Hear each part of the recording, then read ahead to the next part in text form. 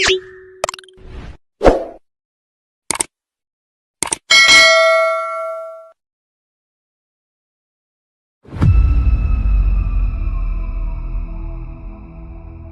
a pretty cool thing. So I wrote on my shoes tonight. I think I put Mamba for life, 824 KB, because it's really that mutual. So.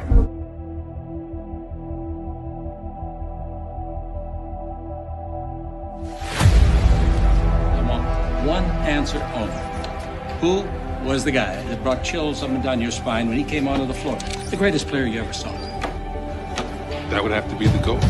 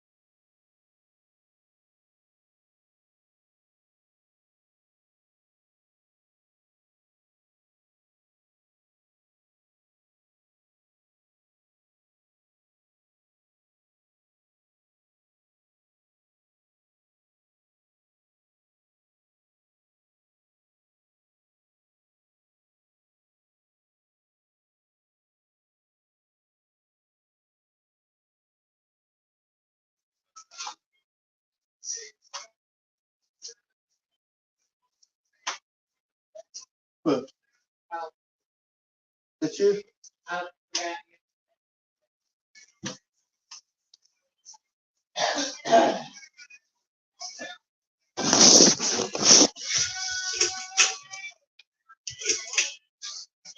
Salute, salute, salute.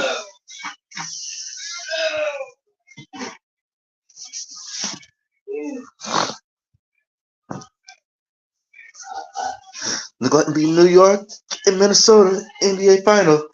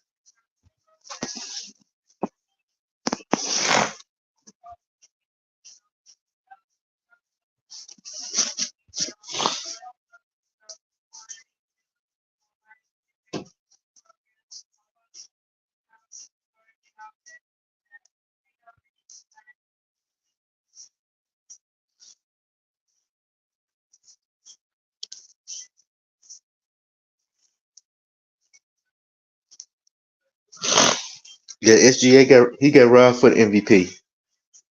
No way in the world Joker supposed to won it.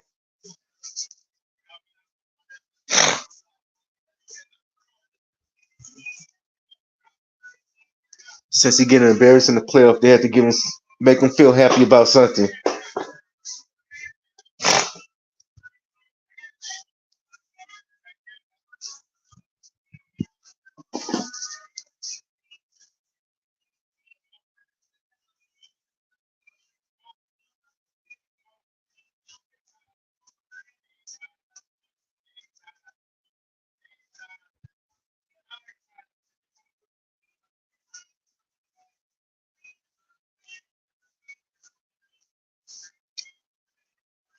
Dante, hop on.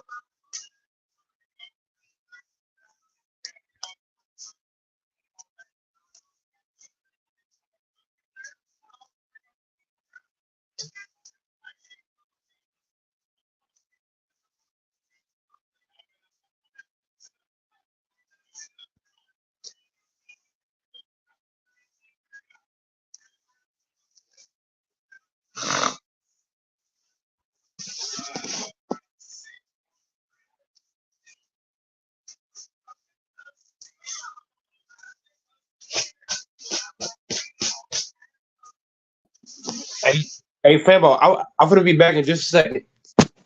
Okay.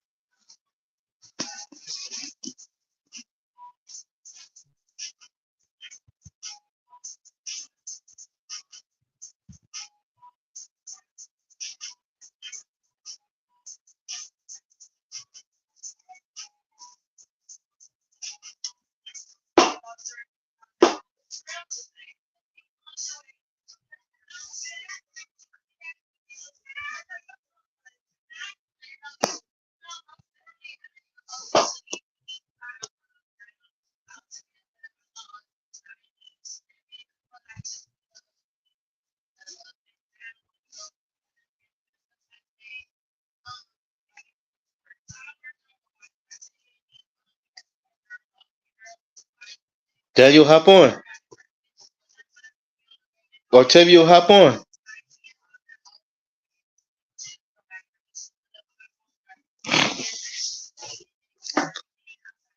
Everybody get the likes all up. Hit that like button. It's free.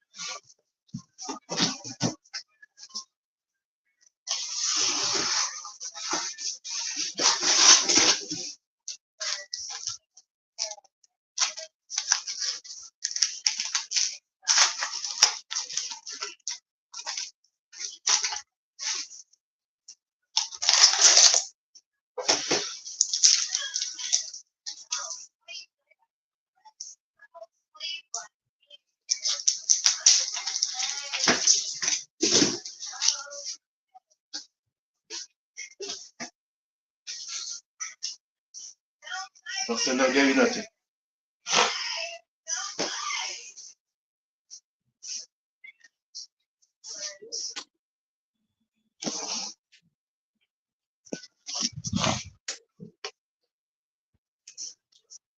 I'm back. You see the game, Mike? Mm-mm. Oh, okay. All the good. Huh? All the worst. Oh, okay. I thought you was off. I thought I was too, but then the job called me and said, "Hey, we Okay. need you." So I went in for a few. Okay, because you said you was off Fridays. You work Friday, Saturday, and Sunday. They decided to give me some hours this time. They said, "Hey, can you come work for a few?" I wanted to say no, but I got to pay doors, so I got to Hold on get for a it. second. What?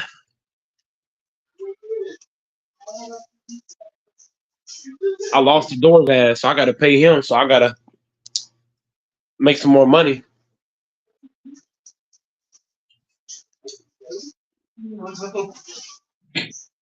Doors over here acting like I'm never gonna pay the dude. I got to make the money first.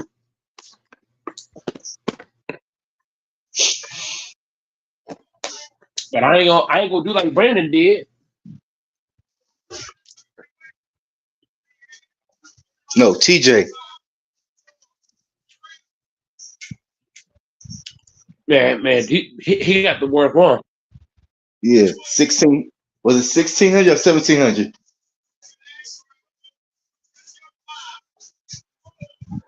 Hey, yo, salute, go, Mike, salute, panelists. Listen, man, Mike, give me the soapbox, man. I need the soapbox right now. You see how May I they have the rob soapbox? SBA? May I have the soapbox, sir? Go ahead, front and center. Take off. Listen. Listen, man. Let me try to calm down. I am pissed today. How are they going to give Jokic the MVP?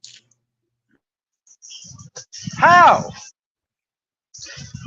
You know why they gave it to him? So let me get this straight. No, let me get this straight. So, Luka put up better numbers. Shea took his team with no other All-Star to the #1 spot in the West, which is the hardest conference, right? And you give Jokic the MVP? Are you serious? Listen. What? Everybody who voted, they need to take away their privilege, their membership, whatever they have. Take it away now.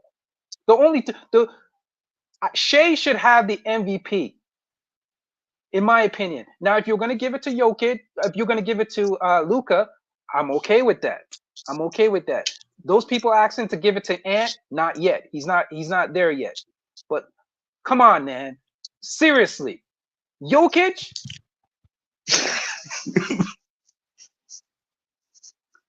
Come on, man. It's full of crap. First of all, I'm confused. It's either the best player or the best player on the best team. He's neither. He doesn't fall under any of those categories. How? Go ahead, Mike. I'm going to go on mute for it. Just go ahead, man. Go ahead. Him winning the MVP and getting swept or Jimmer swept. Oh, I tell you.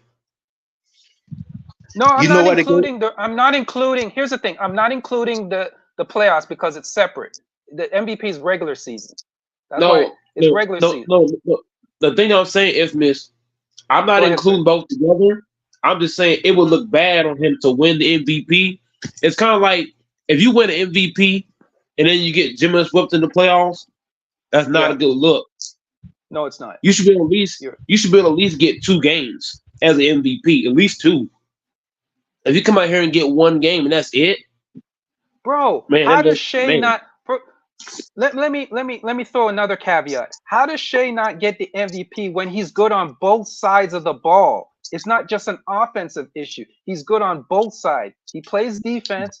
He has no other All-Star beside him. He's on the #1 team in the West, who's undefeated.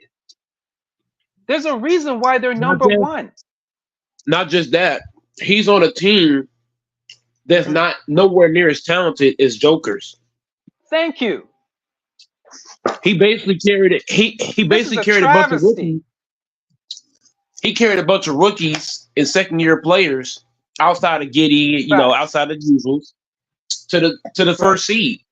I mean, who else in the NBA has done that outside of LeBron and Shea? Shea and LeBron, the only two dudes to carry a bunch of rookies. You know what I mean? To the first seed like that. Preach. So how do you not give it to him?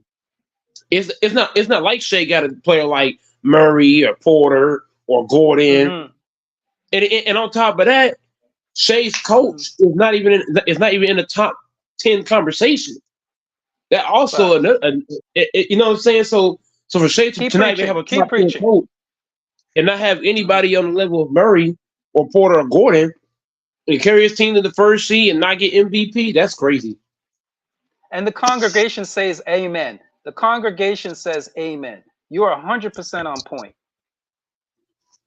Now, I mean, if you're going to give it to Luka, I can understand because Luka's put up the best numbers this year. He's put up better numbers than Joker. Look at the stats. If you want to go, let's go by stats. If you want to go by the best player, Luka has put up better numbers.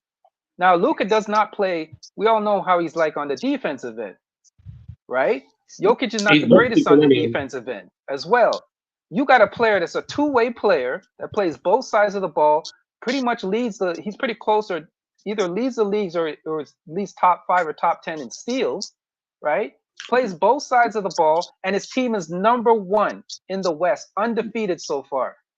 I think he was 4 in steals. And B did not get. I'm going to be on. Go ahead. Let me respond to this. Let me respond to this guy in the chat. Joel Embiid, when he won MVP, he actually deserved it. Joker does not deserve this over fucking Shea and Luka. No way. I'm going to be honest, Mike. Listen, I don't give a shit who I don't care who wants to respond to this. I believe the reason why Shea didn't get it is because he's Canadian. I'm saying it right now. I don't give a shit. He did not get the MVP because he's Canadian. I'm saying it right now. But go ahead. No, they gave Joker the MVP. Infamous based off the triple doubles and shit. That's why they gave him the MVP because he got all triple doubles. To me, averaging a triple double should not guarantee you an MVP. Joker, all his MVPs, Infamous, he got them because he averaged a triple double. That's why he got it. So, and most of those defense rebound, not offense rebound. No, that's what I'm saying. If you want to win an MVP in this era, you have to average a triple double. Look at Russell Westbrook. He averaged triple double. What did he get? MVP. What is Joker's average? A triple double. So they gave it to him. So the thing I'm saying is, unless you're averaging a triple double, they're not going to give it to you. And here's the other thing, Mike. They keep changing the criteria. What is the criteria?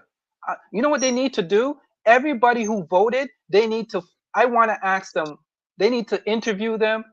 They need to explain what was their process or their thinking behind their voting, because the criteria keeps changing. Is it the best team? Is it the best player? What is it?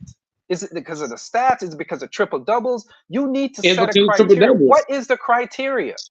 It is triple double. The last two, bro. Joker is only getting it because he's winning a triple double. I'm telling you. But Embiid didn't get it because Embiid didn't get it off triple doubles though. That's what I'm saying. That's my point. The criteria changes every year. What is the set criteria? Is it the best team or the best player? You know what I'm saying? Infamous. When Embiid won it, Joker missed a lot of games. Let's not forget that. Joker missed quite a bit of games that allowed Embiid to take the front-running case for the MVP. Joker already has. Here's the thing, too. Joker already has 2 MVPs, man. Shea and Luka may never get another chance to get one. How are you not going to give it to a first-timer, man? I'm sorry, Embiid doesn't. I'm sorry, not Embiid. Jokic does not deserve it this year, man. Come on, man. This is a robbery. Listen, man. This is a high stakes robbery, man. This is like Ocean's 11 kind of style robbery. This is Ocean's 11 robbery. Come on, man. You see how Shaq was mad when Joker wanted to? No, I didn't see that. How he was mad too? Yeah, he was like, how he wouldn't. Shaq went off. What did he say? What did Shaq say? Can you on Facebook? I'm gonna check out the video. I'm gonna try to see if I can go check out the video. So Shaq went off? Yeah. Gosh, I don't blame him, man. This is ridiculous, but this is ridiculous. I'm pissed, man. What I've noticed is if you're a black player, whether you're Canadian or whatever you are, if you're a black player, it's hard for you to win an MVP. It really is. I don't know about that. I'm going that far because if you look at Steve Nash, did Steve Nash deserve MVP over Shaq, Wade, Bron? You know what I'm saying? You go down the whole list. I'm just saying. I believe Joker got it based off his race because I look, for me, I firmly believe that if Shea was a white like Joker is, I believe he would have got that motherfucker. I believe Joker getting this shit off of he's white and he don't trash talk anybody. He quiet. I think Joker's personality. Luka white? I think the NBA just like him. Yeah, but Luka, what puts a hole in your argument, Mike, is that Luka's white though, and he's from the same place. Luka's never going to win it because Luka's never going to win it because Luka's not going to win it because Luka does not average the stats that Joker averages. No, but I'm saying this year he had better stats than Joker though. Look it up.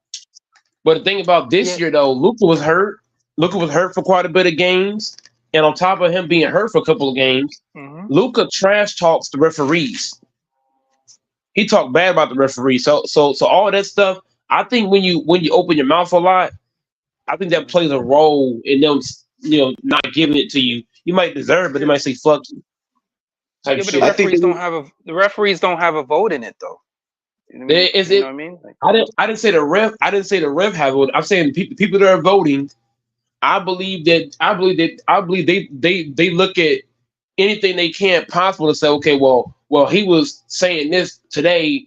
Or you know what I'm saying? Find the most random shit to not vote for you. Yeah, I can't subscribe. I'm not subscribing to the black and white thing when it comes to the voting. I'm not. There might be some xenophobia in it, but I'm not going to subscribe to the black and white thing. I mean, you're entitled to your opinion. Shea's never going to get MVP. Bro, Shea and Luka will never win MVP. As long as Joker's around, they ain't going to get it. Well, you know who they're propping up to win it next year? They're propping Ant. They're propping up Ant to try to get it next year. We all know he's not winning it over beating Joker. I don't know, Mike. They're trying to put him as the face of the league right now, so they might want to give him that MVP next. If he puts up some crazy numbers, first of all, if he wins a championship this year and puts up crazy numbers next year and gets the Finals MVP, if he gets the Finals MVP, puts up crazy numbers next year, they're for sure putting it in his lap. They're hanging. We said the same thing. Him the MVP next year. We all said for sure they're gonna put it in Shea's lap, and you saw what happened with that. Yeah, I don't understand this, man. Somebody needs to explain this. Somebody really needs to explain this. If Ant would have had enough numbers, they might have gave it to him because he's from America. Right.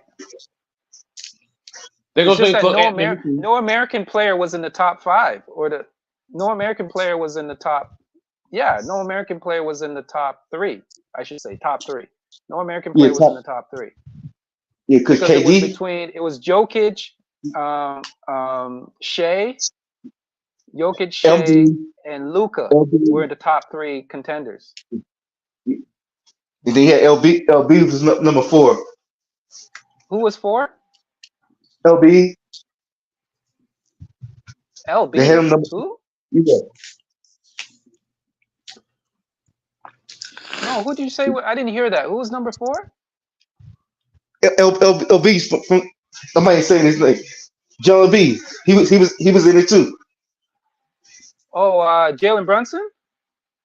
No, from LBs, Joel LBs. Oh, Joel Embiid? Yeah. No, I don't think I think Joel Embiid fell out when he got injured. He kind of dropped a bit. He dropped. I think they were trying to push Tatum on us, and the media and the fans were saying hell no. I know they were trying to push Tatum for a quick minute. I'm like, hell no, Tatum ain't getting no MVP. Get out of here.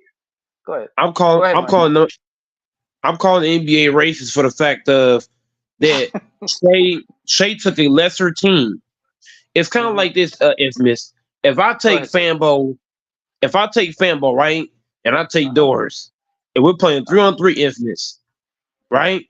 I got Doors and I got Fanbo, but you got two legitimate D1 players on your team.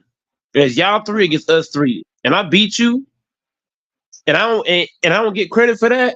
That's like what this is right here. Shea has Jokic has a way better team than Shea, but Shea got the first seed, and Shea got his team playing at a super high level all year long. He has a coach that's not even in the top 10. I don't even know this coach's name for OKC. I don't even know his name either. I'll be honest, I don't. You see what I'm saying? He got a coach. Shea got a coach. We can't even name his name. And you in the first seed, and we're not giving Shea the MVP. That's why I call the Raiders start. I'm not gonna touch that part, but let's move. I gotta move on. Is my mic working? Doors, yeah, we can hear you, Doors. Go ahead, Doors. Did you want to say something? The mic is yours, bro. What do you want to say? No, I'm just shocked. I'm shocked Joker won it too. Who did you think was going to get it? Let me ask you. I haven't been following the MVP too well, but I thought it was going to be what's that guy's name? SGA or Embiid or somebody. Okay. Embiid fell out a long time ago. Embiid fell out. Yeah. So who was it? Ann or SGA? Who was it between? I don't know. It was between Luka and Shea. Shea. Okay. I thought they were going to give it to Shea. I said Shea has I assume Shea had it on lock because again, his team is number one, right? He's good on both sides of the court. And he's their only. You take Shea off that team is doomed. It's done. They don't function without Shea. In your mind, why did they give it to? In the panelists' mind, what would have been the reason statistically why they would have given it to Joker? What would have been why him? It doesn't make sense. I can't explain it, bro. I have no explanation for this. So the math doesn't add up. The math doesn't add up. He didn't even put up the best numbers. Luka put up better numbers than him. They basically waited until Joker swept the Lakers just to give him the MVP. So it makes me wonder. The conspiracy is in. I know Mike has the conspiracy hat on. Hey man, go ahead, Mike. Finish. You know why they get it, Joker? Why? The way Minnesota beating their ass. No. You're not saying what I'm saying. What I'm saying is, I believe the fact they waited till after the Lakers got swept. Now you want to give Joker the MVP. So I believe they gave him the MVP based off of him owning the fucking Lakers. Because there's no other reason why you would give it to him.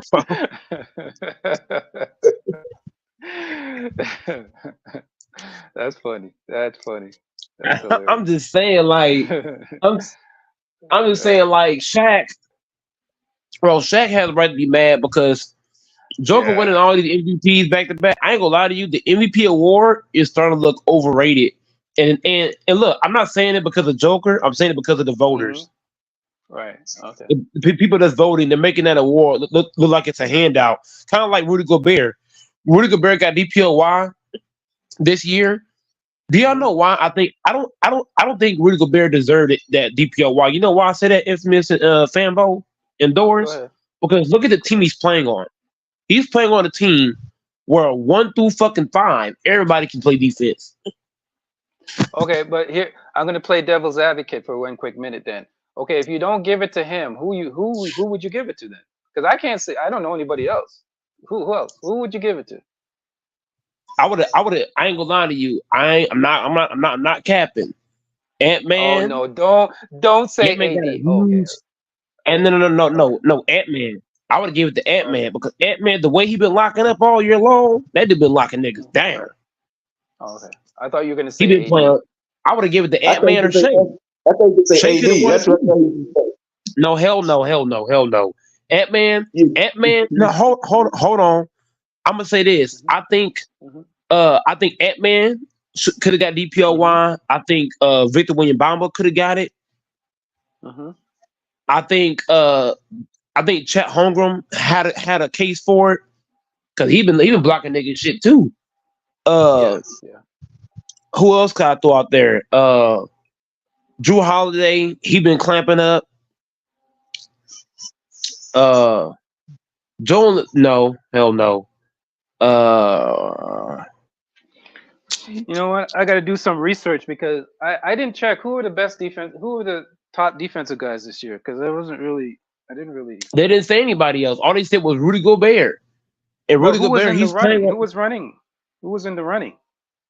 Well, go ahead. I think Victor was like number 2 or 3 in the running. I think they wouldn't give it to Victor because he's kind of really on a losing team, you know. It kind of. But the fact of the matter, what I'm saying is, Victor Wembanyama deserved it more because he played on a lesser team where he's the only good defender on the roster. Think about that for a second. This man, Rudy Gobert, he's playing on a team where Ant-Man played defense, McDaniels played defense, you know what I'm saying? His whole team plays defense. So how good is Rudy Gobert defense for real when he got a bunch of dudes around him that could easily be first team? Jim McDaniels could be first team. Kyle Anderson could be first team. Ant-Man could be first team. Karl Towns can be first team. Who I leave out? Nas Reed could be first team. Good point. You know what I'm saying? He got a bunch of dudes that could be first team. Matter of fact, Mike Conley is looking like a first team all defender. So, like, how good is Rudy Gobert? And look, Infamous, the icing on the cake that you want fanboy. Rudy Gobert did not play in game 2. And you saw what happened? Okay, can I give you the rundown? I looked it up. Okay, so it's the people that were in the running were Rudy Gobert, Brooke Lopez, Kelly Oubre, Jaren Jackson, and Evan Mobley. I would give the Evan Mobley. If that's the case, Evan Mobley should have got it. Okay. He's not playing on a team where everybody play defense on his roster. The only guy that plays. Go ahead. Yeah, go ahead. No, I'm going to be honest with you. I see why Rudy got it. I see why they gave it to Rudy. I would have given it to Rudy too, man. With these other guys on the list, nah, I'm sorry. Nah. But it's not. But it's not fair. It's not fair for him to win that award when his whole team. You gotta understand, his whole team plays defense at a high clip.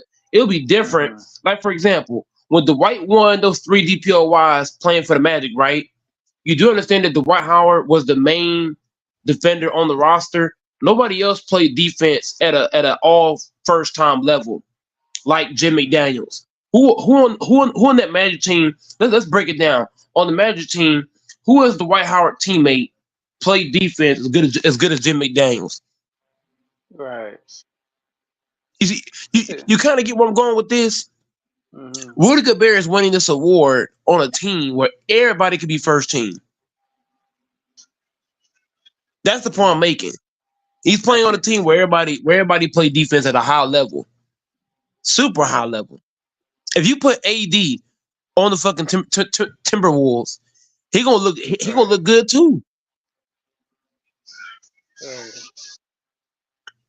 Hey man, listen, I'm just disappointed, man. I just got to get that off my chest, man. This is some serious highway robbery bullshit, man. I've never seen Shaq react like this to an MVP, so this must tell you in itself. This is travesty. I gotta check out the video. I'll probably check out the video and come back, but this is travesty, man. This is I don't agree with I don't this know at what's all. going through Shea head. Shea probably thinking like, what the hell? He's probably thinking, what more do I have to do? Like, I mean, come on. My team's number one. You know, I'm putting up incredible numbers on the offensive and defensive, and I think he's like I said before, I think he's up there in steals. Right? He plays great And, defense. he's playing on a way lesser team. Yeah, he's playing. His like team is number one. Like, I I think don't he's know like what else third or this man fourth. needs to do to prove it. It's crazy. I don't get it. Yeah, I think Shea was number 3 or 4 in steals this year. Yeah, he's up there in steals. And So for him this not to get this it is is not a crazy. slight against Jokic. I mean, Jokic is a great player as well. I'm not taking anything away from him. But They I'm gotta saying, start like, giving come DPOYs on, to man.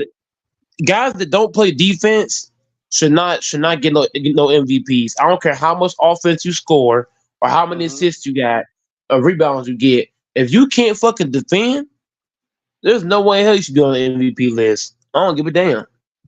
Yeah, his defense As a is matter of average. fact, I think Joker is the only MVP. I think Joker is the only guy I've seen that don't play defense but got an MVP. Because let's go down the list. LeBron got MVP, but LeBron played defense. Who else? Hakeem got MVP, but he played defense. MJ got MVP, but he played defense. Most of the guys that got an MVP, they play Curry defense. got Like MVP. Charles Barkley was not the best defender, but he played better defense than fucking Joker. That's for sure. Well, Curry got MVP. Mike, to be honest with you, Mike, your argument falls a little flat when they gave it to Curry, though. I mean, Curry was Curry don't play unanimous. defense. He won MVP twice. Steph Curry should have not got MVP. Okay. If anybody should get MVP off the Golden State Warriors, is Draymond Green, because if you and Fanbo look up Curry's record without Draymond Green, that shit is trash.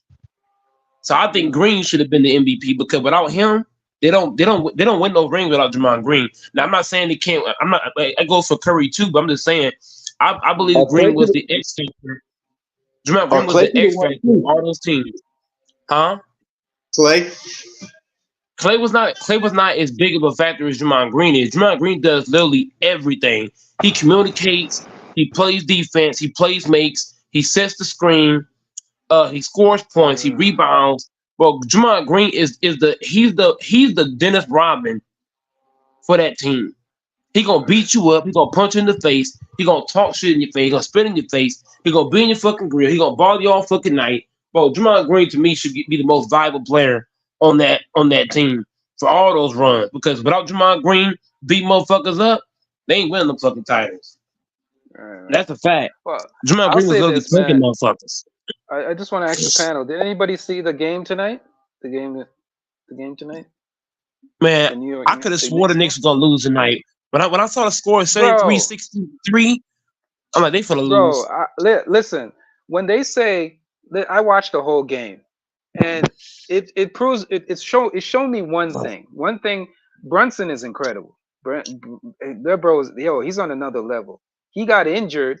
Think about this for a second. He got injured in the first quarter. Didn't play the whole first half, pretty much, and came back in like the third half of the fourth quarter, and dropped and put up numbers and basically put the team on his back and say, "Hey, y'all come with me. We'll finish this up." Listen, I'll tell you why the Pacers lost. Two things. They can't rebound. Their rebounding is atrocious. And number two, they don't play defense. And it goes back to, we keep saying it over and over again. It's the old adage, defense wins championships. In the playoffs, you gotta play defense. And constantly these guys were getting blow-bys. They weren't keeping their man in front of them. And it wasn't for a lack of trying per se. It's just they don't have defensive players. And they basically lost it on the offensive boards, because they were killing them on the offensive boards, and they just don't play defense. Their lack of defense, their lack of perimeter D, their lack of interior D is just destroying them. Halliburton's putting up numbers, but they're shallow numbers. If you watch the game, his numbers were empty calories, completely empty.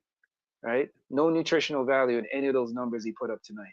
And I'm gonna say this, man. If they don't buckle down and figure out a way to stop Brunson, it's over, man. It's over because they're down 2-0 now. I think it might be a gentleman's sweep. I think we got a gentleman's sweep coming. They should put Pascal on Brunson. Oh, Pascal was garbage tonight. Oh gosh, he was trash. He was trash tonight, bro. He was trash. He was getting beat. He missed some key free. Yeah, go ahead. Everybody was dogging him. Yeah, he was trash tonight.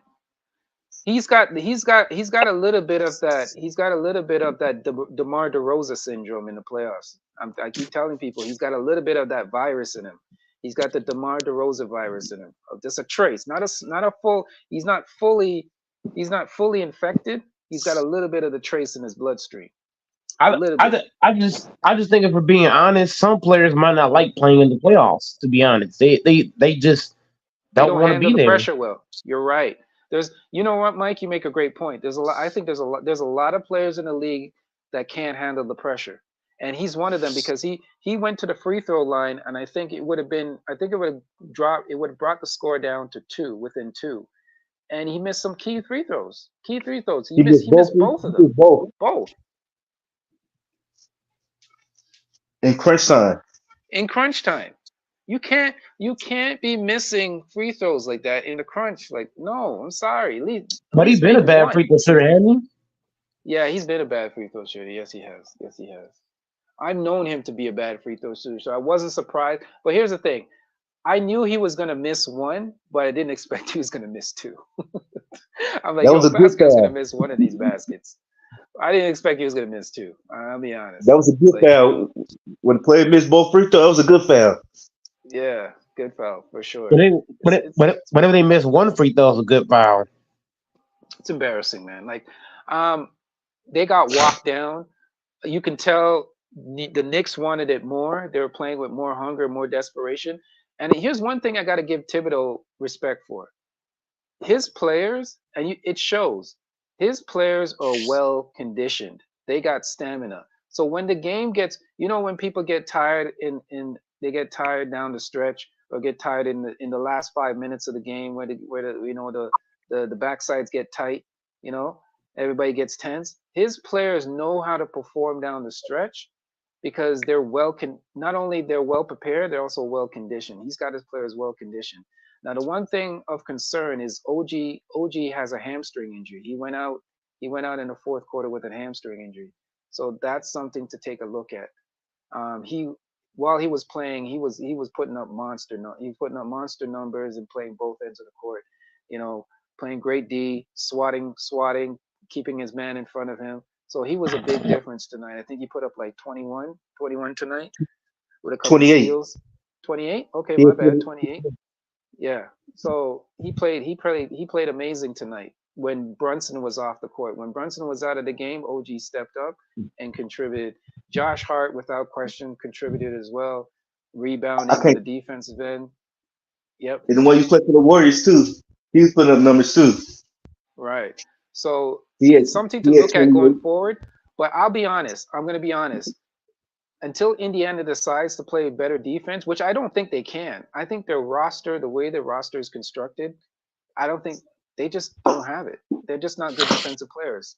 They're good offensive players. The only way they're going to win this series is to outshoot the Knicks. That's the only way they're going to win at least a game, because they're not. And the Knicks play way better defense. Can't do it on the defensive end. What was that, sir? And Turner was nowhere to be found. They're not going to be able to outshoot the Knicks because the Knicks play lockdown. Well, I ain't going to say lockdown, but the Knicks play hard on both ends. The Pacers don't. Right. But I'm saying that's their only chance. That's what I'm saying. That's their only chance to even try to win, is to because they're not going to match them defensively. It's the defensive side of the game. They're not going to they just don't have the heart and the desire that the Knicks had. You can tell tonight the Knicks wanted it. Like, just the passion, the Jalen Brunson coming back from a sore leg. Like, he could have sat out the game and said, I don't got it tonight. But he came back. He came back in the game and played hard. Like the heart and determination is completely different on both sides, and they just crumbled. You can tell they look shook. Indiana looks shook. They look like a bunch of shook Man, ones. people got to stop disrespecting Jalen Brunson, man. Jalen Brunson does not get enough respect that he deserves. I agree. He's a way better player than people make him out to be. Mm-hmm. He's making the Mavs look dumb for letting him go. I ain't gonna cap to you. To be fair though, Mike, I don't think he would have got the same opportunity on the Mavs because he would have to have been playing behind Luka. You know how Luka dominates the ball, man. He would have been.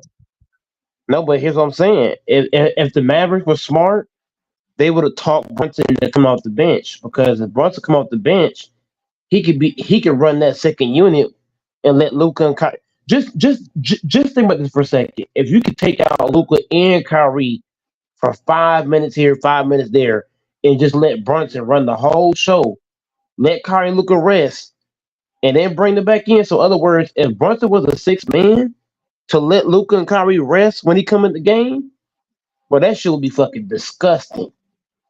I get what you. I completely get what you're saying, Mike. But I look at it this way: Brunson wanted to be the dog. He wanted to be the top dog. He's just as ball. He's as ball dominant as Luka. Like people think Brunson is a different player. Brunson is Luka with more efficiency, with more.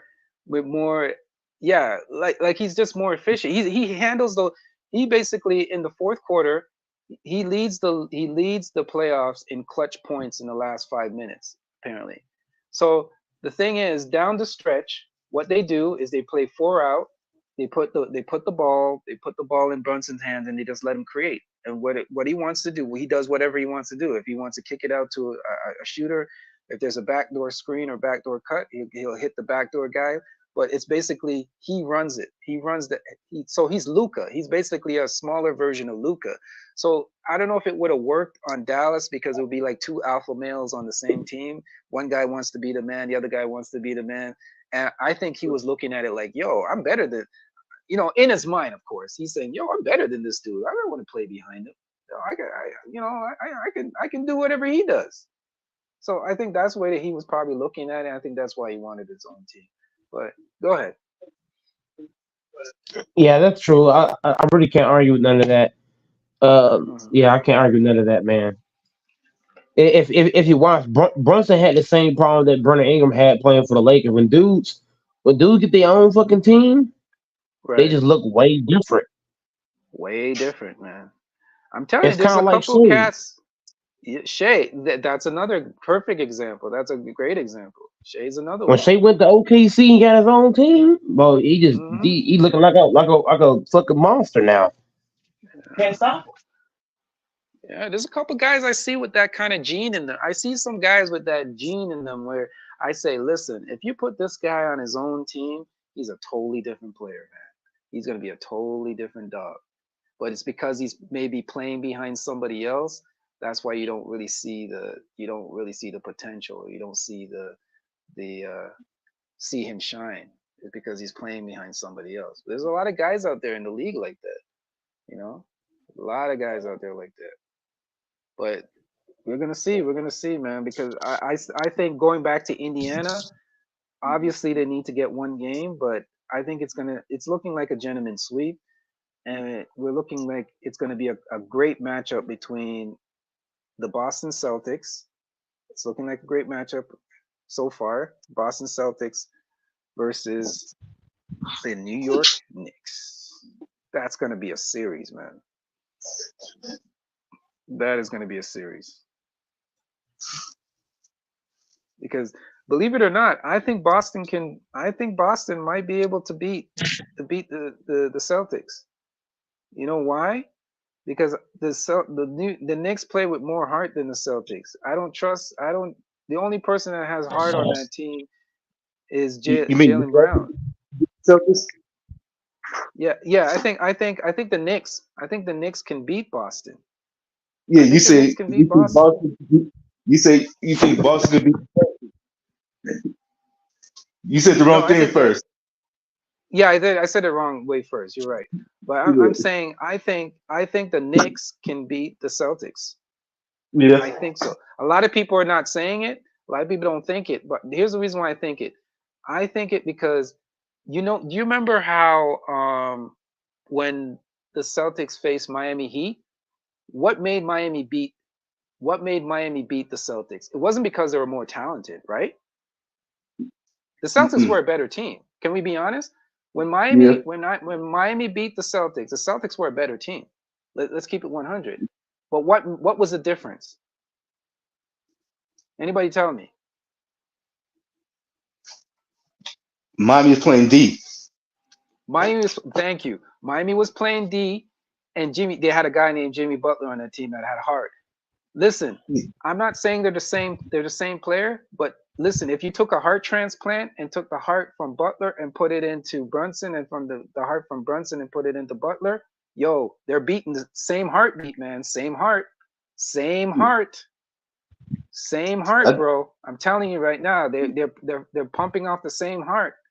I'm telling you. So that's going to be the difference. I think they have that dog in them that's going to bully the Celtics and beat them down. Potentially. Yeah, we'll New see. York. We'll see. Championship. Yeah. They got that heart. They got that dog in them. So we'll see. We'll see. But Brunson hits the shots when they count. He hits the shots in the clutch. He hits the shots under pressure. That's what the difference is. And you know what? I gotta keep it 100, man. I was talking to my son today about this. I think they're gonna have to get up off Julius Randle, man. I think they're gonna start. I would start shopping him. This summer. They don't need him. I think his time in New York is up. And the fans don't really like him that much, to be honest with you, because he said some very disparaging things towards the fan base. I say put him on the trade block, see what you could get for him. You don't need him. Randall's not needed. Get some pieces for him. But we'll see, man. We'll see. Doris, Hey, Doris, man, you gotta speak up for your Celtics, man. Speak up for your Celtics. What makes you think your Celtics can win? Every one of their starting guys can shoot. That's not enough. It's not good enough. They got good defense. Mm-hmm. Doors with the basic analogy, man. The kindergarten analogy. I know. Guilty. Kindergarten breakdown. Well, Doors, are you reading? Doors, can I ask you a question? Doors, are you reading off a piece of paper right now? Come on, now. Tell me the truth. Are you reading off a piece of paper? Did you have to write that down? Well, I mean, I don't. I can't use terminology like ISO and pick and roll and I haven't played it, on a team in basketball. I just, so I can't break it down like that. I don't know. I guess this is, you called me out. I guess I need to learn the game. Doris, wait a minute. Can I ask you a question, Doris? How are you a fan of a team and you don't even watch them? I watch them, but I'm not going to be able to break it down on a cerebral level like that. Oh, okay. All right. Like the 1 through 5 and who does what and so on and so forth. Yeah, but you got to be able to, if you watch the game, you can pick up certain things. You can see what makes your team special. Yeah, all starting 5 can shoot. Drew Holiday and Derek White can play good defense. They can spread the ball around really well. Oh, Doris. I'm trying to help you out, man. So, what do you think about Tatum's performance the last game? I don't know if I watched the whole game. I think I might have watched just a quarter or half of it. Doris, how are you a fan of a team and don't watch them, man? Come on, Doris. You got to do better than this, man. How are you picking this team to win? How is this your team and you don't even watch them play? Difficult to Especially in always be available during the game time, especially when I'm on the West Coast and the game happens on the East Coast.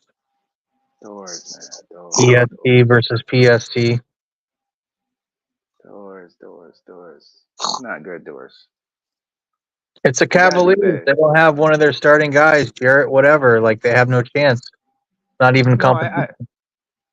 yeah, that's gonna. I already told. What was it, Fireball? I told him already. I was gonna take the bet. I was like, What was listen, the man. bet? Well, he thought the Cavaliers. He was making something like the Cavaliers are gonna win, beat the Boston, or have a What did he chance to want to beat Boston. bet? I told him no. I told him hell no. I'll take No, the. but what did he want to bet? How much? Well, he backed 5. out. He backed out. Yeah. He didn't even Well, get that. He didn't even get that these far. guys can say whatever they want, but if they're not known to pay, it doesn't mean anything to me. You know what I mean? I need to know there's someone that pays because if I'm making a bet, I want to know I'm going to get paid because it's one thing to wait a week or two. You know what I mean? 2 weeks, but a lot of people can come on and say, I'll make a $500 bet, and then you never see him again. You know what I mean? Mm-hmm. But here's the thing: if I make a bet, I'm not making it for $500. I don't make $500 bets. No, I don't do that. Me personally, I don't make $500. If I'm gonna make a bet with you, I'm making it for like maybe the highest, probably $50 bucks. I'm making it for something in a reasonable amount where I can afford, or yeah, where it's okay for both people. No one's gonna. And if you don't pay, if you're one of them cats that don't want to pay, then it's no skin off my back. You see what I'm saying? Yep. I'm not losing nothing. If I make a bet with you for $20 or something like that, and you decide, hey, I'm not paying, then hey, I'm gonna be upset, obviously, because you lost the bet and I won.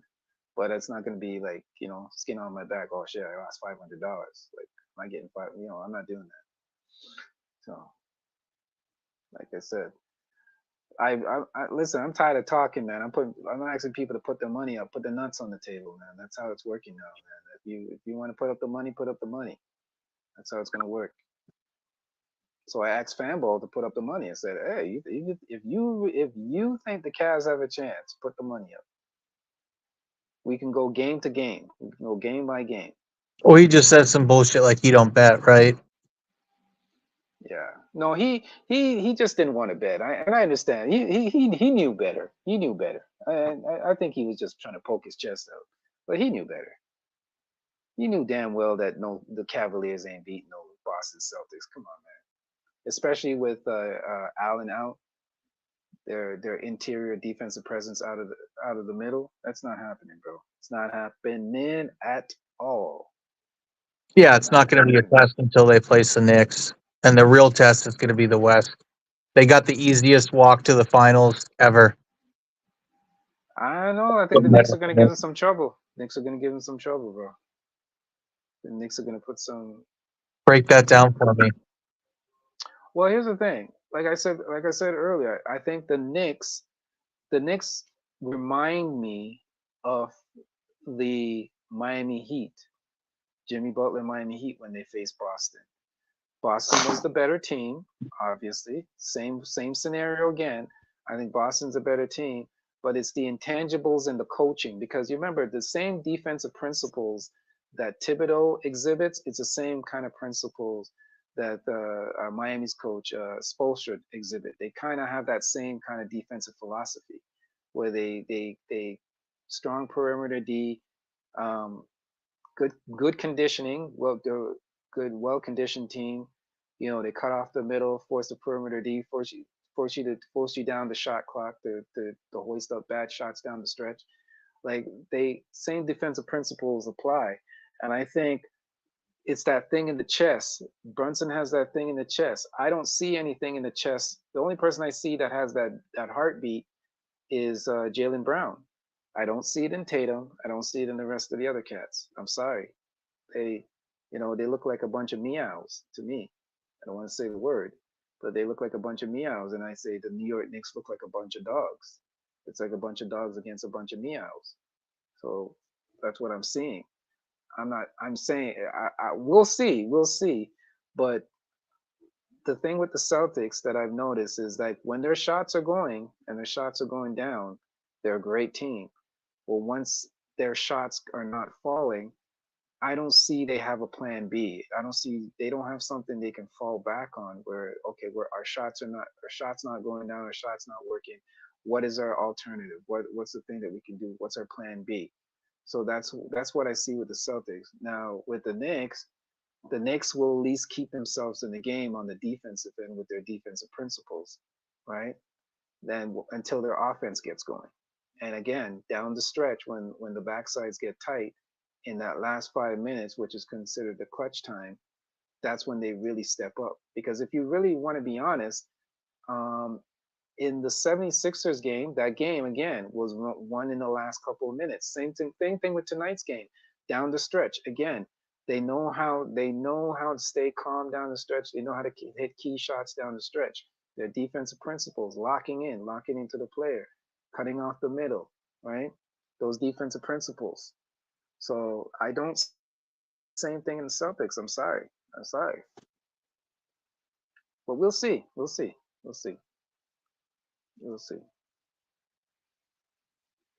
But Doris, you can hey man, have confidence in your team, man. Don't shy away, man. We'll see.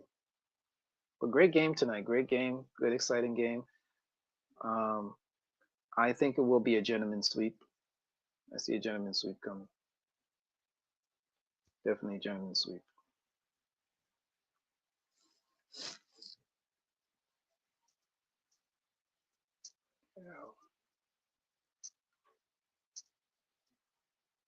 What else is going in the land? What else is going on in the land of doors?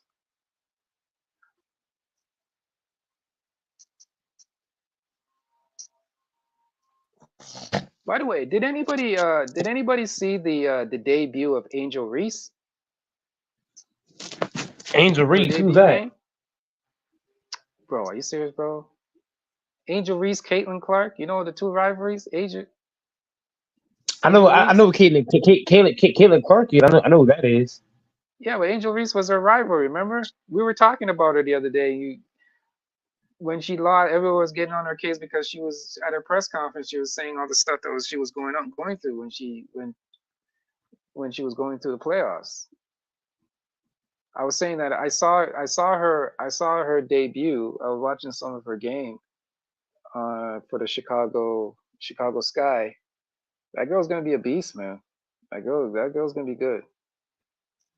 But of course, Caitlin Clark is gonna get all the. See, that's why I'm saying everybody knows about Caitlin Clark, even though she lost in her debut, and she's gonna get all the publicity. I mean, Angel Reese is gonna be nice, man. From what I see so far, she's gonna be nice. But we'll see. But looking forward to when's the next game? The next game is when? The next Denver Nuggets game is Friday. Is there a game tomorrow? Tomorrow's game is Boston. Boston and the Cavs play tomorrow. The Mavs and OKC play tomorrow. Oh boy. Okay, so let me hear from the panel. What do you think is going to happen? We already know what's going to happen in the Boston game. Like we don't. Go ahead, Fambo or Doris. What's going to happen? What's going to happen in the OKC game? Okay, Fambo and Doris sleep. So for me, I think it's going to be. I think OKC go up 2-0 on the Mavericks, and I say that because Luka don't look right. The way he looks like he's super hobbled. Mm-hmm. Kyrie Irving can only do so much.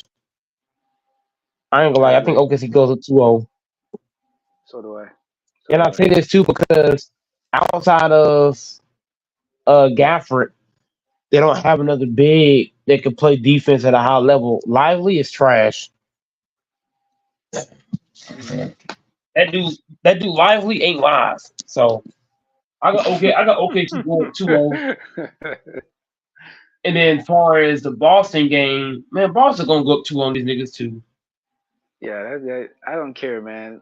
Listen, Spidey Mitch can score 50 points and they still lose, man. It's not gonna happen. They're done. They're toast. They're toast. Boston has too much defense to score that. Jrue Holiday. You know what? Yeah. Derek White. And you know what it is too? They're hunting. What's the point guard? What's the point guard on the Cavs name again? What's his name? Garland. They're hunting him. What was his name? Darius Garland. Yeah, they're hunting him. They're hunting him because they know he's soft. He's soft on D. Pause. So they're Darius going Garland at him. plays more offense. Yeah. His defense is atrocious. Defense is horrible. So and they're also hunting Strauss too. Yep. And then you don't have paint presence in the middle without Allen in the middle. That suffered. That doesn't help. So that don't help at all because once you get past Mobley, and Mobley's not a consistent defender. Oh no. So you can beat him sometimes. Yeah, he's not there. He's not there yet. I think he needs to put some more bricks in his back pocket. He's kind of lightweight. He's lightweight. He needs to put on some more muscle. I think also needs to put on some more. Definitely needs to hit the gym, put on some more weight, some more muscle, so he can be a presence in the middle. But yeah, it's toast. It's toast. It's toast for yeah. Yeah, we got to get the corner. Get the hearse. Get the preacher. You know. And I love the Cavs. The Cavs are a good team, but this right here is a bad matchup. Bad matchup. Yeah. The Celtics are built to beat Eastern teams. That's how Brad Stevens built them. The last couple of. What's the point of being built? What's the point of being built to beat Eastern teams just to get to the finals and get your ass bent over and you know the rest? Damn. That may not happen. They could have injuries. They could have a good, they could have a good finals. Things just have to go your way. You know what I mean? You can't have a game 3, quarter 3 like they did against the Warriors. You know what I mean? Like you got to avoid those implosions. Man, Ant-Man can shut down Tatum. Somebody's looking to get in. Somebody's looking to get in, I think. Can he shut down Tatum? Because they played each other in the regular season, and I don't think he shut him down. No, the reason why I say Tatum and Brown's going to get shut down is because what they say, Infamous, what they say in Game 2, it's like the T-Wolves will have 7 defenders on the court. I don't know how Tatum and Brown scored. The T-Wolves play such good swarm defense. Bro, I don't believe Tatum and Brown is gonna be able to get open. I don't believe Derek White gonna do anything against the T-Wolves. I don't believe Drew Holiday. But I'm telling you, the Boston would get ran over. They play the Timberwolves. They would get steamrolled 5 games.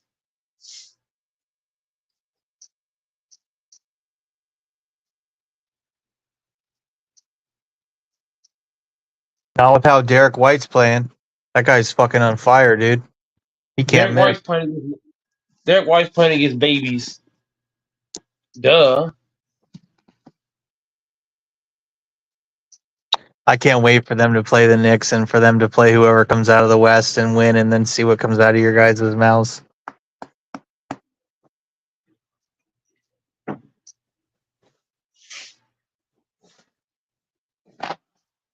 That boy Derek White playing against babies. Stop it. He ain't playing against no men yet. Why did Infamous leave? I don't know. Does he ever say he's got to go, or does he always just leave? I never know. I don't really be paying attention that deep. To be honest. Oh. Fanboy went to sleep, man. So you said you can't get me till next week? Yeah, next week I'm gonna really hustle to pay most of it next week. Most of it. I'm not sure about a percentage just yet. But next week I'm definitely gonna try to get most of it out. Okay, cool.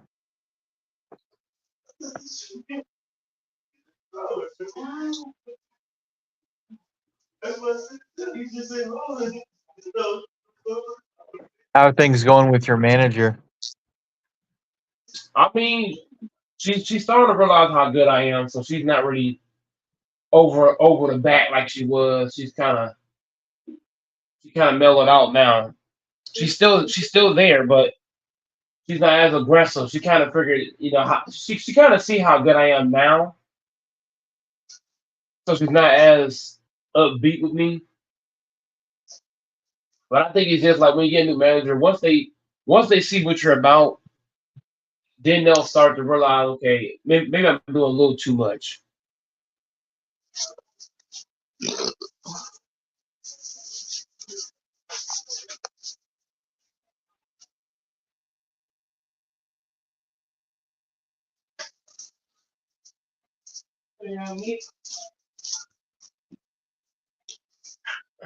Doris, you think y'all can win the championship, Doris? Doris. I know we can, and I know we will. You really think y'all can beat Minnesota?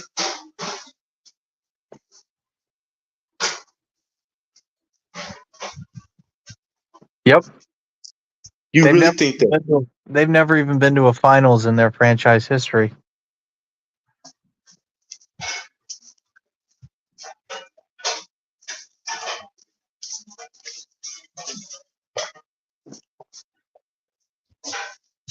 Who going to stop the big men?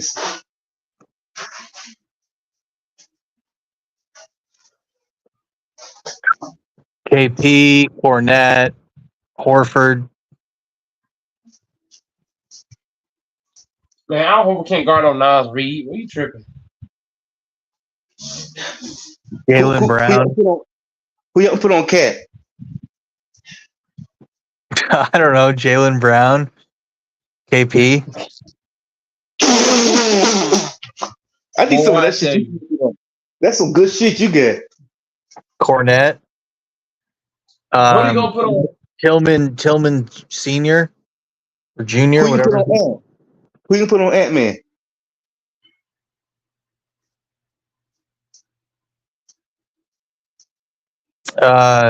Derek White. Oh my God. Oh my. Go to bed, Doris. Doris, go to bed. What would you have said? Who are they going to put on Ant? You don't got nobody you can put on him. You hoping for a miracle.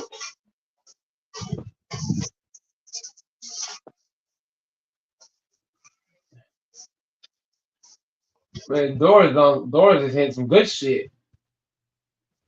You can ask Mike. Mike, who Boston could put on Ant-Man? Jesus. That's the only person that can help him is Jesus. Yeah, that's what I told Doris. You just hoping for a miracle.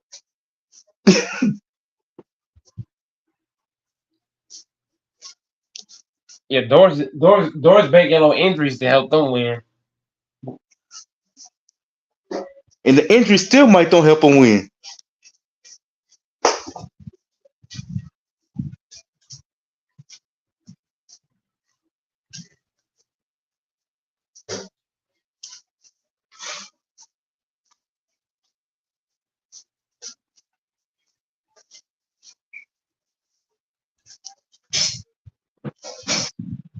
I'm gonna see how you do when you play New York.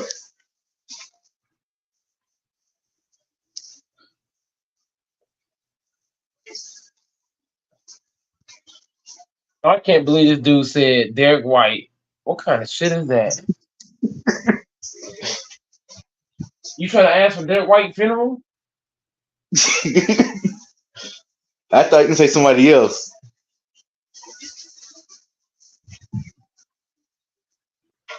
I thought you say Holiday. I thought you would say Holiday. But I don't even think Holiday could fuck with that nigga. Holiday can't either, but he might be the closest Mike could do something, maybe. I really thought he was. I really thought he was say Peyton Pritchard. The way he was sounding. But yeah, I thought he might have said Taylor. And he can run circles all around Taylor and do jumping jacks at the same time.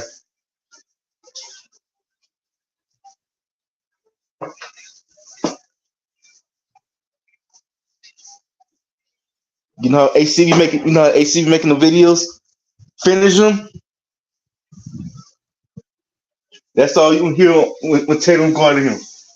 Finish him. Finish him.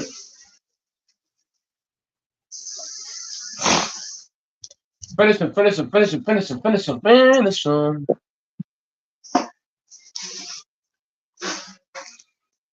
But I ain't gonna cap, man. I can tell Doris don't know basketball.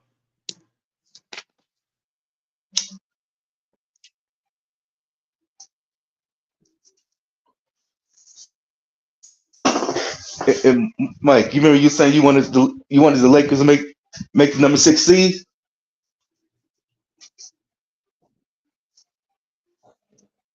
Mike.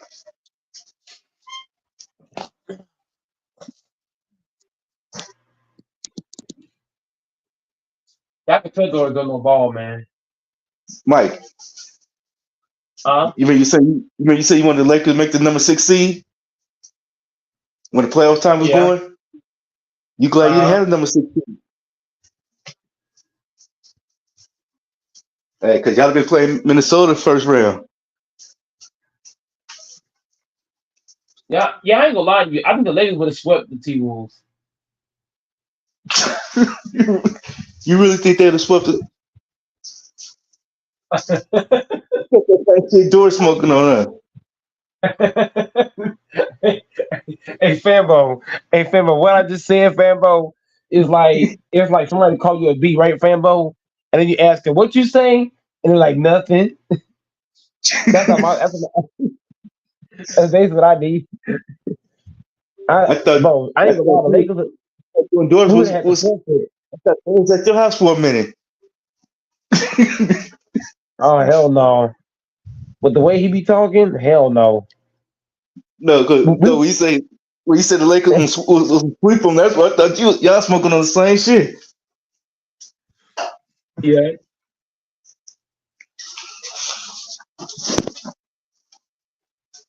I ain't gonna lie to you, bro. If we played the T-Wolves, we would have had to forfeit after game 1. Halftime.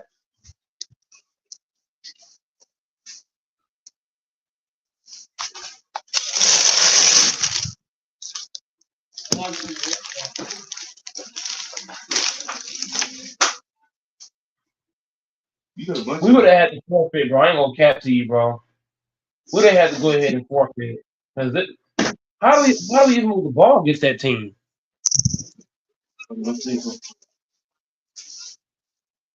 With the way D'Lo Reed be playing, should be a lot of turnovers. Yeah. I see y'all trying to make a trade right now, Mike. Oh, the Packers? Lakers. Man, the only trade we should make is trade LeBron. They're trying to get rid of D'Lo. D'Lo's trade value. I don't think he has any trade value. D'Lo's trade value went below 0. Hey, your boy. D'Lo got that opt-out option for this year. So if he opts out, he can just go to whatever team he wants. No, but the thing I'm saying is, I don't think anybody would want D'Lo and Reeves after when he played against the Nuggets. I don't think anybody even look at them niggas. I ain't gonna cap. Machine Gun Grinch. You got to think, who in their right mind will go to a team for players that got swept in the first round? I'm not. You can forget about that shit. Hey, Grinch. You hear about your boy? His house got shot up? What'd you say? Your boy Drake.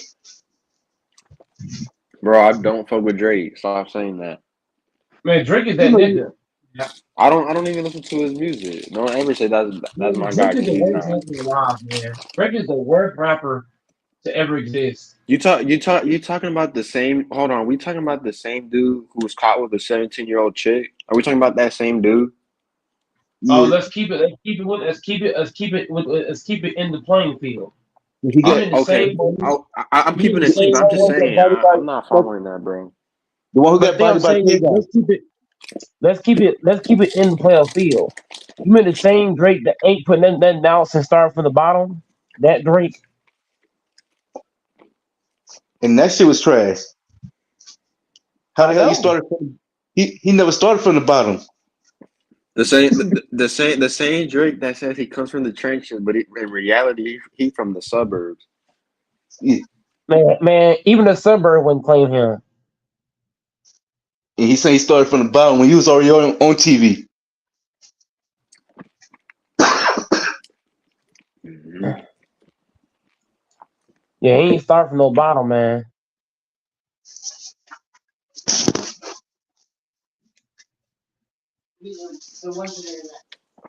But I ain't gonna lie to you, man. Drake is trash, bro.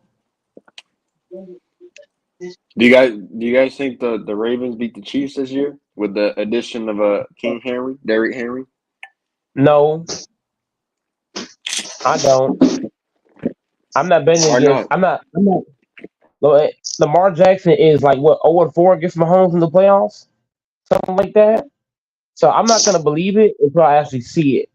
I'm not gonna believe it until I see it. Because Lamar has showed me when he see against Pat Mahomes, he nut up like fucking. He nut up worse than you would with a female. Those are facts. That ain't hate. That's just straight facts. Man, you over here talking about keeping it clean, man. Well,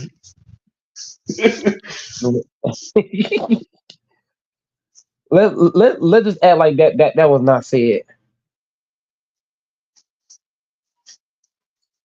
But You don't the gotta fact tell of the us matter, what that. I'm saying, huh? You don't gotta tell us that. You gotta tell you two that. Yeah, YouTube. Act like you didn't hear that, YouTube. I was just troll. Never mind. Fuck it. The whole thing I'm saying is Lamar Jackson, bro. He just don't show up when it count, bro. Whenever it's a big game, he just folds. Lamar Jackson to me is the James Harden of the NFL. Look real good in regular season, but in the playoffs come, you're like, man, what the hell, nigga at? Does he drop out your top 5 quarterbacks? Yeah. He's at my top 10. I don't give a fuck. Top 15. Oh, let He me hear like your top 15. Oh, that's crazy. You said top 15. Let me hear that list. All time. No, I'm talking about right now. Right now, Oh. look, Patrick Mahomes. In no order. I'm just saying 10 guys. I'm taking above Lamar Jackson. I'm not putting it in no order. Patrick Mahomes, Joe Burrow, Jordan Love, Dak Prescott, Brock Purdy, Tua, Jalen Hurts. Give me Josh Allen.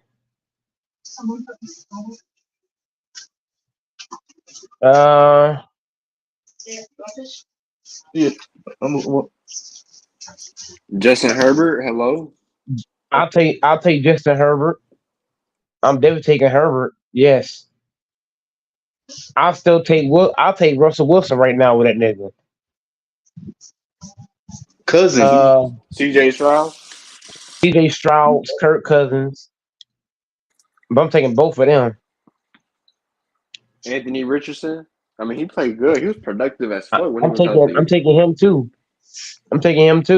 I don't even got Lamar up there because Lamar has too much. Lamar has receivers. Lamar has. You got to think all the quarterbacks we're naming. Lamar has a great defense. Lamar has a great receiving core. He has great running backs. And what's your excuse to not be going to the Super Bowl?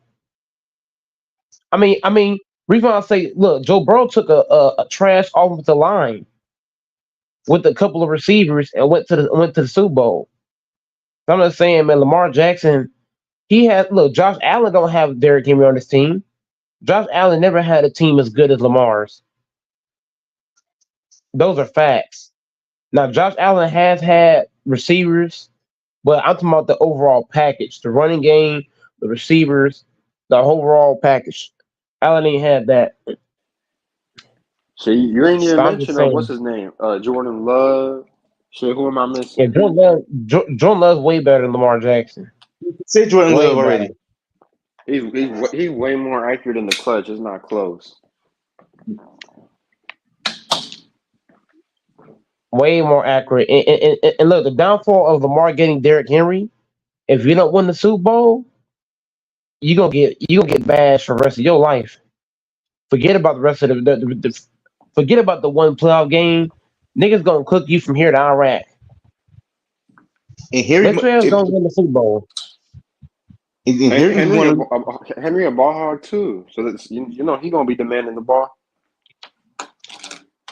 What's gonna happen when Lamar Jackson hikes the ball and and Derrick Henry's thinking that he's gonna get the carry, but then Lamar says, "Fuck that, I'm gone." I'm just saying. Because they got 2 running backs now. No, they got 3.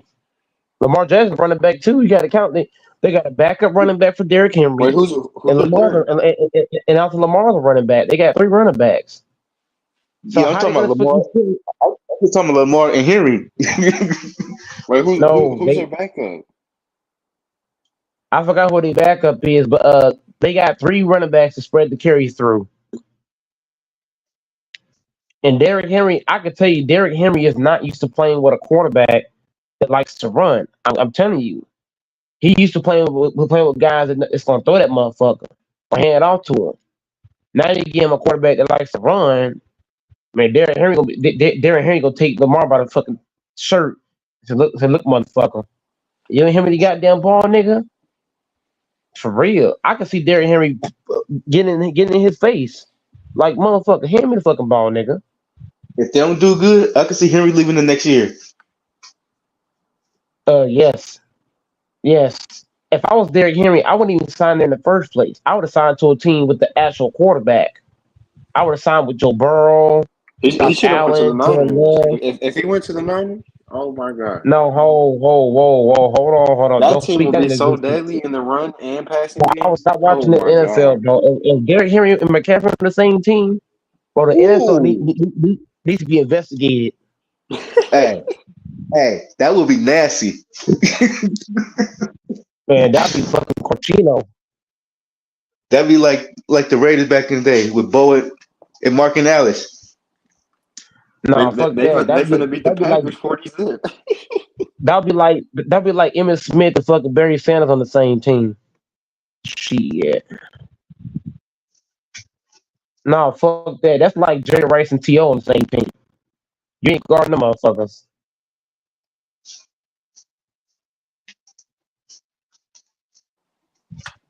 Shit, that's like family. You sit there. Buying it to the Eagles? That's like Lawrence Taylor and Reggie Wright.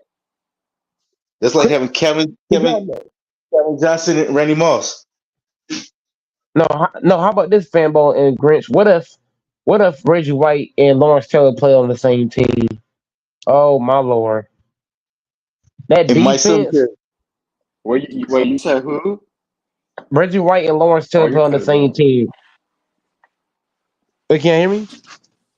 Yeah. Yeah, we hear you, bro. Yeah, I'm saying if you put Reggie White and Lawrence Taylor on the same team, how do you move the ball? You throw it. How do you? Okay. So how about this then? If I put Lawrence Taylor in the secondary, but then I put Reggie White on the line, how are you gonna throw the ball? Because you're gonna be thinking about Reggie White in front of you, and then you got to worry about Lawrence Taylor playing linebacker. You're You back fucked. up 2 steps and gun the ball. Back up 2 steps and gun it. Okay, When they okay. hype How about this? it, How about this then? If you put if you put Deion Sanders, Reggie White, and Lawrence Hill on the same team, how you moving the ball now? you still got to gun it.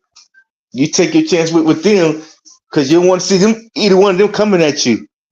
You better take your chance with Deion picking it off. But if you got Lawrence Taylor on one side and Reggie White on the other side, you better not hold the ball more than 5 seconds. Shit, Yeah, that's why 5 seconds, 2 seconds, 2 seconds. That's why you take 2 steps and gun it. When they And hype you it better to hold you, small open. yeah.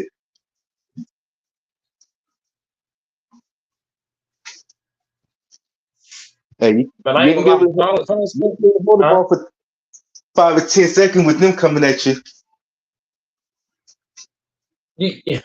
You'll get crushed. You will literally get crushed playing that kind of team. Just tell them have the stretcher on standby.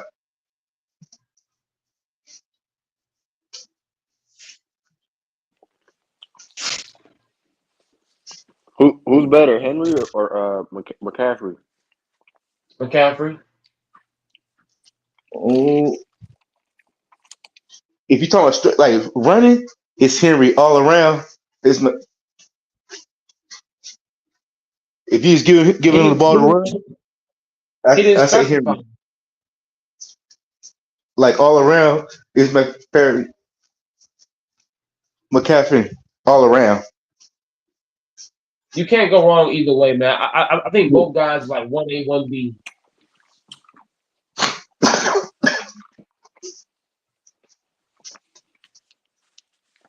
You guys think the Bears will stop being trash this year? With them They're drafting still gonna be Caleb? trash. Caleb is trash too. The damn Bears ain't going nowhere. He's over there painting his fingernails and shit. Like, man. Man, the damn Bears ain't going nowhere. I'm telling you. And also, the Detroit Lions, they're gonna be the last team in our division. No, I ain't gonna say last. They're gonna be second or third. We're gonna be first. The Green Bay Packers will be first. Mike, why can't with him take him to the promised land and winning? Because his team ain't that good. No, I said why if he take the Bears to the Super Bowl and win. The one quarterback who took the Bears to a Super Bowl, yes, he lost it, but he was the last good quarterback the Bears had. I don't know his name.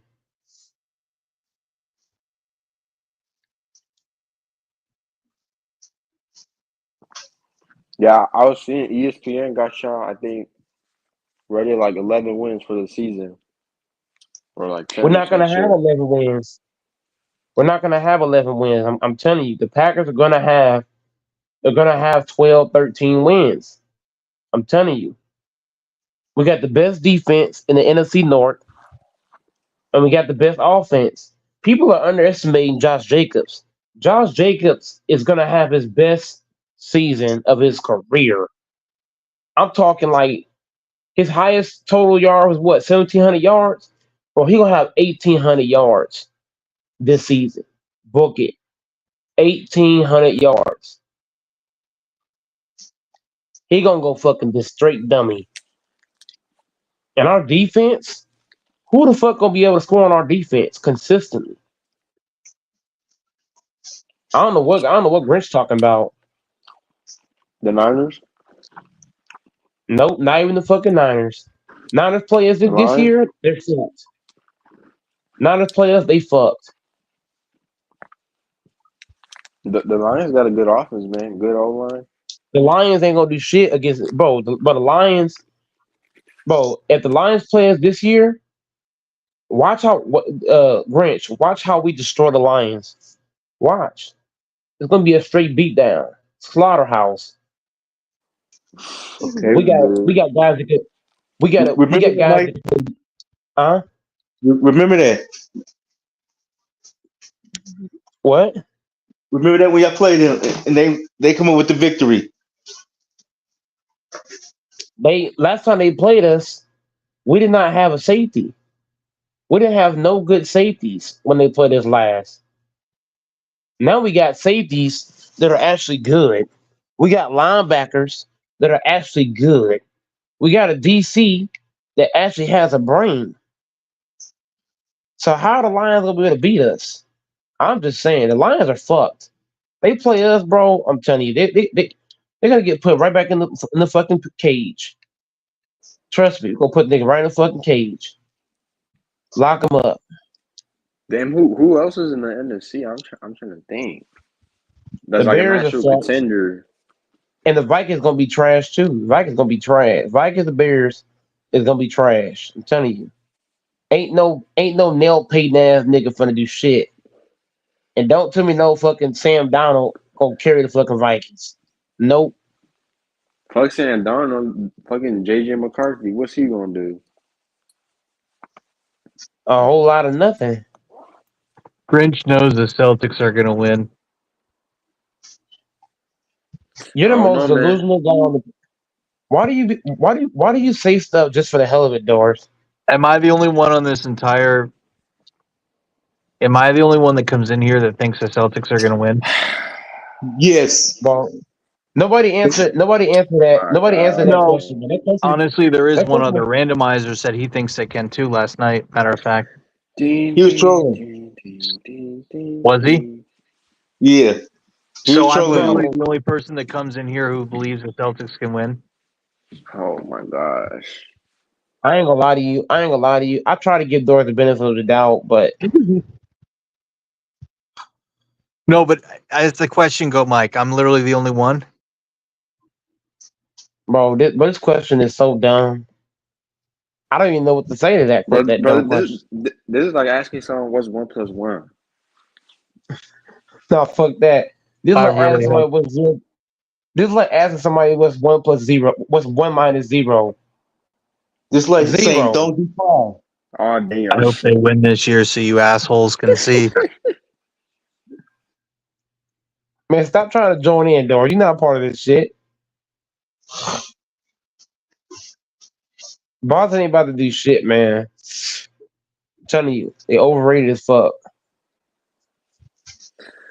They just need a good matchup. Maybe they'll get lucky. Maybe the Wolves won't even make it. Maybe the Thunder will knock them out. The Thunder still beat y'all. Who would be an easier matchup Right. for Boston, the Thunder or the Wolves? Thunder, right? For y'all, either one, it wouldn't be no easy matchup. Infamous. Who would be easier for the Celtics to beat? No trolling. The Wolves or the Thunder?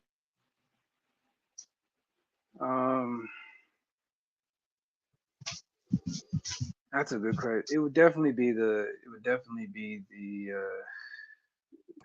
Thunder. Thunder.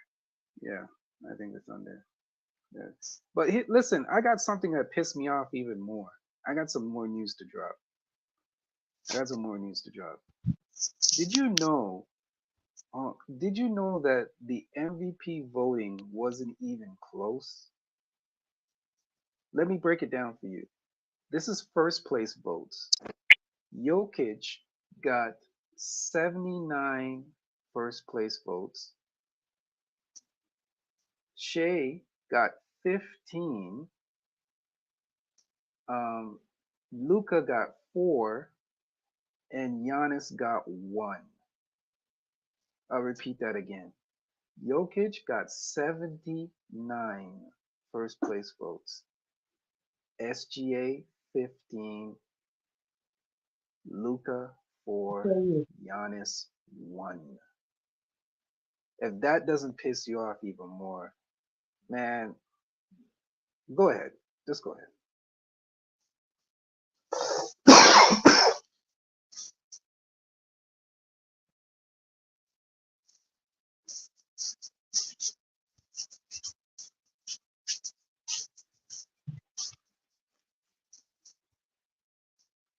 We need to talk to those 79 people who voted for him. Bro, the fact that it wasn't even close, Yeah. that's the part that even pisses me. That they should have even told me that. That pissed me off even more. Are you serious? Because Luke, I think Joker had like seven 79. something. Yeah. I know Shea had 40 second round and third round. Wow. I don't know what these people are seeing, man. I don't get it. I don't get it. This is some bullshit, man. This is a travesty. It's a travesty, man. This is embarrassing. This is a travesty. This is highway robbery. I feel bad for Shea, man, because, like I said, maybe this will start. You know what? Maybe I need to look at the bright side. Maybe this will just motivate him even more to get it next year. But it's tough when you bust your ass and you get this far to have it be snatched from you like that, man. I don't get it. I don't get it. If somebody can come up here and make the argument why you think Jokic should get it, man, please do. Please do. I like to hear it. LaFonso, where you at? Because the criteria keeps changing. I don't get it. It was all supposed to be who had the best season. I mean, what else can you do? Your team is number one. You're the best player on your team. You pretty much have no other all-star beside you. You have no other. You don't have a Batman. All you have is Batgirls and whatever else there is. You have a bunch of Alfreds and Batgirls beside you. No disrespect, but that's all you have. Jokic at least has a Robin. Shea just has Batgirls and Alfred. Come on, man. It's ridiculous, man. It's some straight up bullshit. Straight up bullshit. On top of that, you're the number one team. You're the number one team. Your team's still in the playoffs. You put up incredible numbers.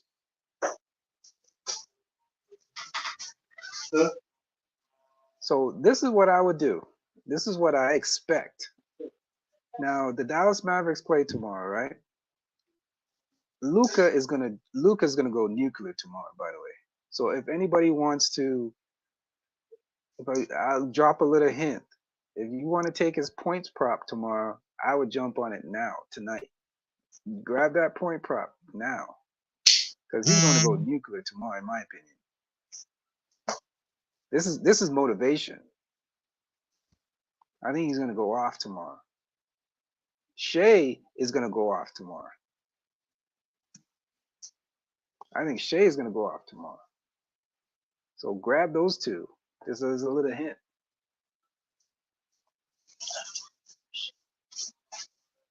Poor guy, man. This is ridiculous. Bullshit. But that's all, folks, man. I'm pissed off, man. I'm going to bed, man. Y'all have a good night, man. This pissed me off too much, man. I can't talk. Dude, seriously? Yo, Eric, man. Like, Eric, come on, bro. Like, make the argument for me, please. Eric, please. Eric, I'm pissed off, man. I said Shea deserved to be MVP. It was in the comments. So, I mean, the reason why he don't get the respect is because, I mean, it's OKC. It's not like they're going to take OKC serious until they make something happen. So, I mean, I guess it's more. No, I think it's political bias. This is politics. But Eric, it's that's not well that, worded. It's not just that, Eric. It's the fact that it wasn't even close. Yeah, that's what I'm saying. Bro, it wasn't close. Yeah, it's a bias. I agree. Like, I can understand if it was close. It was. No, it okay, wasn't if close. It was close. It wasn't. If it was like, it wasn't even close. 79 to 15. Yeah. It wasn't even close. Yeah, Shaq, that's a sad Shaq part. went off tonight. Shaq was Yeah, right. that's a sad part. Yeah, that's a sad part. Yeah. I can understand. Okay, Eric, I don't agree with it, but I can understand if it was a close vote. Okay, he's like, yeah, Jokic kind of edged it out at the end there. He got it. He doesn't really No. kind of deserve it. Respect for him, but he kind of edged it out. The fact that it wasn't even close, I mean, what do you that's the expect part Shea to that even play with? pisses me off more, man. Well, what do you expect Shea to play with? A bunch of role players? Like, Facts. I mean, shoot. This is a sad part that they're thinking like, oh, he's got Murray on his team. Maybe we'll give him the vote more than who Shea got on his team. I mean, that's part of it. Jokic has a better team. Can we agree with that? Yeah, he's got the better team. He's got the better team. Okay, yeah, okay. So we can agree with that. So he has a better team. Right. Because he has Murray, he has Michael Porter, he's got a seasoned veteran team, guys who've been there and won it already. Boom, boom, boom. Shea has a bunch of no names. And he did more with less. And he did more with less. And he did more with less. Right. Exactly. Took that team all the way to number one. No. Okay, look at it this way. And this will put even more perspective on it. At the beginning of the year, if you said the OKC was going to finish at top of the league as one of the top teams in the Western Conference, I would smack the shit out of you and say nobody expected that. Nobody did. Nobody expected that. No. So the fact that now at the beginning of the year, who did you expect to be number one in the West? Denver. Exactly. Right. So so he exceeded expectation. A team that wasn't expected to be number one was number one, but a team that I mean, it's sad to say it, but I mean, they rather chose the bigger name than the guy with a bunch of no names. Yeah. Because it's funny. I think if it's funny, Shaq probably cares more about the MVP than Jokic does. Yeah. Yeah, that's true. He's probably gonna hang it up in his horse barn. He's probably gonna take that MVP trophy and put it in the barn with his horses. Yeah, they probably do that. They probably do that. He doesn't care about no MVP. He cares about racehorses more than anything. He cares more about his horses. This man, listen, I would not be shocked if they get swept and the first thing the next day he's on the plane back to his country to go play with his horses, man. Pause. Yep. He already had his flight booked. He has his luggage packed, and he's on his way to Serbia to go play with. And here we go, championship. Facts. Come on, man. This is ridiculous. I can't, man. I'm just not in the mood tonight, man. This pissed me off, man. This pissed me off. I swear, going into tonight, I swear they were gonna give it to Shea. I was already said. I was like, oh, they're gonna give it to Shea. There's no way they're gonna give it to Jokic for a third time. There's no way they're gonna because guess what, Eric? We're gonna have to start having those arguments. This is his third MVP. Who was up there with the three? What level is he on? Who was up there? He's getting up to that rarefied air, man. This is his third. And the fact that we had a guy named Kobe, how many did Kobe get? How many MVPs did Kobe have? I mean, what was that? We all know how many MVPs Kobe had. Was it 4? No, dudes, players. No, Kobe only had 1, right? Am I right, Eric? Eric. Where's Eric? Eric's Mr. Statman. Oh, he might be checking. He might be looking it up. Oh, you might be looking up. You know what? Let me look. You know what? Let me look it up because I'm sure it's only one. But let me just double check because I like to. Maybe the chat has it. Let me see. Nobody said nothing in the chat yet.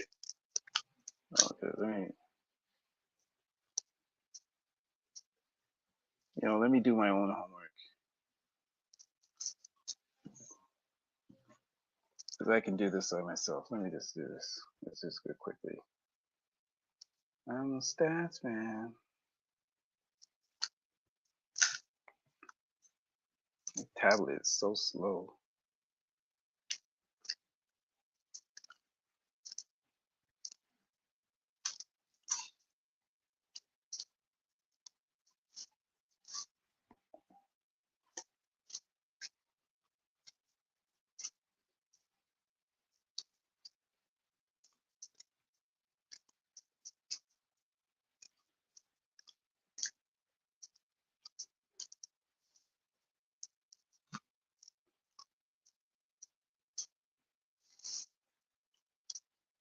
Okay, so he won it once in his career. I was right. I was what? I was right. He's only won it one. He's only won it one time.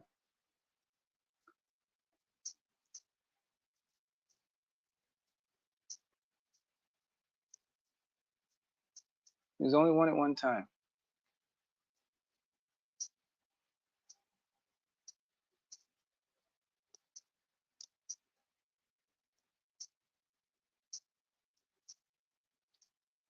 Only won it one time. Yeah, because they was saying you might have to put him in the GOAT conversation with the big men. Up there with Right, because Kareem. he won it in 2007, 2008. So that's when he won it. And Yeah. let me see, what was the stats? Let me see what his stats were for that year. So he played 82 games. No, wait, 82 games. He was averaging 38 minutes. He had 28 points per game. Let's see, yeah, 28 points per game, 6.3 rebounds, 5.4 assists. His field goal percentage. Wait, let me see. Field goal percentage was. Let me see what his field goal percentage was. 3 point. Oh shit! What's that? What's that thing at? I'm looking at here.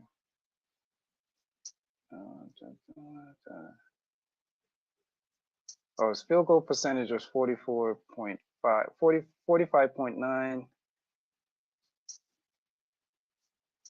You can say 46.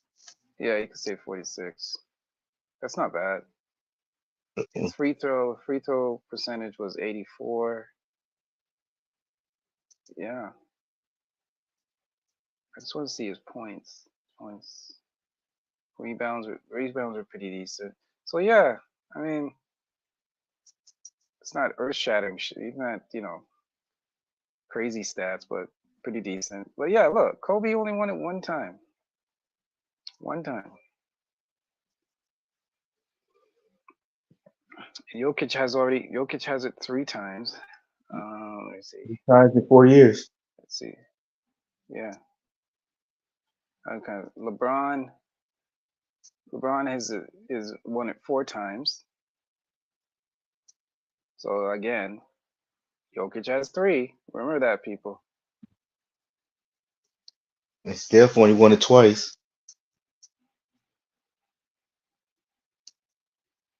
So let's look at it. So look at this. Let's put it in perspective. Let's put it into perspective. Let me see. I got something here. It's okay. So it says Michael got it 5 times. LeBron 4. So LeBron is up there with Will Chamberlain, and Will Chamberlain and LeBron James are both up there with 4. Moses Malone has 3. So if we want to put it in perspective, we're putting Jokic up there kind of close to the Moses Malone Yeah.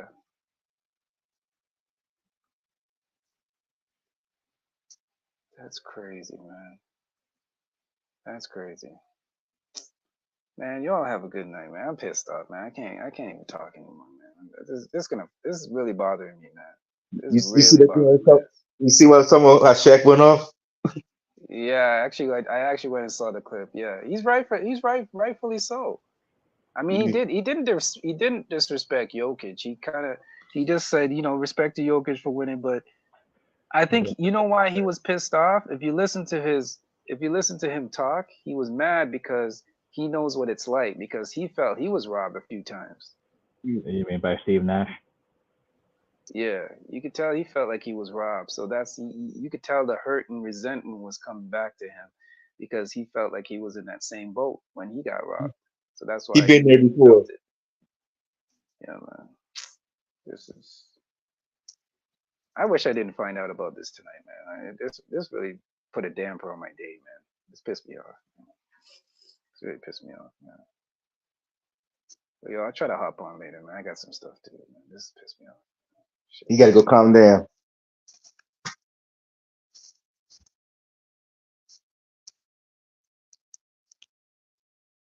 You been watching the baseball, Eric?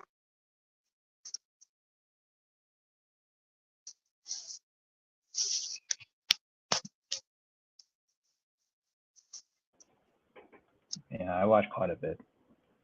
Yeah, I watched my A's lost today. They played Texas Rangers. Oh, I mean that was a close one, wasn't it? Like 12-11. Yeah.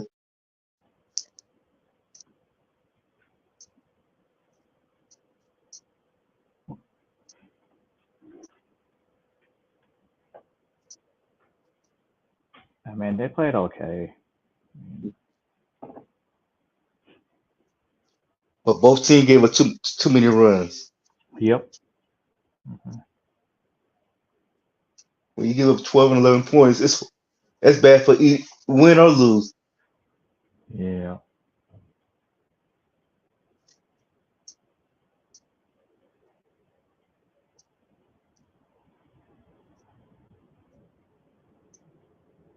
I know a lot of people lost money on that game. They thought that Nobody expected to be going over what it's supposed to be. they thought Texas was going to. Yeah, they thought that Texas was going to win this game.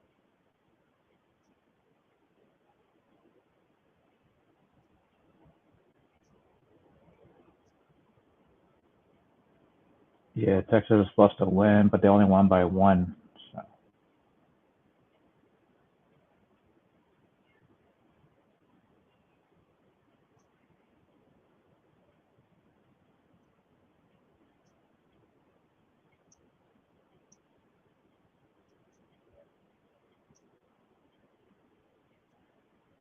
Where's everybody else? Nobody. Nobody came on here. It's just you and Doris.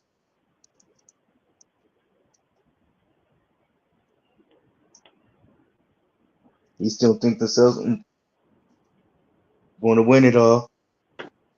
I think OKC wins tomorrow.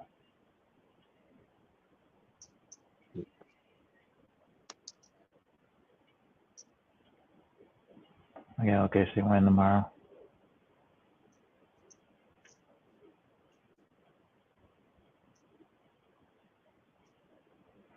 I mean, even though Luka's gonna go off, I just don't think that's enough.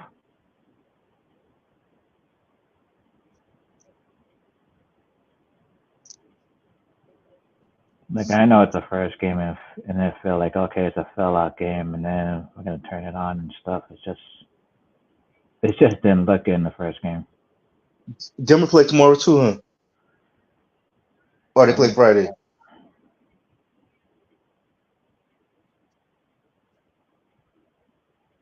Tomorrow, no, the Cavs and Boston play tomorrow. Okay, they play Friday. Mm-hmm.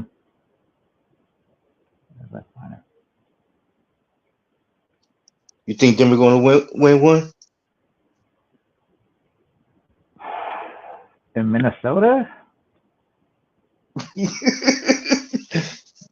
Man, I don't know about them winning in Minnesota.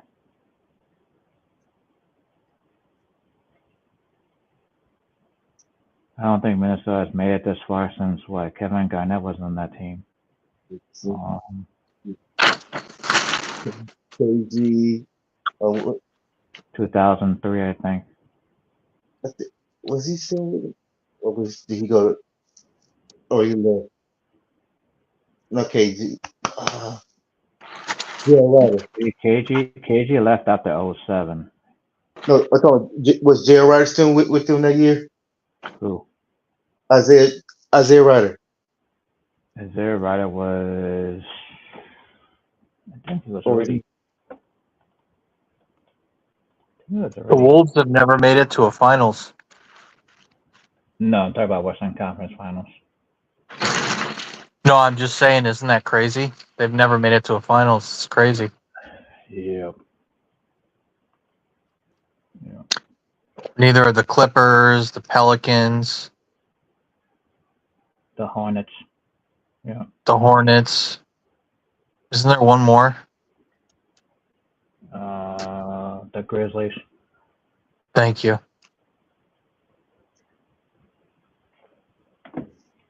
Oh, who used to be called the Vancouver Grizzlies, and now they're the Memphis Grizzlies. Yep. Mm-hmm. Okay.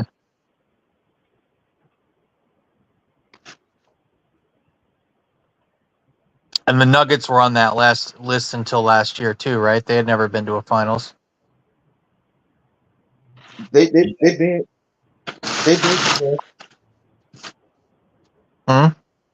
been to one, but they didn't win it. They lost. When was this with Melo? Before then. This was like in the 70s. Oh. Yeah, 04 was the last time they make to the Western Conference Finals. Minnesota. Denver. Yeah. So Denver. Shit, that was a long. That was a.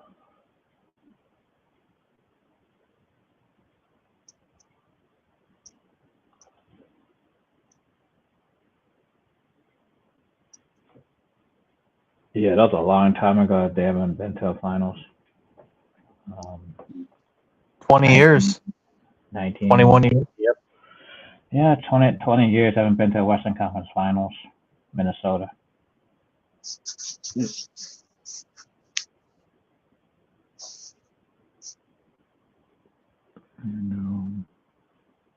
The Nuggets' last finals appearance was 1976 till last year. So. I knew it was somewhere in the 70s. Cause my dad was telling me about it. And yeah.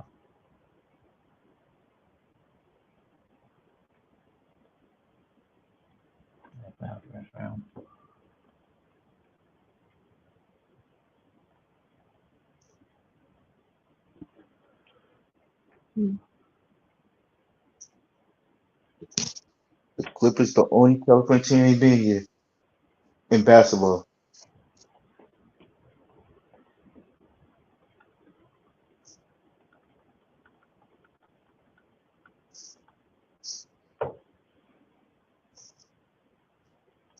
Yes, the Hornets, Clippers, Grizzlies, Timberwolves, and Pelicans are the only 5 teams. Yep.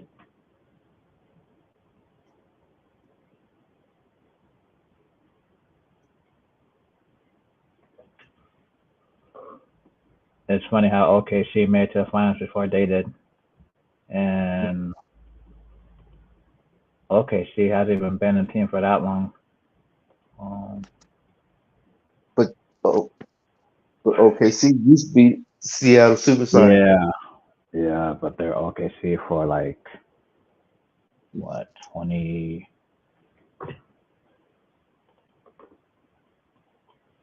What year KD came? Well, OKC. I think it was 7, 07? wasn't it? EQ 6 or 7. Yeah. I think they left a year or two later. Let's look.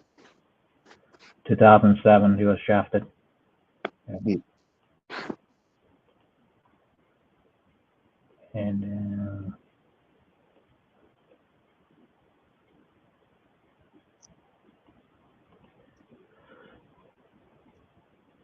yeah, he only played in Seattle for 1 year, and then they moved the year after. You can say they've been to 3 championships, 3 finals. Because you count the ones in Seattle, and plus the one there's 3. They 0-3. Mm-hmm. Oh, and then their first year in Oklahoma, they drafted Russ. The very next year, right? They drafted KD 1 year, and the next year Russ, right? Yeah. Mm-hmm. Who was that other star in that team? Wasn't there one more guy they had, That's or right. pretty good? That's right. Thank you. Serge Ibaka was there. So how the fuck did they not win a title with those guys? Were they just too young?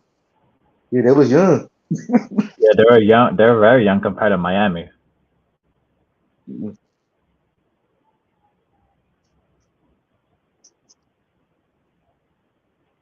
It was like when LeBron, when he was young. Yeah. His first in his prime. Yep. Shaq. Shaq was. Yeah, He was. Orlando, the Magic. Yeah. They lost 2 years in a row. 90. He lost in 95 to the Rockets. Yeah. And lost to the. I think the 90. Yeah, lost to the Pacers in 96, and then that's the year that he left for the Lakers.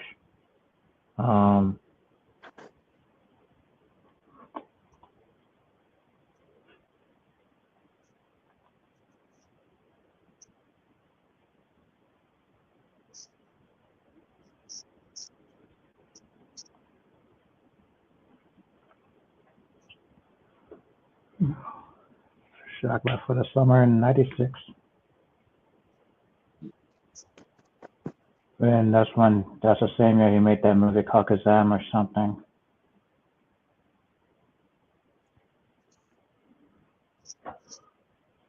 You think the Lakers could have beat the Pistons in 04?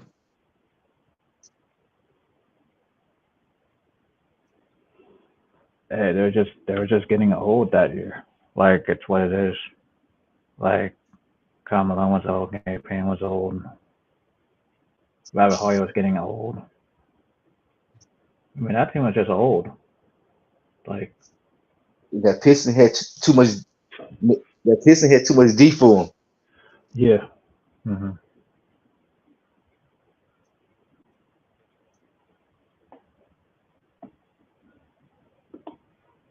So they lost in 5 then.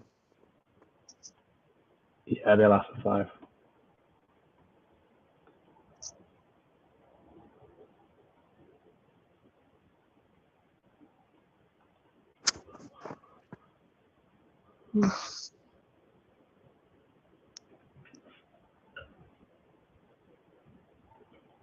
Well, some dynasties shouldn't have lost, like the Yankees when they blew it to the Marlins or the Diamondbacks, whoever that was. They like. Yeah, they lost in 2002 to the Diamondbacks, who barely started MLB. And then in 03, they lost to the Marlins, right? Marlins. Yeah, to the Marlins. They win, and they epically had that 7-series ALCS, I think, with the Red Sox, only to lose to the fucking Marlins. And then they lost. They lost a 3-0 lead to the Red Sox the year after. Yeah, 3 rings they could have extra had. 3 extra rings right there. Mm-hmm. But they can do it. I vividly recall 2003 playoffs and 4, 2 of the best playoffs ever.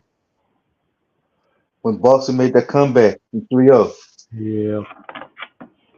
Pedro Martinez, or not Pedro Martinez, Kurt Schilling, the bloody sock. Mm-hmm.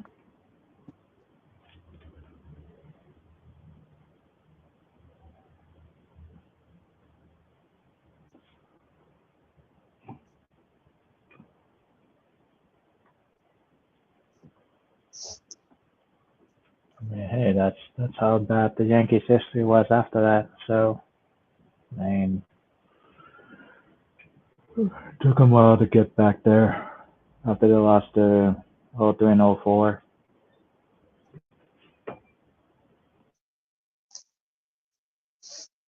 How many championships the Yankees get? 27, I think. Red Sox got 9. I think the closest after the Yankees is the Cards. I think they got 11 or some shit.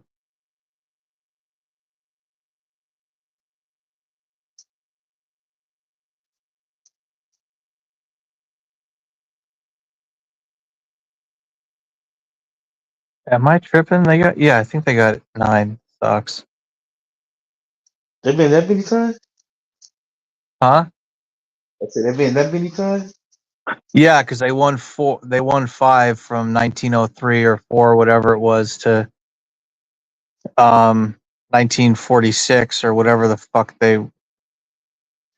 No, because they lost 4 game 7s in a row. 46, 67, 75, and 86. So I think their last World Series was in the 20s or 30s. When they got rid of Babe Ruth, Curse of the Bambino. So I think it was in like the late 20s. So they won 5 from like 1904 to 1920 something. They won 5, and then they won in 4, 8, 13, and 18. I think. They won in 2004, 07, 13, and 18. 7, 7, 7, Mm-hmm. 7, and then 13 and 18. Mm-hmm. Yep. And but before 4 was, when was their last one? 1928 or 26 or 20 something? 1918. Oh, even worse. Mm-hmm. It took them 86 years. Yep. Yeah, and then one of the World Series they went to, but the Giants refused to play them. I think it was 1904 or something. So there was no World Series played that year because the Giants were like boycotted it, playing them because they're like, well, we're so good, we shouldn't even have to play you for a title. Mm-hmm.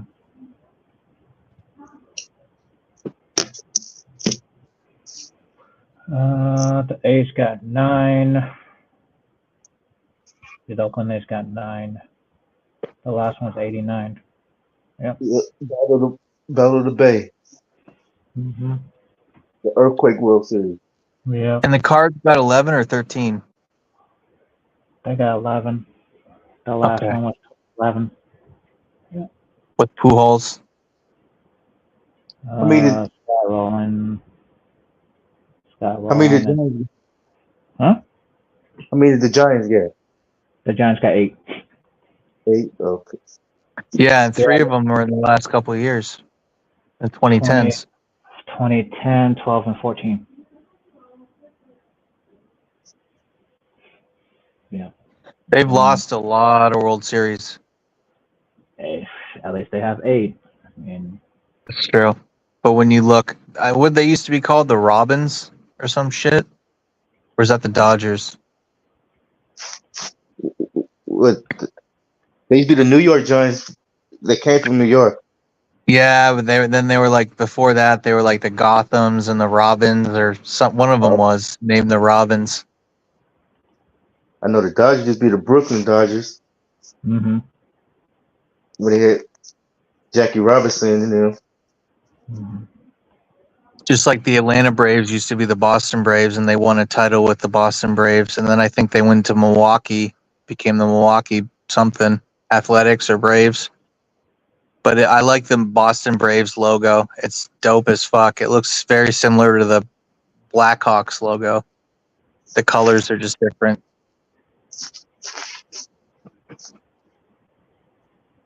The Boston Braves logo looks very nice, actually.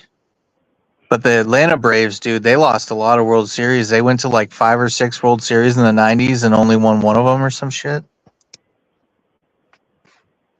Yeah, they had Y'all remember that World Series? You remember that World Series with John Kruk? Yeah, they had that. They had a decent team there. I remember watching that with my dad, with John Kruk driver, or whatever they called him. Chipper Jones was good. Chipper Jones. Andrew Jones. Smokes.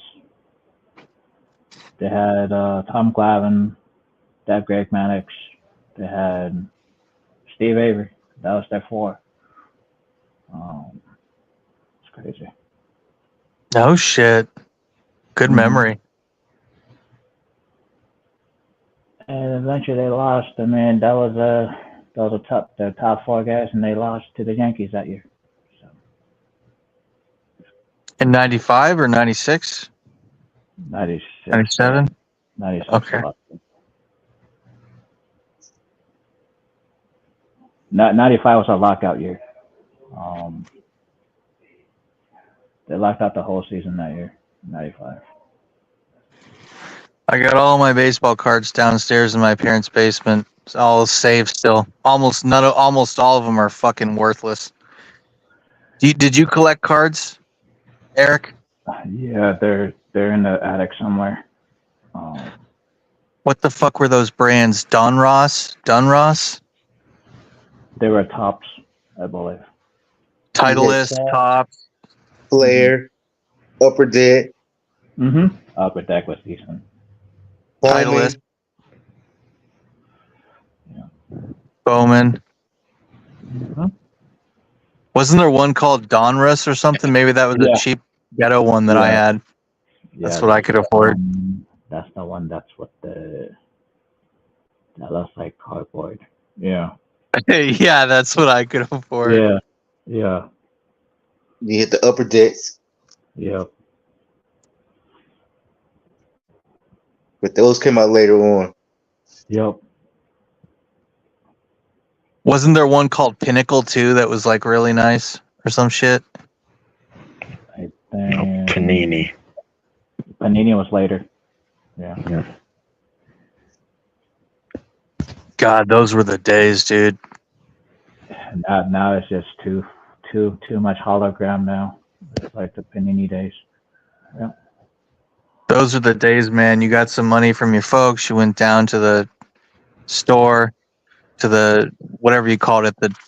I can't remember what they were called, but you know what I'm talking about. They had comic books, baseball cards, collectibles. The coin Yeah. Because you had the baseball cards, comic books, and the coins. Yeah, and then the little model sets. You know what I mean? The little model sets and shit. Yeah. The bubble gum. The little. Yeah. Yeah, those days are gone. I fucking love those old the old G.I. Joe's comic books. Those are so fucking cool. I remember I went to my friend's house and he had all the ones from his older brother, hundreds of them. I was like, holy fuck. I was in awe. Because he was just like a wealthy neighbor and he just had so many comic books everywhere. Yeah, the collectibles. Yeah. Yeah, I love the graphics in the old G.I. Joe's comic books. Or the Hulk, or what was the one, the Thing? Because you know how you go to the grocery store and you could get like a 3-pack or a 4-pack variety pack. You know what I mean? That's one of the worst movies. Fantastic Four hero movies. Yeah. Yep. Man, especially the 04 movie, the first one. That was terrible. The Silver Surfer was pretty bad too. Yeah, that What year? was 07 Silver Surfer. Yeah. I messaged you, Texas, about your referral code. All you need to do is just put the money in the account, and then I'll just say and then you can just like let me know the the ID number. That's all I would need. Don't give me anything else, and then I'll let them know, and then I'll get bonus. I think you do too. What's the site? BetAG? It's you. I'll text it to you. Sorry, yeah. Hold on. Y'all can keep going. Well, I thought the Hulk 2 in 2005 that came out sucked with Eric Bana. Yeah, that was very bad graphics that year. 03, that was the worst one. The best one was the 08 one. 08 was nice with Abomination. Yep. Yeah.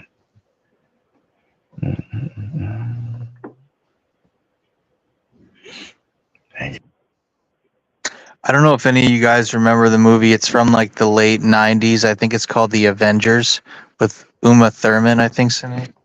What's it called? Let's see. I haven't heard that name in. Wait. 1998. You remember the League of Extraordinary Gentlemen movie? Oh my goodness, that was so old back then. Yeah.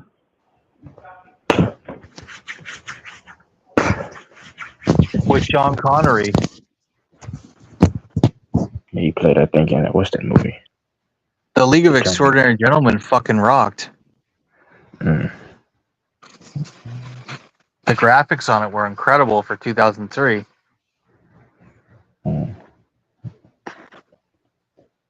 Hey, Eric, who's your favorite Marvel character?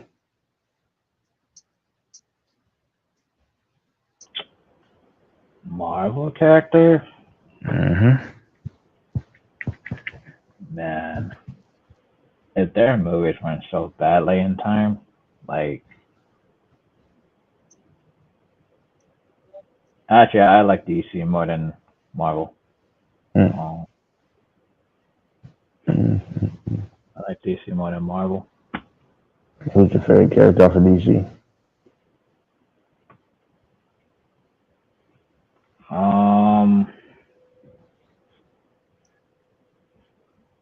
I probably have to go with Batman. Yeah. That's the most common one. Him and Superman. Yeah. No, I don't like Superman. I like the movie The Man of Steel when it came out. Man of Steel in 2013.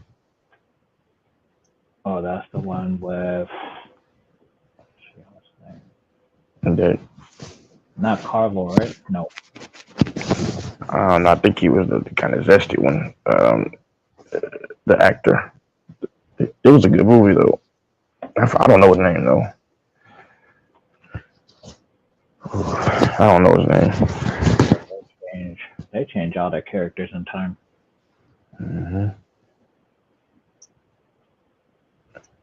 He fought General Zod. Remember General Zod? He was a good villain.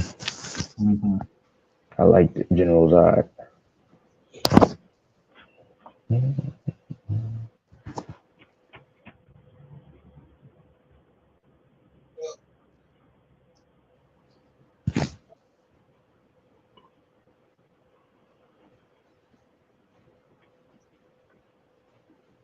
And I just think Marvel has created like. I just feel like Marvel has created some terrible storylines when it comes to like Doctor Strange and whoever else had like the Doctor Strange series. Those are terrible movies. Yeah. Doctor Strange was terrible. Like two of them, I think. Yeah, one came out in 2016. I think the other one came out like a few years ago. I don't know.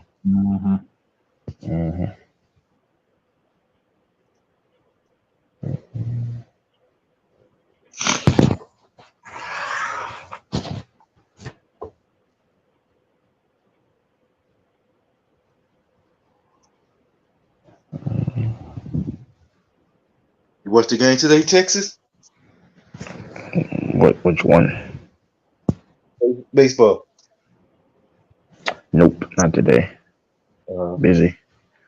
I'll watch them tomorrow. I know though. Yeah. Y'all beat us. Well, one. Don't say y'all. I just support the Rangers, the Astros, and I like the Cardinals, huh? The Rangers beat the A's 12-11. Yeah, I did see the score. Yeah, the Rangers pitching has been not so good outside of Evaldi, and Dane Dunning is still solid, but they're waiting on Max Scherzer and who's the other guy? DeGrom, but those guys are old, coming back from upper extremity injuries, so I don't know. Exactly. I don't like having to wait on older dudes who are coming back from big injuries, especially DeGrom. He was the best pitcher though 3 years ago for consecutive seasons, but it's over. Yeah, John Gray, Heaney. I can't stand John Gray this year. Lorenzen. Man. I remember And Lorenzen. Yeah. Yeah, they were high on Lorenzen too. What are you doing this year so far? Because I've caught Evaldi starts and John Gray, unfortunately. I don't know. Because they were high on Lorenzen. Lorenzen is 2-2. Yeah. 4.66 ERA, 1.34 WHIP. Yeah, that's no good. That's bad. And David Robertson, oh my God, he's terrible. Like he's old, man. He's done. The Yankees had decent days, but he's old, man. He's 39.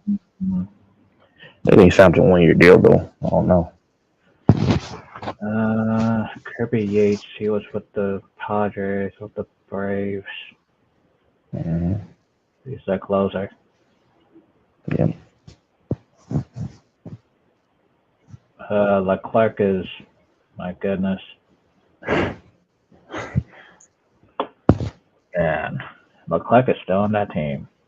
I don't like Leclerc yet because earlier this season he let bases get loaded. It's like you have to throw something in the central part of the plate, and he kept just throwing the ball like out to try to get him to swing. No, I'd rather lose the game going straight at a guy with bases loaded than do that crap. The ball doesn't break. That's his stuff right there. He's not a fastball pitcher. Even slider, which is kind of a version of a fastball, but yeah, doesn't break as much. Mm-mm. You watch too many guys.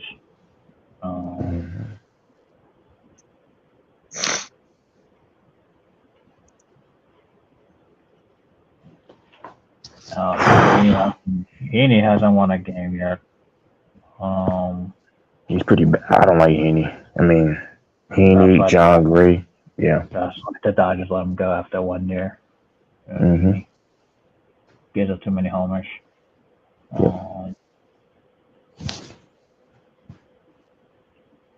He started out with the Angels. Yeah, he did. He was decent with the Angels. He was okay. Yeah, and then he lost his stuff when he went to New York.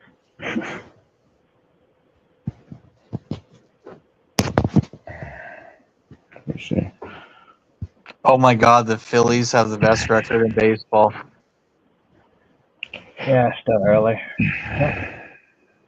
But I know they're gonna be. They're a decent team. Like they had the Braves.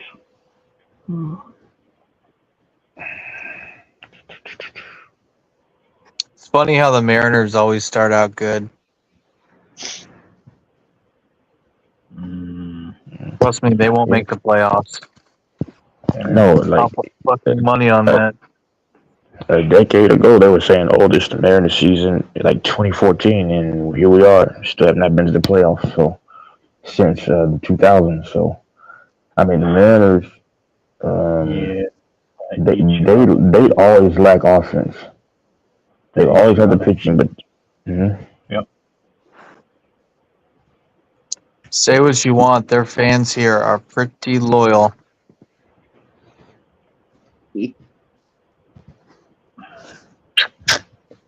They support all their teams out there. Oh, they do. They're so proud of them. Mhm. They did.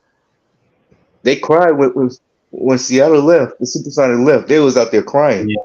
Yeah.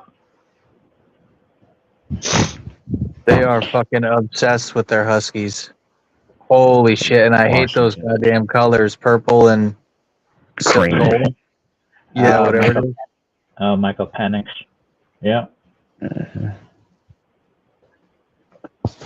Yeah, what's with Michael Penix going to the Falcons? He's not going to play with Kirk Cousins. That's a backup. No. What you understand? They got him for the future. Have somebody to teach. You can learn from Kirk Cousins all that money though. It's like, okay. But they got him for the future because Kirk Cousins is getting pretty old. You know. I hope he don't get hurt again. The Falcons are going to be pretty good this year, though, because they had a top 10 defense, and they have 2 receivers, and they have a tight end, and they have a running back. Yeah, Bijan Robinson. Now they have a pretty good quarterback. I mean, for this league, Kirk Cousins is pretty good. And Drake London. Yeah. Kyle Pitts. Kyle Pitts is a tight end. Yeah. Jets aren't going to be shit. Yeah. Eric, you watch the draft? Of course you did. I was surprised I got Brock Bowers. How could you tell someone who's interested in sports, Eric, if you hadn't watched the draft, Fambo? But you got some people who into sports. Some people don't watch the draft. Yeah, that's true. If you're a Chief fan, there's no need to watch the draft. I kept my eye on it, but there's no need to because a lot of sports they don't watch the draft. They just wait till the season. Exactly, because I mean the draft. Most people who get all these draft picks, they don't win Super Bowls. They're not even competitive most of the times. So it makes no sense. I mean, now if you don't ever win anything, you're hoping that your team can get something, but they're cheap. I don't care about that stuff. So you can get drafted and still don't make the roster. Yeah. A lot of these draft picks really don't change teams. So, and there's a history behind that. Yeah. Especially back in the day, Tom Brady was drafted where, Eric? 6th, 7th round, whatever that was. What? Oh wait, no, the lower rounds, and what did he do? Number 6, 199, right? 6th round, 199. Exactly. Look at Brock Purdy. Look at Brock Purdy, Mr. Irrelevant. But look what he's doing. I'm not saying he's great. I'm not saying he's not great, but he's his first starting season. You know. It was like a placeholder. Yeah. Look at Russell Wilson. I mean, you know, the only outlier is Mahomes, Joe Burrow. You know. And of course, Aaron Rodgers, but some of the greatest. Yeah. Steve Young was in the supplemental draft. Yep. Yeah, but they don't have those days anymore.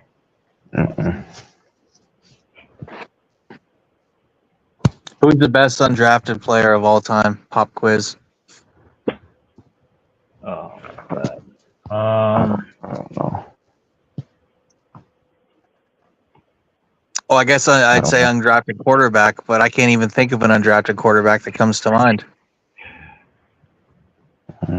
What's his name? Kurt Warner. I don't know. Kurt Warner, maybe. He was a Kurt Warner, maybe. Maybe Kurt Warner. Yeah. Yeah. That's off the top of my head right there. he was second groceries. Yeah. Nobody gets Kurt Warner. No. That's the dude, Kurt Warner, man. And also played in Canadian football. Yep. Yeah, Canadian Football League. And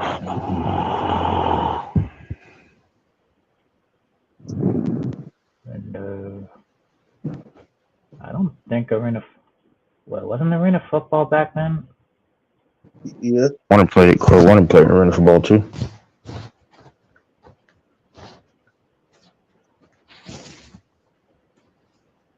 Warren Moon.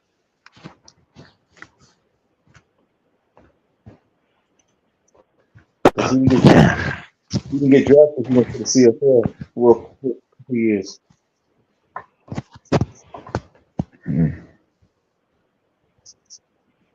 Warren Moon lives in town here. I hung out with a church group, and the grandma of one of his kids was there. She was showing me photos of Warren Moon's grandson, who plays for some prestigious prep school here, and he wants to play pro too. It's a small world, dude. She said Warren's a real nice guy, real humble, down to earth.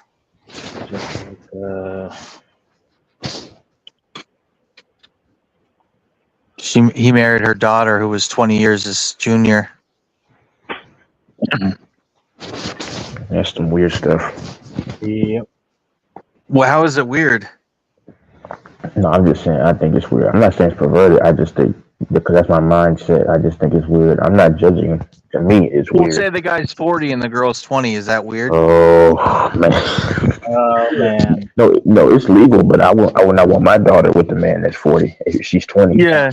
Well, I think she told me, she's like, well, you weren't my first choice, is what she told Warren, or something like that, because he called and asked for her hand to the mom. Until she found that he had money. No, she already knew. But she said something like, I think she told me, she said right to him, well, you weren't my first choice, but she showed me a picture of her daughter, and her daughter is a total trophy wife. I mean, flawless looking. Yeah, that's fine. Until she gets about 50 plus. I'm just trolling. No. Shout out to him and her, man. It's good that they found it works for them. That's what works for them. No, well, here's the funny thing. I think she's around 50. She left Warren, or they got divorced. No. And then she's with some other guy that is close to a billionaire. He owns all the. Oh, goodness gracious. Yeah, dude. No, I'm not kidding. The grandma was telling me, the mom was telling me, he owns this clinic, this skincare clinic, and he's so rich he rents his house to the owner of the Raiders in Vegas. He owns the house that Mark Davis lives in. Mark Davis rents it for like $100K a month or some shit. So this woman went from Warren Moon, one rich dude, to another rich dude. I don't know what this woman has. That's what I said. We know what she. That's what I said earlier. We know what she's after. So Yeah. and it's not love. No. It is what it is, though. I mean, He wants rich men, obviously. She may be a good woman, but she wants rich men. You don't just happen to go from one rich dude to another, right? Maybe. I don't know. I shouldn't say, but See, who knows? Maybe she married Warren because she loved him, even though he's 20 years older. You never know. But no, a lot of cases when a woman's that much younger than a man, it's because she's after his assets. Let's just be real. Yeah. I'm not judging. I'm just saying that's just a general fact.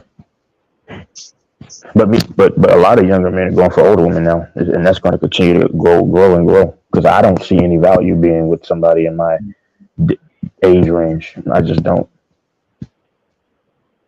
And me personally, if I'm 40 plus, once I get there, God willing, unless Christ comes back before, I don't. What would me and a 20-year-old have in common once I'm from my 40s? Nothing, because it's going to be like my daughter, and there's going to be a lot of games, and it's okay, but no. Yeah, that's her name. I just looked it up. Her name's Mandy Ritter. It was her mom that I was talking to. Was a very nice lady. And she was saying Warren Moon was a great father and a very nice guy, but she showed me a photo of her daughter, and I was like, gosh darn, even for her age now, she looks flawless. But yeah, I don't fall for looks. But she said Warren's son is quite the athlete too, she was saying. Dang, Eric fell out. Thank you. Well, no, looks ultimately what you need is a good woman or a good man, whatever you're into. But if you're a man or a woman, but let's be honest, like if you're not attracted to someone, you probably got a problem. Like, so looks are a thing. No, looks matter, but I'm just saying, you already know, I like the body more because, you know, a lot of these young chicks think, oh, if I'm super pretty, then that's because trophy wives, that's stupid to me because Face is I don't always feel going to fade. exactly. I don't feel great because if a pretty woman's on my arm, I'm still who I am regardless. A woman doesn't make me, you know. Yeah, banging body, dude. Like a girl that's into fitness and takes care of her body. Like to me, like you can have a girl that's not the best looking, but if she's got a nice ass, like the type of ass I'm into, I mean, dude, that instantly makes her like. You put a nice ass on a girl, that puts her from like whatever to like. I mean, dude, But she still there has ain't to be a nothing good like an person. ass on a chick, dude. But she still has to be a good person and everything else. I see because a lot of young dudes are caught up in, well, young dudes are getting smarter now anyway. They're not caught up in, because now a lot of men are walking away because gone are the days where a lot of men just cared about the looks because that's stupid because you see where it gets you.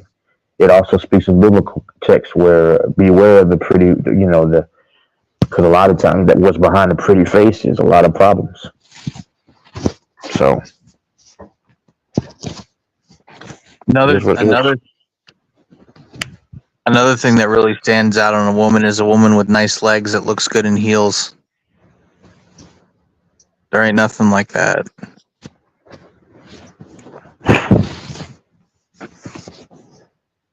You see a woman with nice legs and heels, everyone's looking. Not me, because I don't care anymore. I've experienced stuff and I've seen stuff. I mean, I'm not getting any of that, and even if she offered it, women don't put me in a trance anymore. Oh, if I see a woman with nice legs and heels, it's hard to not look. Yeah, well, I have a high S drive, dude, so I want to fucking breed them. I mean, it's just in me, dude. As being a man, you just see something like that, and you're like, I want to put my fucking seed in her belly. You know what I mean?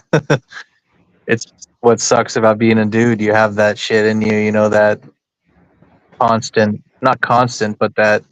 No, women have the same thing. Women have the same thing. Yeah, but do they think I want that guy to breed me, or do they think he's cute? I want to grab his pecs and kiss him. I mean, I don't think they're thinking the same shit all the time. Well, a lot of men, that's you, but a lot of men don't think about I want to breed her. They just think I want to have a good feeling and I want to move. That's you, though, because I'm telling you what, a lot of men don't want to have to commit because they know the issues that can come with it. You know, being tied down. You may think that way, but a lot of dudes don't think that way. I'm not. Back in the day when I was getting around, I wasn't thinking about, I want to put kids in her. No, I wasn't thinking that way at all. A lot of dudes want to have a good. No, it's not literally put kids in her and procreate. It's I want to put my seed in her. Like I want to fucking fill her belly up. Well, when you say put seed, that's your, Yeah, I guess. Okay, so she's gonna have a high probability of getting pregnant. That's what I'm saying. Yeah, that's the next step to it. But the thought process is I want to as a man, you're thinking I want to claim her, I want to breed her, I want to mark her, like I want to fucking. I don't know. That's how us men are, dude. We're animals, we're mammals, we're no different than a fucking. But when you say breed, when you say breed somebody, you're talking about impregnating them. Yeah. I guess that's the other part, which isn't that part to me isn't necessarily attractive, but it's a thought of just like I'm just telling you, most men don't think that way. I mean, young men, they just want to pump and then they move on. I'm gonna send you a case of soups, Texas. Oh yeah, because I'm just saying, when a dude, if you have that mentality, then that's reckless. Because if you get her pregnant, because there's no other terminology for pumping my seed. Everybody knows that means getting her pregnant. That's why in the Bible it says your seed is alluding to semen. So yes, but what I'm saying is it's a thought, it's an urge. You don't follow through on it because of a plurality of reasons. You know what I mean? There's a million reasons why you don't do it. I'm just saying, as a man, when you see a woman who's attractive to you, you're gonna like, you know, and there's things that men look for, fertility, like maybe the way their hips look, or their like the fat on their booty, or like big eyes, big lips, perky titties. Like there's stuff that is communicating to us, hey, she's highly fertile, where she's holding her fat or body fat or whatever. Like, you know, and we want to go forth and multiply. It's just imbued in us. Now we don't do that, like you said, because it's smart, because you'll ruin yourself financially or mentally or emotionally or sin, whatever it may be. But I'm just saying, like, as a man, that's something that comes into our mind. Like, it's, you know. Well, I mean, for the right woman, though.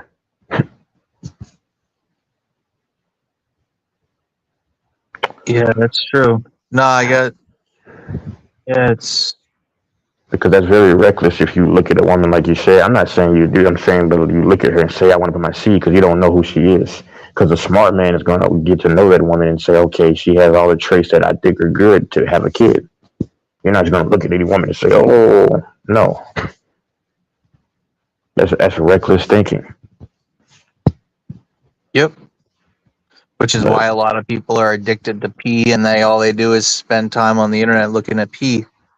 I think there's statistics now that there's less people having S now than ever before. Like there's a lot of people doing it all the time, like with a ton of partners.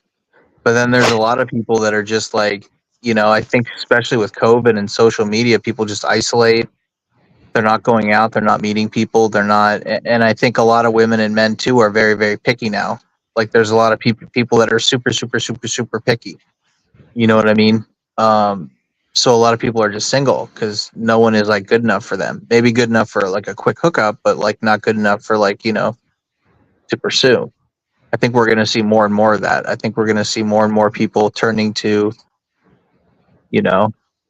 Well, a lot of men are leaving this stuff alone. From what by 2030, they say half of the men are going to be single or overseas. Because you see a lot of women are divorcing men, but then they regret it. Yep. Yeah, because I really think women want men to be married more than men do, honestly. Even though it might sound contrary, because because like this woman said, most women are designed to want men, but they tell themselves lies, and then later on when they're in their 40s, why do you think you have so many women in their 40s that are have high libido and they're trying to talk to young men? I'm an example of that recently, because I'm telling you, this world is full of lies. Because a lot of women know when they get 40 plus and they have no children, no man, to them they see that as failure. A man, if he's smart, knows that he can be 45 and still single and still be on the market and do successful if he's smart.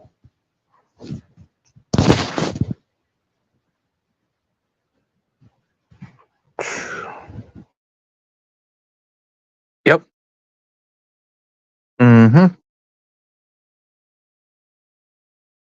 I'm gonna be one of those dudes. I'm gonna be one of those dudes in his early 40s with a woman who's no older than 26 or 27. Because I'm gonna get married in the next couple of years, and that's how old I'll be. And I'll tell you right now, there's no way.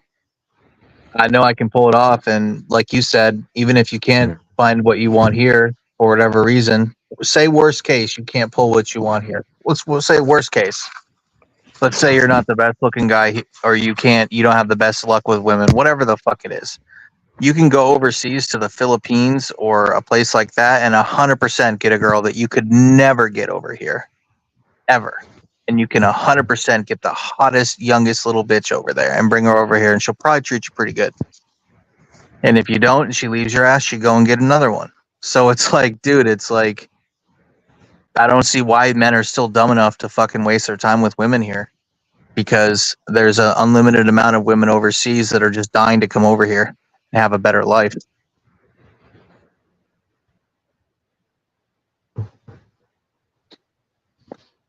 You still there? Yep. See, I don't. There's this one girl that's talking to me who's in her mid-30s, and I don't want to hurt her feelings because she's like obsessed with me, but I don't want to hurt her feelings. It's like, girl, I'm like I see her as an old woman. Like it's like I'm not interested in you. Like you're like I can't tell her this shit, but it's like I ain't into you.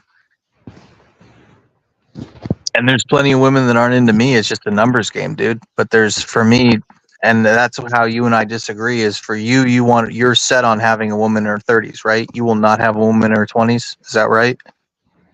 Probably no late 30s. Because women in their 20s don't really know how to treat you.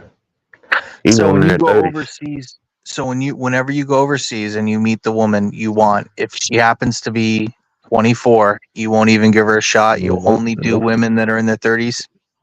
Yep. Even if she's mature, treats you good, you guys click, everything's cool, the vibe, everything. Nope.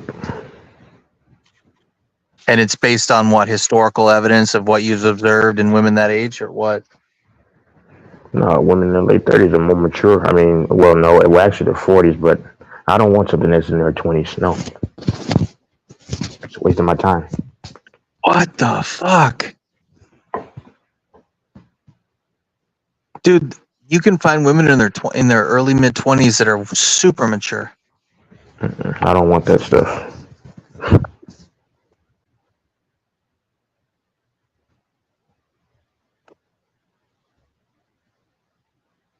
It's just like you have women that are older that they don't want young dudes. So that's just what I don't really care for.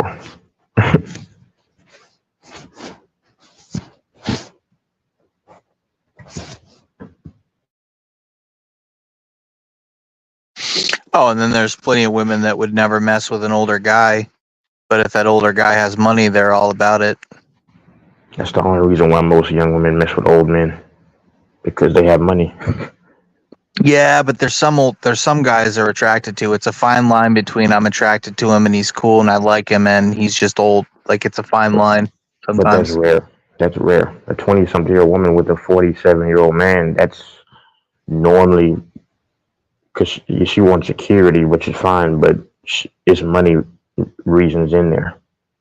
More likely than not, most times, but there are guys that are 40. There are guys that I've seen. Huh? I didn't say always. I said most of the times. So always is not even in the equation.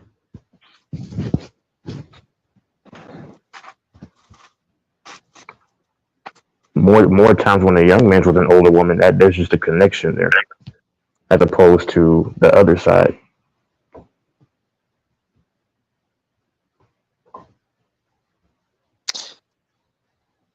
That's a fact. Because why do you think would you want to be with a woman in her 30s when the chances of the pregnancy not going through or the kid having complications is so much higher? No, those complications happen when she's closer to 40, and a woman can easily have kids. No, a woman can easily have kids at 35 easily. Dude, look at the statistics for health issues. No, I'll look them up. I'll look them up for when we next talk, and I'll have them ready. But starting in their late 20s, the ability for any given month during their ovulation cycle to get pregnant, and also the likelihood of a healthy pregnancy, it decreases. He's going to look it up. HC. Well, a woman could have a kid at 50. I mean, it's not about it. Okay, so listen to. I'm not talking about menopause and menopause. I'm talking about the statistics of a healthy pregnancy to term. Okay, look at the screen right there. It's telling you right well into their 40s, mid 40s, early to mid 40s. That's when like I said, that's when they'll have issues normally. A woman that's 35 can have children, and the children are gonna have a great chance to be fine. I'm telling you what I know. Like, but that right there tells you right there. Now you're right. There's exceptions, but yeah, you forget 33, 34 is still young. Your body still is working just fine.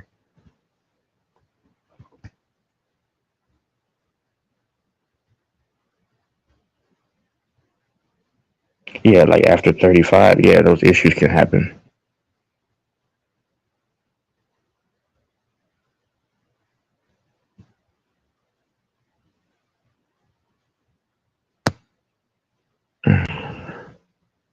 Down syndrome, autism.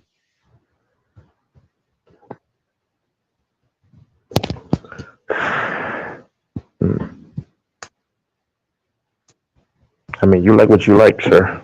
I like what I like.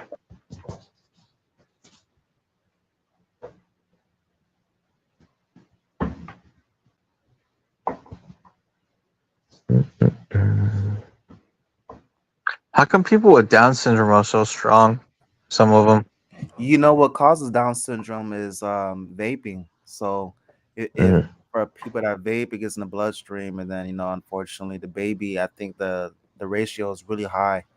So if you do vape, make sure if you plan to have kids, unless it's unplanned. If it's planned, man, clean your blood, man, clean the shit out your blood, because that Wait, baby. you're saying vaping increases the likelihood of having a child with Down syndrome? Yeah, because if you think about it, you're inhaling all those metals every day. Well, for a smoker that vapes every, because it's one thing to smoke, but vaping is metals in the blood.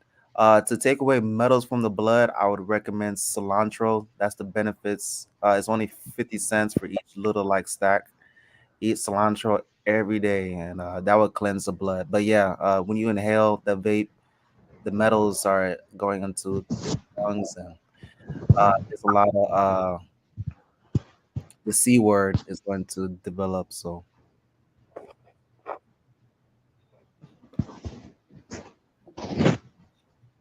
like it's one thing to smoke, but now vaping is a whole another level.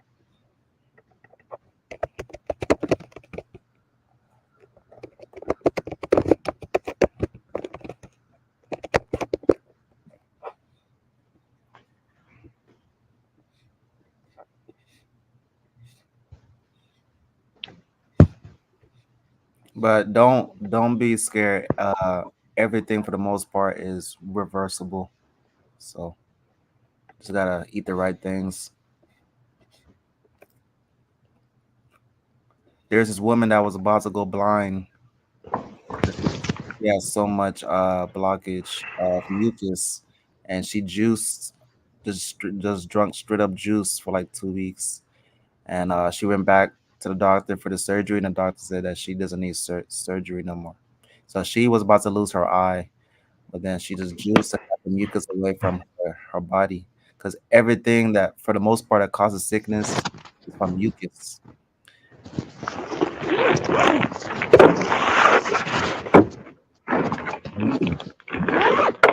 Mucus is developed from cheese, mostly dairy, and we love dairy, but your body needs a break too.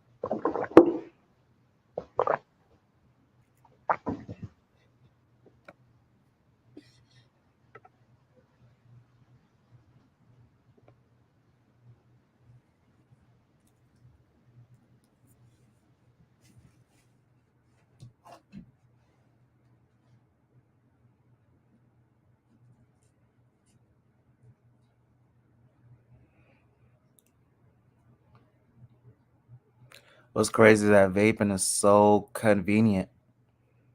You could just do it practically anywhere. Don't vape, HD. Don't do it. Yeah, how can I if I know what is going to do? But it's convenient, bro. It really is. So people say fuck it as long as they're healthy today, fuck tomorrow.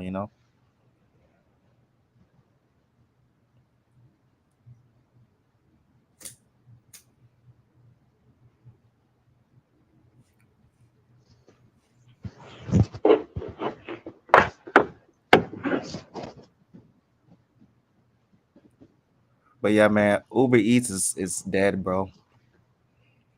That shit is dead. The shit that's coming through my screen is like 22 miles for $5. Fucking 18 miles, fucking single digits. So I think 2021 is when it was booming. Now it's just like whatever, bro. You would have to stay in your car from sunrise to sunset just to barely make 100. Hell.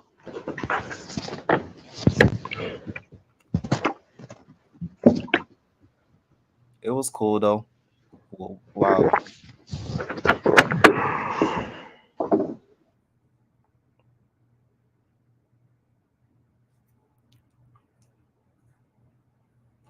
You're still doing Uber?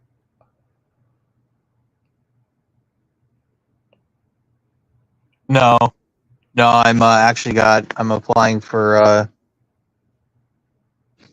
some pretty challenging roles, so hopefully I'll get one of them soon. I have a screening interview on Monday, so it's kind of a stressful time for me while I go through these interview rounds and stuff. But no, I'm not doing that anymore. It was kind of a stopgap thing, that I did probably a little longer than I should have. And at least where I live here in Seattle, HC, I don't have a electric vehicle or hybrid, and gas is super expensive, and all the demand for all that stuff went to nothing. The good days of that stuff is long gone.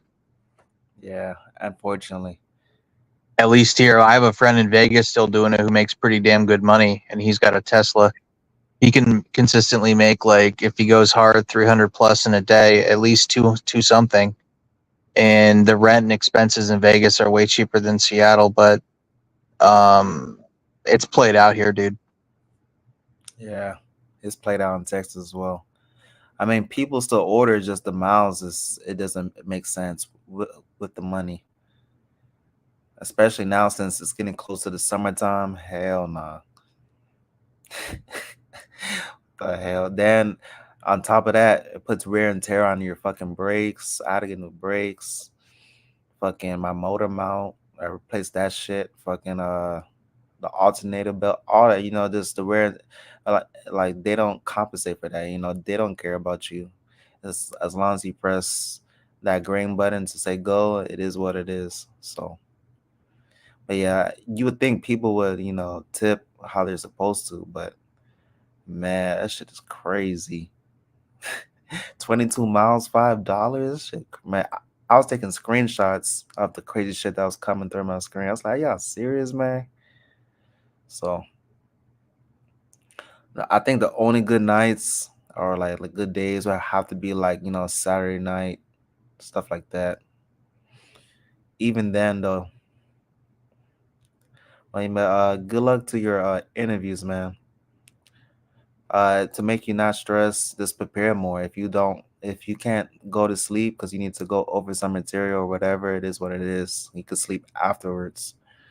But how to take away that anxiety and all that stress is just go over whatever you need to go over to be more confident and really just, to step up to the plate. Because confidence it doesn't come just from, out of the blue. It comes from preparation. So if you just nonstop, just review whatever you need to review, recite whatever you need to recite. If it seems silly, fuck it, just do what you got to do, man. That confidence is gonna transpire to whoever is across that table. So just own that shit. But they'll small fear if you coming in that bitch like a little pussy. So come in that bitch confident and.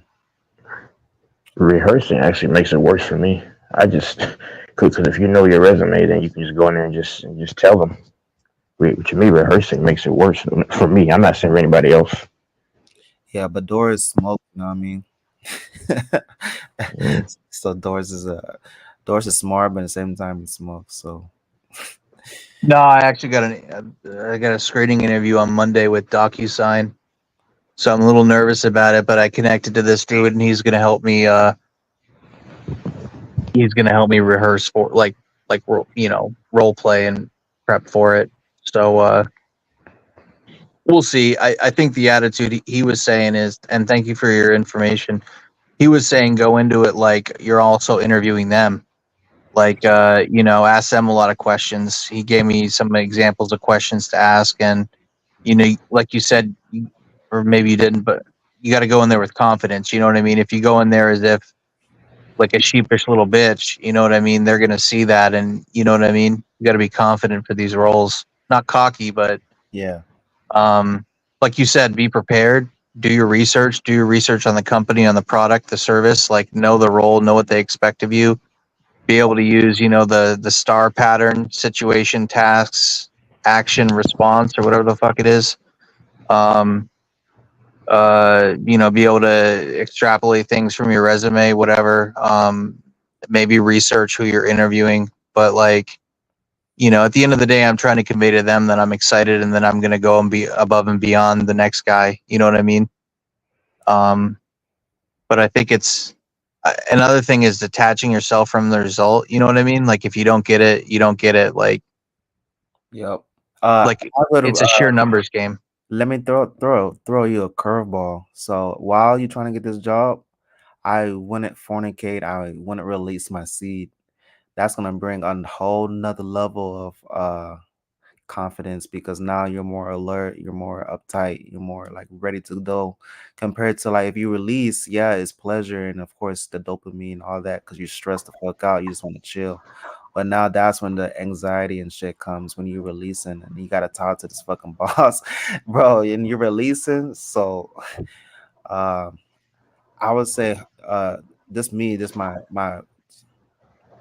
advice, my 2 cents. I would hold my seat all the way into the interview, of course. And even if you get the job, I would still hold my seat and try to go as long as you can to keep that extra testosterone when you hold your seat is real because your body, you're a walking electricity. Like if you look at the nervous system, is built just like a tree. So we're electrical beings and all those minerals that's in your seed is supposed to be in you, it's not supposed to be released. It's a lot of vital minerals that is in our seed, so you'll be more like alert, more like energetic, more and then the vibe of the room will be different.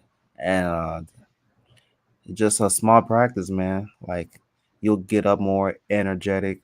You won't be as sluggish. Like you just be more ready. Because it's one thing to go through the process. You know what I mean? But we shouldn't make it worse by being anxious because we're releasing and you gotta talk to this person and they gotta look in your eye. You just released last night, you know. Well, actually, like when you release, it makes you too calm. That's why, like in sports, they used to have the players be away from their wives or girlfriends because before the big event, you don't want to be too calm. Um, that's the I don't know, but that's the biggest. Yeah, like you said, the dopamine and all these things because it helps women if when they have when they get intercourse, but it hurts the man because you're too relaxed and you go in there not alert. The woman is energetic as hell. Once she's ready to. Everything hurts men more than the other. Everything. It's like Some of your bone marrow leaves you too as a man. It's sick, man. Cause like I promise, everything hurts men more than every time. Everything.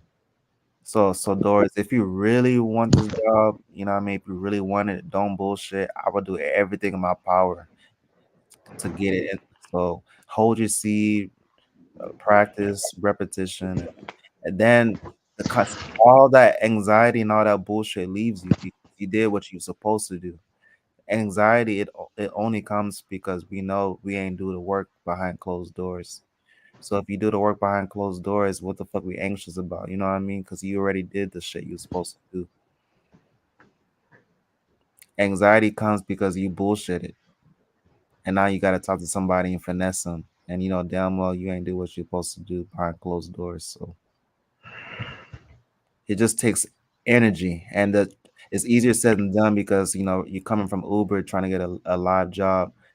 You know you went from still working, but you didn't have to answer to nobody. So it's a big transition to be behind the wheel, and now you gotta actually work for someone. But Just get out. Fuck, that's a really good point, dude. Especially in tech and corporate America. Yeah, it's completely two different things. So that's another thing that can make you anxious is that too. Like you used to get out the car whenever the fuck you wanted and work whenever the fuck you want. Like you know what I mean? You was your own boss. We didn't answer to nobody. Except for the miles getting higher. That's what we got to answer to, the fucking miles. But yeah, man. Transition, but we have to. It's either sink or swim because to fall back on what fucking 22 miles for $5, fuck that shit. So gotta get that payday. Also, what helps too, we focus so much like mentally, you know what I mean? Like you practice this and that, you overthink your shit, but we neglect our body. So I don't necessarily want you to like go to the gym, but even if you do like 2-3 push-ups, you know what I mean, start up with that 2-3. That also, because we have mental health and then we have the physical health, and we say fuck our physical health. So that push-ups, bro, that helps a lot too with confidence. You may not think it does. It doesn't. Because you're already fighting behind closed doors. You're going through turbulence. If you think about it, us as a society, we sleep on comfort. There's nothing hard anymore. We used to be warriors in a jungle and go hunt for food. Now we sleep on a comfortable bed. When we take a shower, we never take cold showers. We take hot showers. Everything is comfortable. So as a man, we got to go to the pavement where we came from dust. We go back to dust. So push yourself off that ground, and that is a mental edge. Next, 3 push-ups become 5 push-ups. You know what I mean? Now you just the small stuff like that helps with confidence. Compared to you got that skinny fat body, you know what I mean? You got that skinny fat body, put in them slacks or whatever the fuck you put on, but you put that belt over that stomach and you can't even see your dick. Whoa. You gotta suck in your stomach to see your piece and shit. Would you be confident if that? And the thing is, the truth is the truth. You know what I mean? You can't cap. So you know what time it is when you can't even see your dick. So, or you got love handles, or you got flabs on your inner arms, or whatever it is, double chin. Yeah, whatever folks got going on. Yeah, stuff like that takes away your confidence. So I mean, we're not perfect by any means, but just as long as you trying, that's all that really matters. Compared to you stressing the fuck out, you overthinking, you eating bullshit, gaining weight, your belt size is in the 40s now, like I feel like no man should have his belt over 40. So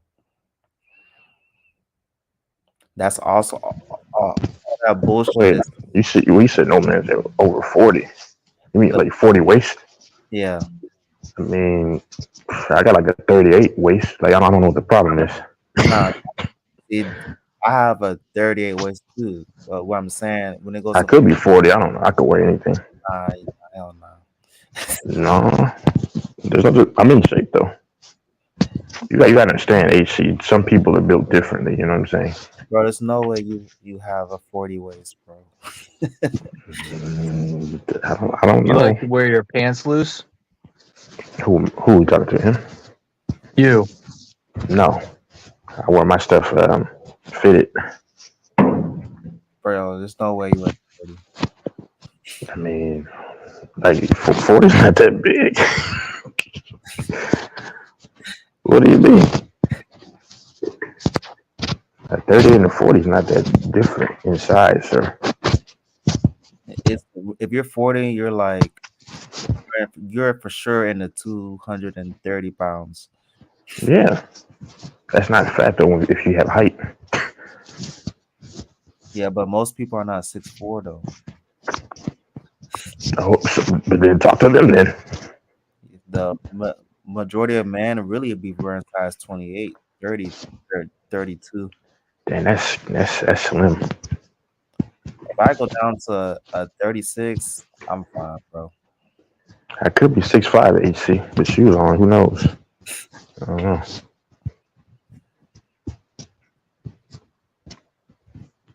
Yeah, but like 6'5", like 230 something is, or 240 is not. I mean, that's a big dude, but that's not fat. Yeah, but I'm 5'11", so that's a huge difference. 5'11", 230. You're gonna get a 50 waist. That's a huge difference. Oh, that's crazy. That's crazy, man. Gaining weight, man, and then see the thing. Too, people think, oh, I could lose weight anytime I feel like it, which is true. But then people forget about the stretch marks.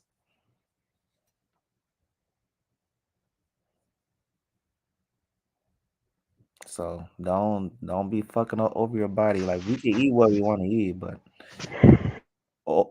overboard, like bro, you ain't supposed to be looking like that, man.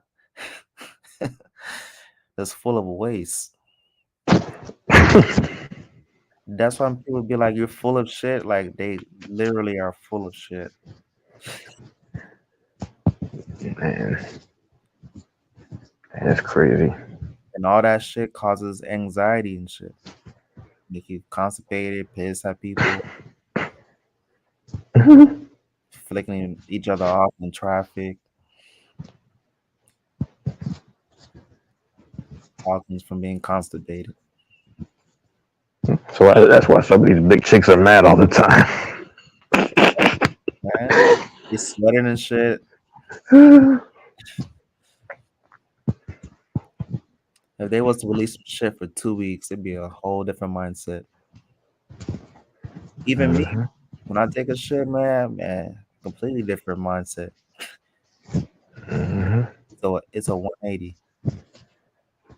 But before, I'm irritated.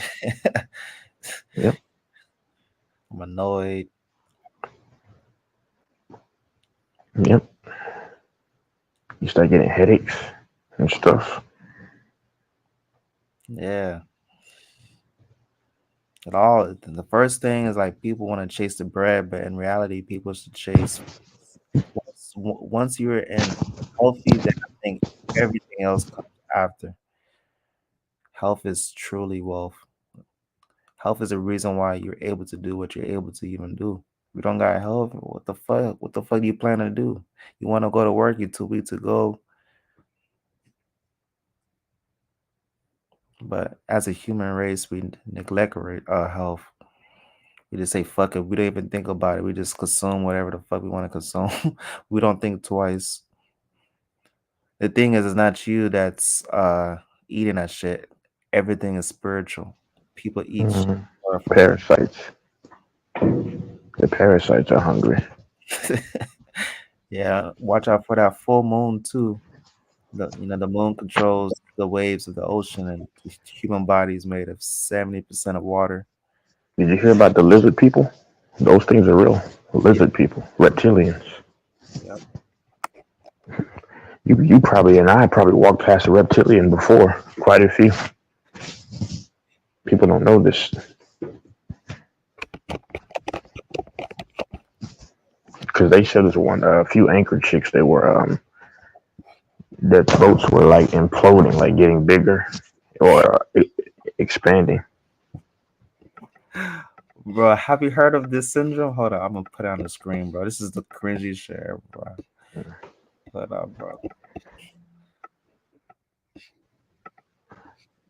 That is a baby born skin inside out, bro. That's evil. Yeah. That's evil. So, man, small stuff like that, man. I'm appreciative, bro. People didn't ask to be born like this. I thought they were skinned, like literally. Okay, like I'm saying after birth. Yeah, it's their skin was born inside out. The nickname is called Snake Baby. And that's messed up. If you want to see the video, go on YouTube. You can see the baby actually inside out skin. Nah, I don't want to see that. Yeah, crazy world. I'm still tripping how that a man's like a thing, and this is not pause, but like at the base of like the thing that connects the sausage to the body, it looks like an alien's face. You know that? Did you know that? That's crazy.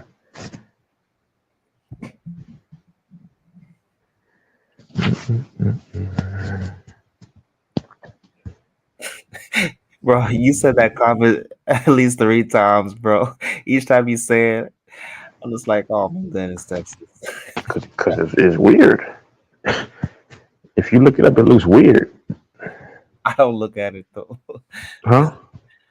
I don't look at it, but I know what you're saying though. I don't feel good when I think about that. That's terrible.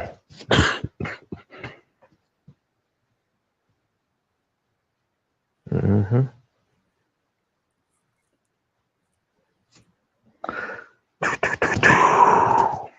I think that's where back in the day, that's where they used to cut the slaves to like take away their manhood. Yeah, they did. Yeah, that's the most evil act in history. Man. Yeah. That's another thing to be blessed about, man. We wasn't born in slavery, man. Mm-hmm. Well, I don't know where they put me because I'll be an inside nigga. I want to be outside. I would be inside. Outside, hell nah, man. Oh, you wouldn't be outside? Hell nah. Hell to the fucking no. In the sun all day, sunrise, sunset, man.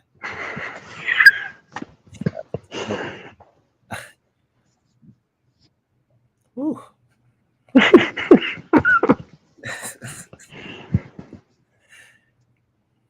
Man, that's history. It's something else. I'll be like, from that movie Django, I'll be like Samuel Jackson, man. I want to go against my own kind, but I definitely be inside. What they tell you got to go outside? Man, I guess they're gonna have to whoop my back. Have to whoop the shit out of me. Eventually, I'll listen, but I'll try to rebel at first.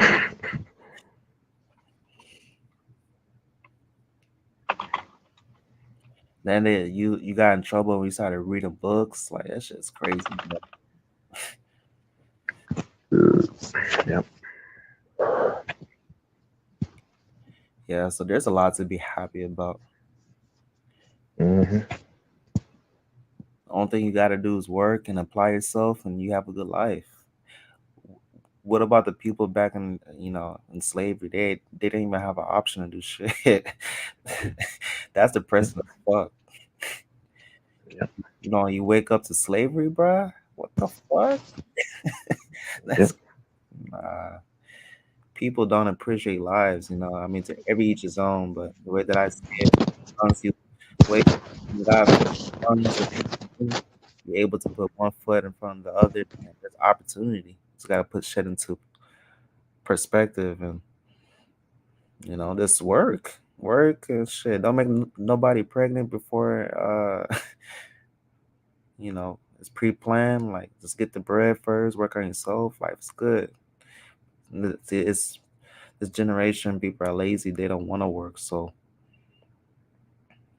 people be like, oh my goodness. But I mean, It says in the word, if you don't work, you don't eat.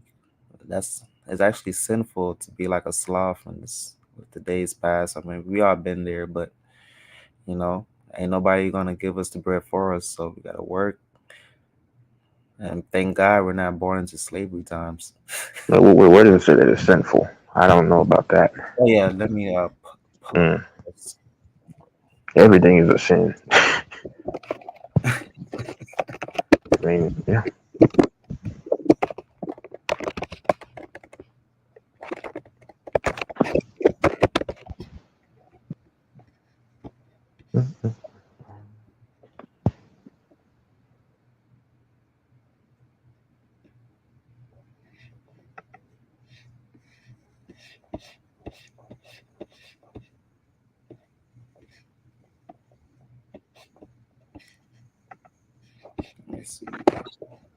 If that's the case, then most people are doomed.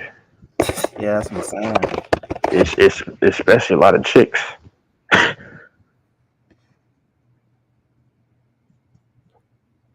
Okay, so despite their desires, the lazy will come to ruin.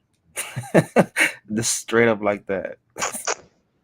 Despite their desires, no matter how much you want to do some shit, if you don't fucking work, all those plans are going to ruin. For their hands refuse to work. Proverbs 21:25. The one who is too lazy to look for work is the same one who wastes his life away. Damn. What did it say was a sin? No, it's not. Hold on. Okay. If I can see it. If it's a sin or not. Let's see. Lazy people want much but get little. But those who work hard will probably. Let's see. Despite laziness, the one who's lazy to work. Yeah. It doesn't say that it's a sin, but it just says That's what I thought. Mm-hmm. It just says if you're lazy, you're pretty much fucks. Which makes sense.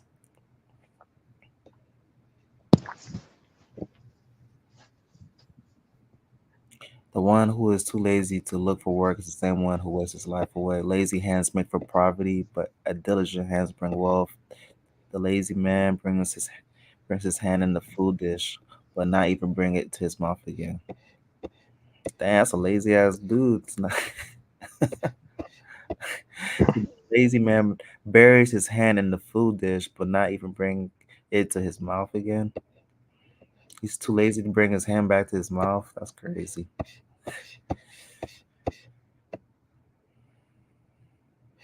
See, we can't predict nothing else in this life. We don't know if our wife, if we even get married, is going to stay with us. We can't predict nothing, but one thing we can control is ourselves and the output we put. So, the energy people saying get a wife this, and society now pushes, for fornication, and it really should be pushing for self-love and mental health and get it together before you end up homeless, because the homeless out here is growing, especially in states like California and Vegas. Once that rent comes and you don't got it, that love is bullshit. What is love going to do if you got your shit together? So above all else, I think work on yourself and getting bread. Fuck all that other emotions. Even if you have to pass along, at least you won't be fucking homeless. At least you can have a social security check if that's the case coming through, taking care of your mortgage or whatever. Because the bills will always come. Your mortgage is once a year or whatever, tax of the house. You got to pay tax. Even if you own a house, still got to pay tax of the house. Unless you finesse. I think that's not paying tax of the house. I think you got to own the land, but even then, you got to pay tax on the land. Like everything is bread. So fall in love with the money, man. I mean, they say don't love money, but I rather chase money than chasing a chick and don't got my bread. That's crazy. And I've been there, done that. I don't chase anyone. It's easy to be homeless, man. People think just because you're homeless, like you're like not mentally stable. like you're doing some type of extracurricular activities, indulging stuff, not like you know what I mean. But sometimes just one little heart, like one little lost job, and there's no income. Then what? You ain't got nobody to depend on. What the fuck you supposed to do? Well, if you're a man, they're gonna look at you that way. Yeah, you're supposed to have your shit together, but you can't pay your rent, so you gotta work. And that's another thing. People look down upon like janitors or these low time jobs, but at the end of the day, they're the true men out here. And some Yeah. third world countries, they're superstars because it's not easy to make money. Yeah. It's a blessing to have a job, regardless of what the fuck you're doing. You're a man, regardless where you at, how low it is, how high it is, whatever. You're doing what you're supposed to do. Ain't nobody can tell you shit. At the end of the day, you're paying bills, you're paying rent, you doing what you're supposed to do. You stepping, you putting one foot in front of the other. As long as you save and it doesn't even matter what job you have for them. I mean, of course, if you do above your means, that's gonna catch up on you. But shit, if you know how to save, shit, you straight.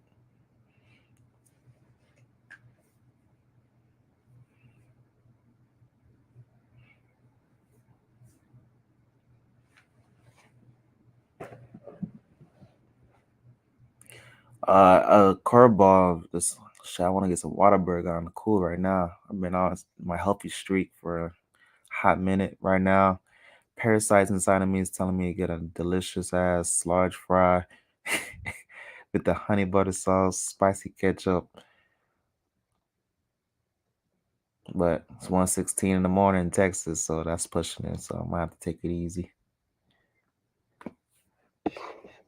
Let's chill with some watermelon juice. Squeeze some key lime in that bitch.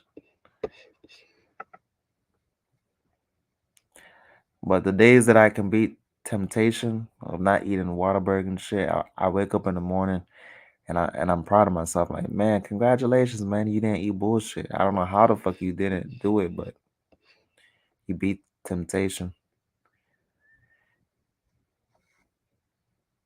Gotta let the flesh suffer and feed the spirit. Flesh ain't it's just temporary.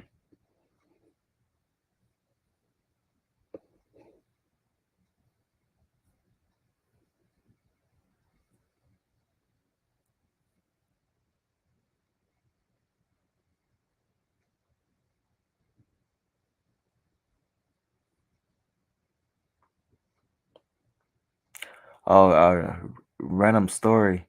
A coworker asked me to drink, fell into temptation. My fucking ass said yes. As soon as I said yes, I started regretting that shit.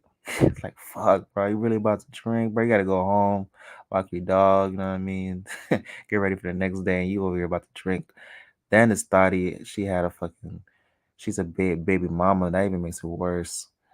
So I was like, oh man, we about to drink this girl. But I mean, in terms of looks, though, I would give her a solid like. I don't even want to give her praise because she kind of disgusts me in terms of her history. But in looks wise, I'll give her a solid 6. Body was kind of. I mean, she's not. She has like a long ass. She doesn't even have an ass. That's what was pissing me off. She has like a long ass. So the more she was talking, the more she was pissing me off. She had a high pitched voice. I was like, oh hell nah.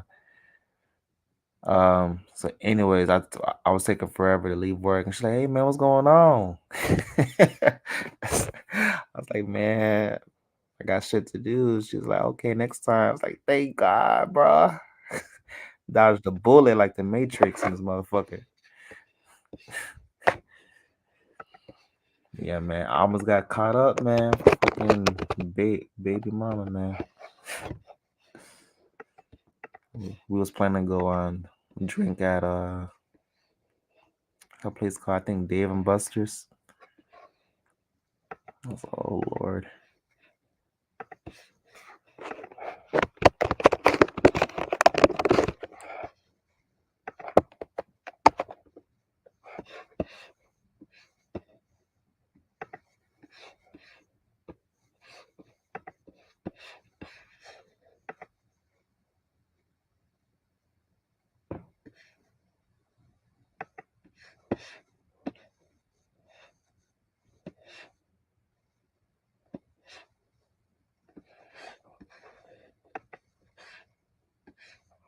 I've never seen The Matrix, man. I tried the first 5 minutes. I said, I don't watch that stuff. I was like, what the fuck is this, man? But apparently, bro, it's a must see. Like people say, it's like it's one of those things that it should like be seen. But for some reason, my spirit couldn't connect. I tried. I played the bitch. I even bought it off YouTube. I play 5 minutes. I just completely lose interest. There's supposed to be a hidden message in the movie. If you apparently it's spiritual, the movie. So I just never could find the energy to watch that shit.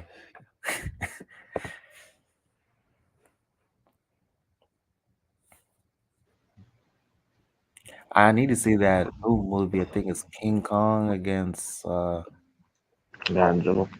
Yeah, I think it's.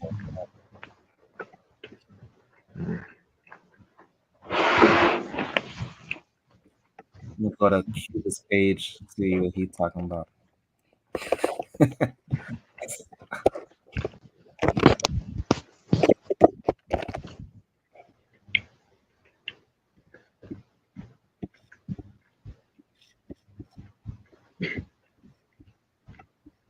The fuck is his YouTube again? Rundown Productions. This nigga here, Rundown Productions.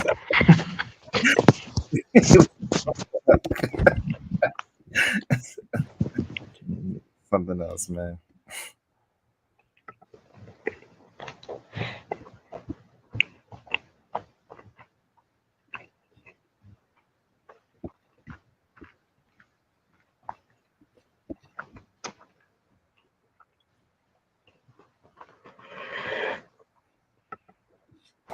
All right, everybody, what is going on, man? We have my Master Epps returns.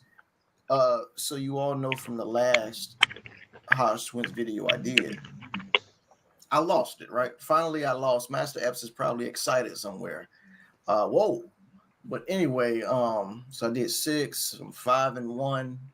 So hopefully get the 6-1 for this video right here. So anyway, hit that like button, hit that subscribe button, turn on all post notifications, and enjoy the video, man.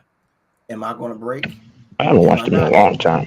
I don't know. You decide. I'll decide. We'll see. This is 13 minutes long. The Hodge Twins. So, yeah. I don't know. Just by looking at the original thumbnail, this is. All right, man. We'll see. We'll see. Try not to laugh. Who? Kennedy. What'd he say? He said, this is what he said. Don't ask what your country can do for you. I can't do that for you. My apologies. Bitch, shut up. Man, I done seen it all. Man to female, female to man. Now you got a white boy trying to be an Asian fella. Shut up. Ooh. Fuck out the way. Anyway, so what the doctors did to make him look Asian, they took his eye. Nigga said, Mike said, what the fuck is this? I'm gonna take his shit off. It's people doing our reaction. I take that shit off.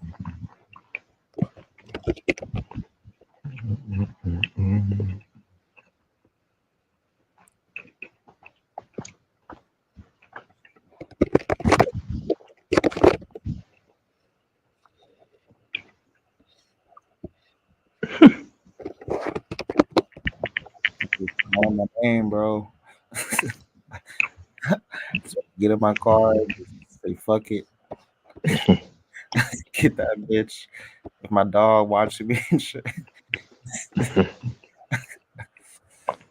Yep.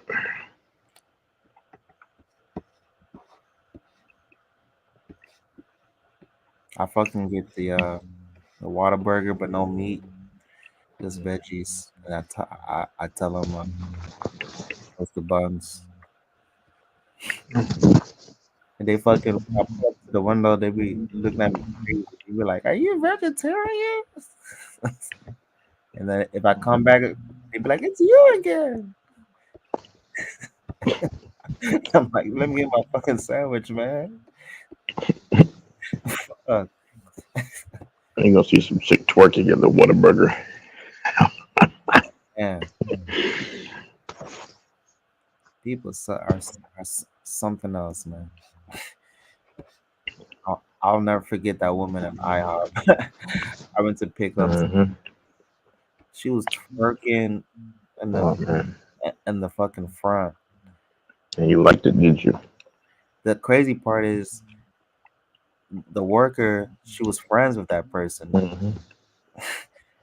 So I was like, man, I was looking in and I like looked in the restaurant and I looked down the kitchen and I could see the order that I was supposed to pick up. It was fucking just dying in the window and shit. I was like, man, what the fuck? You didn't even package the fucking pancakes? And this woman's twerking in my shit. I kicked that shit so fast. Man, fuck this order.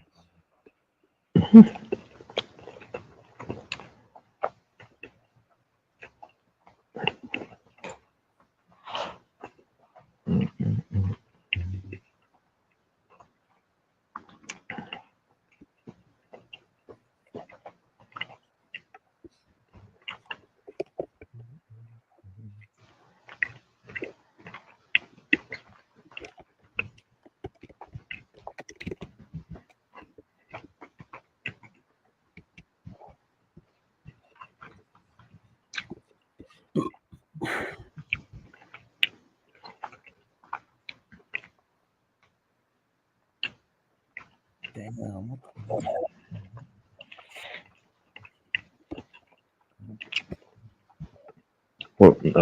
Where's your dog?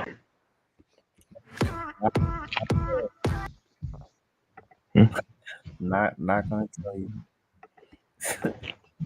You're so paranoid. Your dog is sleeping on your bed. Yeah. I don't want my dog making noise right now. You got all your dogs right next to you.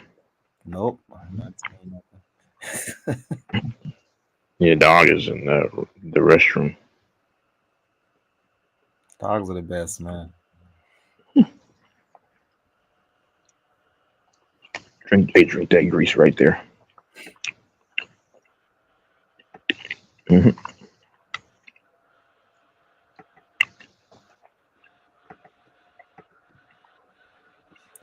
Damn, that should look good as fuck right now. That's a perfect snack right now.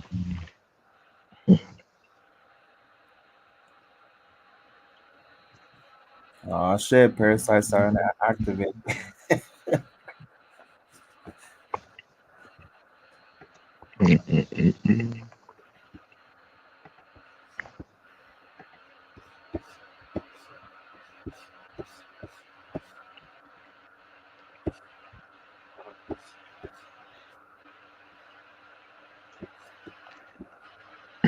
What are you doing?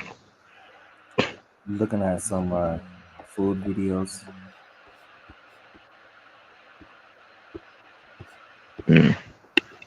Hey, do you think that Drake diss is a distraction? Mm-hmm. And he lost too, by the way. That's what everyone's saying. Yeah, I don't know. He sucks, man. His rap, the only good thing he said is that he said that to Kendrick, the only reason why you have a rap is because of me. So that's about it. Besides that, all his trash. Didn't Kendrick get rid of J. Cole? He stopped, right?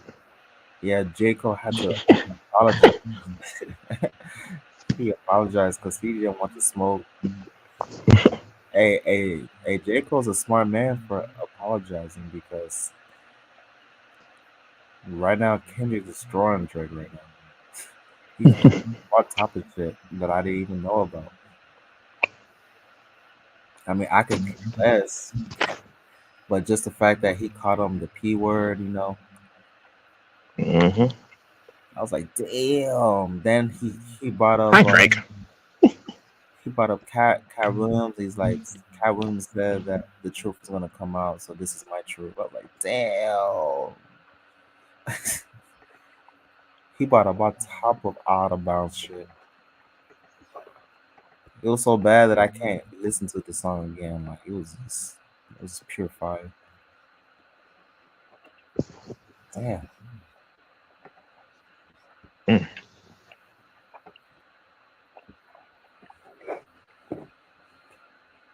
You eat that, don't you? Nah, I haven't ate meat since 2020. Yep. 2020 was my okay.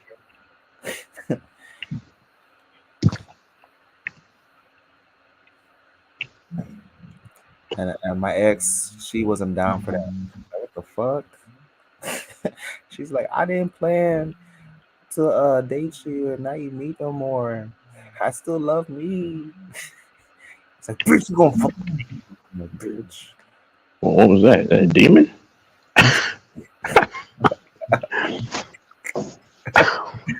Oh, You better stop with me, bitch. She's like, I love me though. I said, all right, do what you gotta do. Shit, just don't eat meat in front of me. why is he seasoning it so slow? Just put the season on the steak.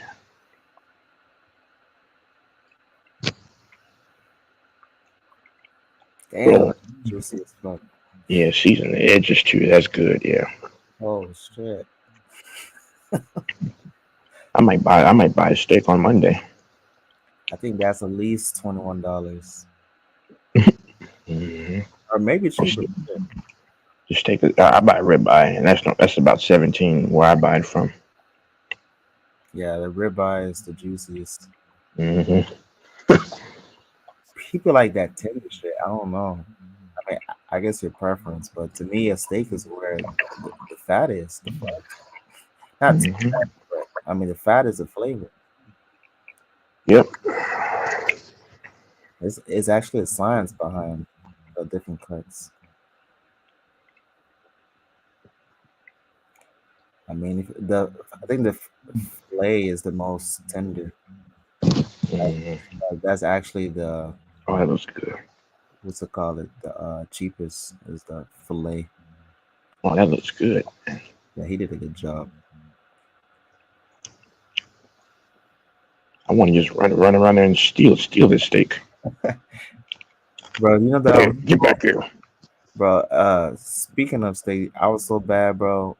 When I was a little kid, I was in an apartment building before I moved to my house, and I saw my neighbor downstairs cooking steak, and I fucking pissed. So you live in a house now? Well, I currently stay in an apartment, but before I had when I was with my peoples, we had an apartment and we moved to a house. And I was in the patio, upstairs patio. I saw my neighbor downstairs cooking steak, and I fucking pissed. Pissed at this shit, bro. And I didn't even think the consequence. The neighbor downstairs, he knocked at the door, and he's like, "What the fuck?" And my sister was home at the time, and she had to pay for his fucking groceries. That looks good. Wow. Man, I was out of there, bro. It's crazy how much you grow, man. But I'll never forget that, man. I saw steak, I pissed in this shit. That's some true hating shit right there. Piss on somebody. That ain't the spirit of God. That's fucked up, bro.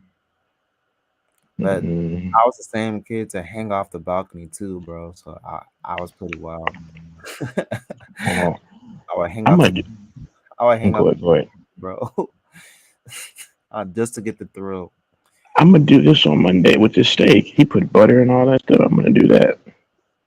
Yeah, I like to watch Hell's Kitchen and Oh wow, that looks good, man. Wow, that looks good. Get that flavor in there. Oh man, I'm gonna do that on Monday at AC. Wow, that looks delicious. He's having too much fun right now. Okay, bro, we get it, bro. Why are you trying to keep drenching it in liquid? Damn. Imagine some mashed potatoes. And a salad and cilantro on the side. Damn. Getting goosebumps.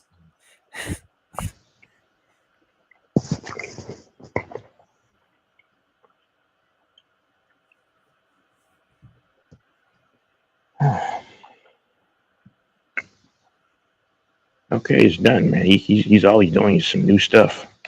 I think you gotta let it sit too. That's the thing. You gotta let it sit. If you serve steak too soon, like, it's not good apparently. Mm. Damn, that shit is fucking beautiful. Imagine dipping that bitch in whatever sauce. Mm-hmm. Woo.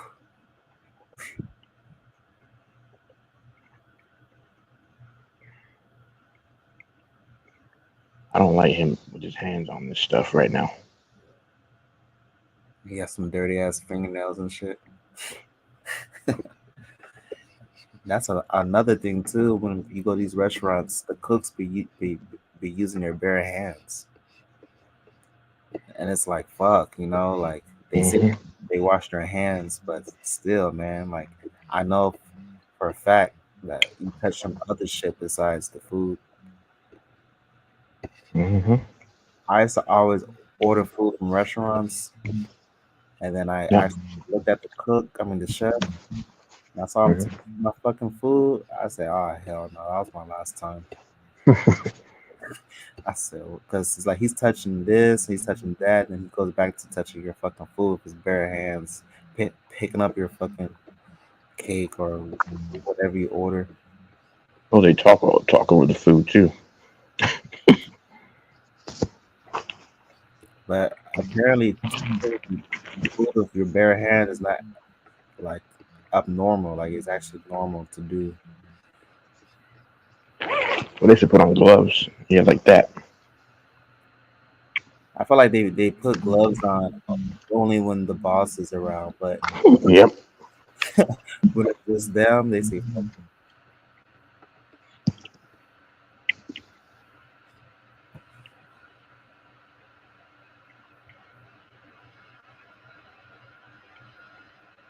It's kind of like when a cop is on the freeway. That's when people want to follow the speed limit. But once there's no cop, people are going crazy speeding. Mm-hmm. But that's different because that's self-inflicting. Yeah, you could cause harm to other people on the road, but if you touching somebody's food, bro, come on, man. You're not gaining from that. It's all the guests, the customers. Like it's all for them to lose. There's nothing for you to lose if you don't wear gloves. So that's fucked up if you don't wear gloves.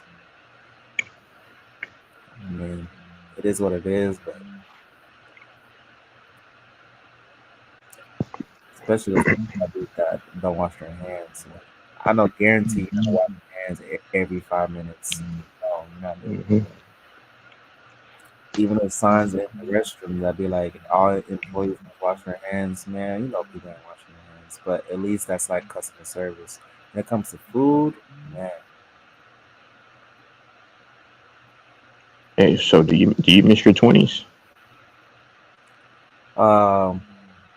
Well, I look so young. It's kind of like I'm cheating the system. People think I'm 16.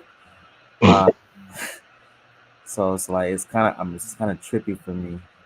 You miss your 30s? Well, I'm going through that now.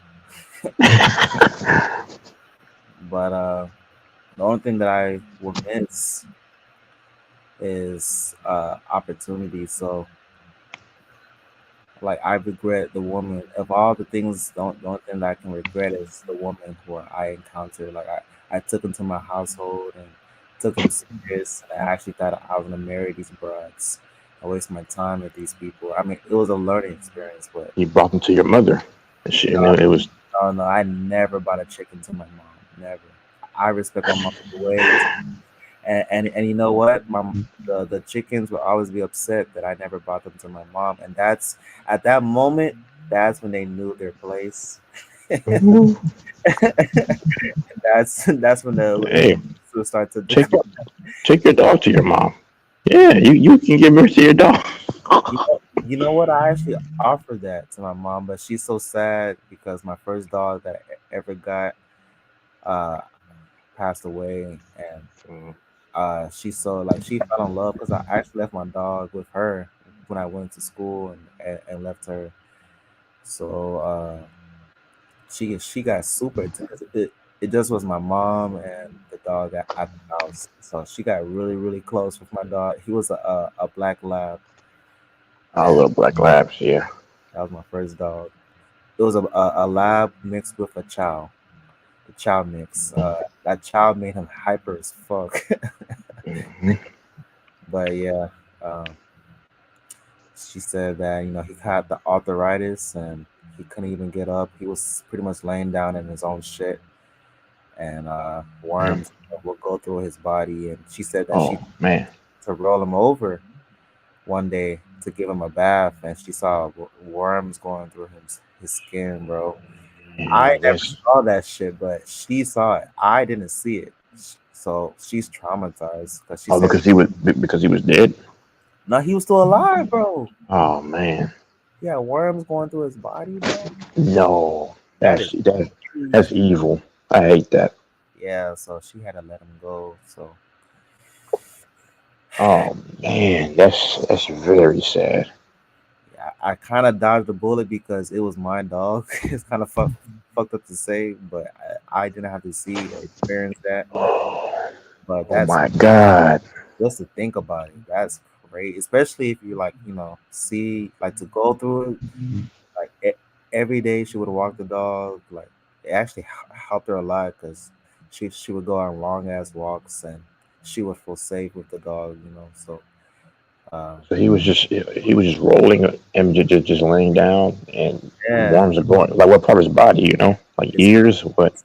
His stomach. No, his head was okay. His arm, his stomach. Oh my effing goodness, that's terrible. She said that while she was giving him a bath, you know what I'm saying? She saw that shit and she screamed like an hysterical caller, like she was panicking, and that's when she called the vet to come to the fucking house and put him down and take care of him. Like she didn't even know. She started giving him a bath, saw that shit, screamed like crazy, like a hysterical scream. Well, you know what caused it? What caused it? Yeah, because my dog had arthritis, so he was just shit, but it was hard for him to get up, so my mom would always call him shit. But the worms came from that arthritis. The worms came from him laying in his shit. Oh, yeah. Mm-hmm. That's some crazy shit to fucking go through. So yeah, this dog that I have now, I'm like super nice, like ×5, because I feel bad that my dog had to go through that shit. So I kind of see my first dog through my second dog. It breaks my heart that my first dog had to go through that shit. So this dog now, I'm like super taken care of. Like I'm like, man, that's crazy, man. So I offered my dog, the second dog, to my mom, but she's like, nah, what she went through, she ain't trying to go through that shit again. So I don't blame her.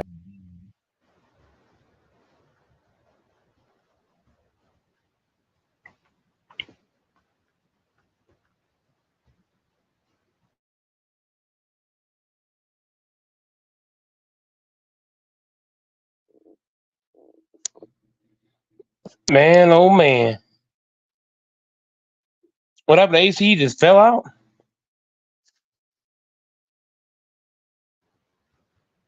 Yep. He say you leaving or he just fell out? Fell out. Man, I was fucking talking to myself. What the fuck? I fucking fell out, man. But I ain't gonna cap to you, man. A lot of what y'all, 99.9% of what y'all was saying is factual, based off of recent. Well, it's based off a lot of things, pretty much. If you have confidence in yourself it starts with you first. You have to believe in yourself. That's where it starts. Why this thing not working? Once you believe in yourself first, everything else will follow suit. That's how life is, unfortunately. You gotta believe in why the phone turn on? I guess I broke the light. And Well, damn. And people can sense that. They assuming you believe in yourself. Whenever I go to work, man, people can just tell I believe in myself and I believe in my craft. You know, you can tell a confident person from a person that's non-confident. Because I got a lot of people, I got a lot of customers that come in and they be hating, and they'll make crazy complaints. Oh, well, so and so this, so and so that, just to try to knock you off your game.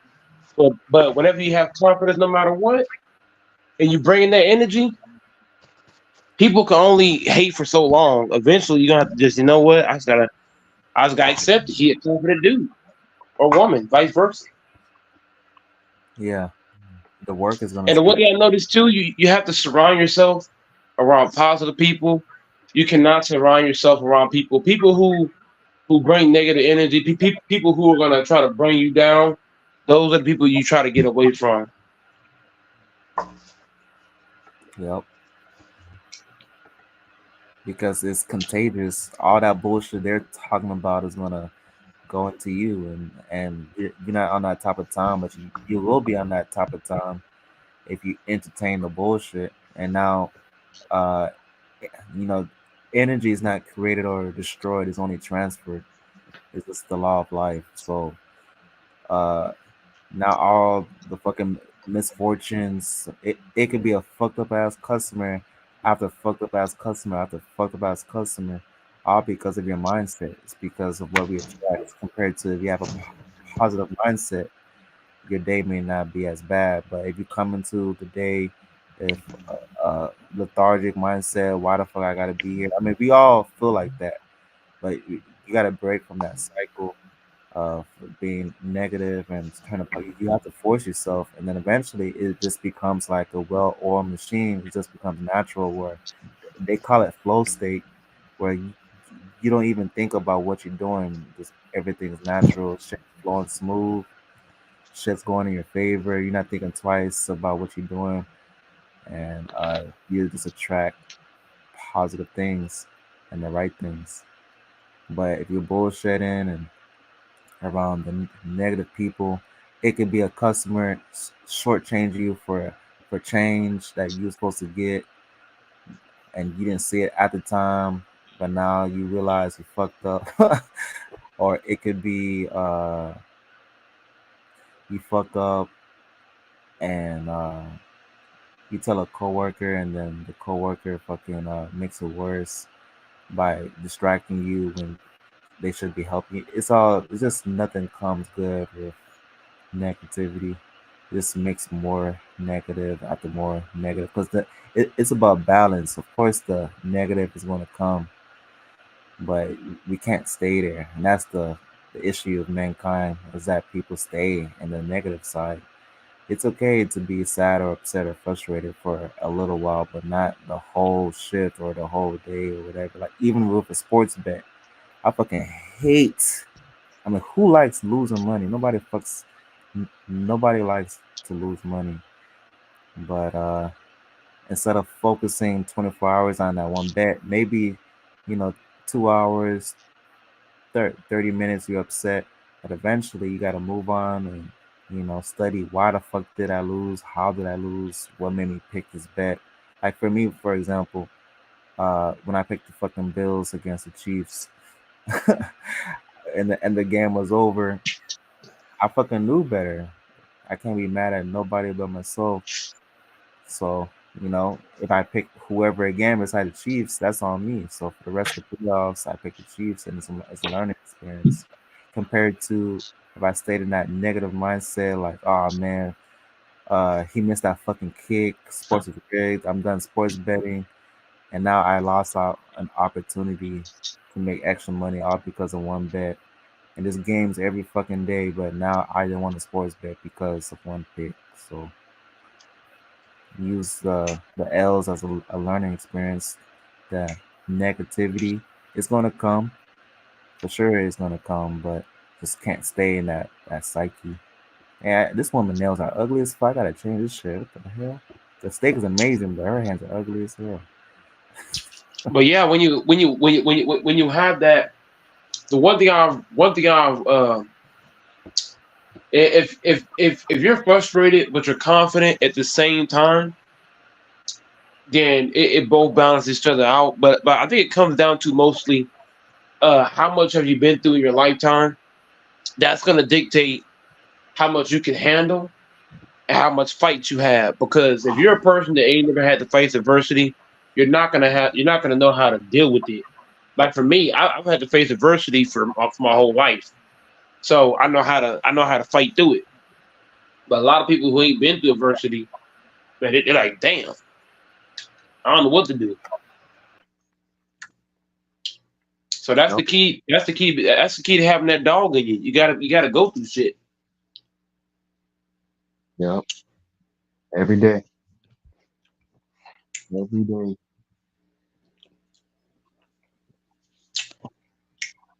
Like for example, in my job, I used to be the worst worker there. Boy, I tell you, I used to be the worst worker there. But 14 years later, I'm seen as a Walmart legend. It just shows you the things you go through. It also shows testimony too. You know, for the next person that's trash, they can look at you and be like, "Oh shit," you know, like they see you now, so they think you're the shit. But then you can tell them like, "Nah, don't get it twisted. I was trash at one point." And they're like, "You was trash?" Like, yeah, I was trash. So it gives people hope, and that's what it's about. You know, it's about the process from beginning, you know, and then going, you finding yourself, and at the end of the day, you can teach the next man, you know, what to do, what not to do, and then just spread that positivity because we all got to start somewhere. You're gonna fuck up. You just gotta. And it also says in the word, we should give thanks, and this is a mature mindset, but it says that we should give thanks when problems come our direction because it's gonna mold us to the person who we need to be. If it was just a straight lane, then we want to have character and we want to, have that, that grit and the right mindset of who we should be as people because we take shit for granted if shit was sweet. So the fact that we go through adversity builds character and, um, it's the test has to go through turbulence. It just can't be a smooth airplane ride. Even in the airplane, it's turbulence, before it goes to that, that plateau in the air and it's rising in the sky, the plane is fucking shaking. So just like us in life, when we go higher and higher, your plane is gonna shake. It has to shake. You're fucking going against gravity. If you don't want your planet, if you don't want your life to shake, stay where the fuck you at. Your plane ain't gonna fucking shake at all. Anything in life that's challenging or worth getting, your life is gonna shake. It's gonna shake like a motherfucker. Sometimes your wing may fucking break off.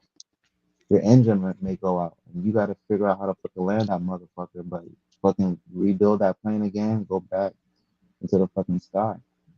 You can't avoid turbulence, and the people in this generation are weak bitches. They don't want to face the turbulence. The turbulence is scary. They're out their comfort zone. They don't want to talk in front of people. They're talking like little small bitches. They know what to say. They just don't want to speak out loud because they're not confident. Because once again, confidence comes from preparation. People are lazy. It all comes down to work. People are lazy. People don't want to prepare. They don't want to put in extra work to get ready for that next shift or whatever the fuck they want to do. Yeah, instead of getting ready, for example, maybe an hour before work, people are getting ready 10 minutes before work. Of course, you're gonna be fucking anxious and have anxiety if you work at this time and you get and you're leaving the house 10 minutes, you're rushing in traffic, you're late to work. Now you know you're about to get a write up. You know what I'm saying? Like people just put themselves in last place. They don't respect themselves to not go through that embarrassment. If you respect yourself, you're not gonna go through that embarrassment of not being prepared, having the next man tell you, hey, you know, like talking to you like a little kid, like you should respect yourself to do everything possibly right, and then the rest is gonna take care of itself. But life is already hard. We don't need to make life harder by bullshitting. And you know, of course, I've been a bullshitter. That's why I'm talking how I'm talking. You know, it's nothing good that comes. The only good that comes from bullshitting, of course, is you know you get to have more leisure time. You get to you know have more playtime, but it's a balance with everything. Yeah, just like the word said, you know, the heart is deceitful. It doesn't even know what the fuck it wants. So what we think what we want is not what's best for us. What's best for us to get our ass to fucking work. Go to fucking work and make sure we can buy what the fuck we want to buy and not have to count what the fuck. Like we should be able to do what the fuck we want to do while we're living here for the most part. And it just goes back to work. It doesn't have to be physical, it could be mental. You just have to apply it. People really be bullshitting, man. It is what it is, you know, it's a self journey. But it's crazy how they complain when all they gotta do is work. They complain and just go to work and change the situation. You made a D in that exam, study harder. That D can transform to a B. Now you want that B to transform to A, study even harder. Then you're surprised you made a good grade. Ain't nothing to be surprised about. You did all the studying already.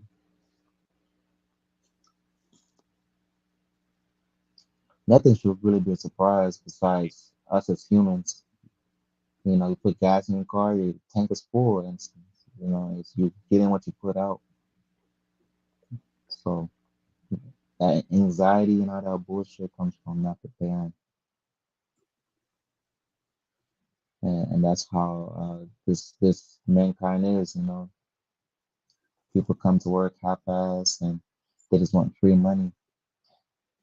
They don't want to work for it. Even when you pull up for a jump shot, you can have the ugliest form, ugly as fuck.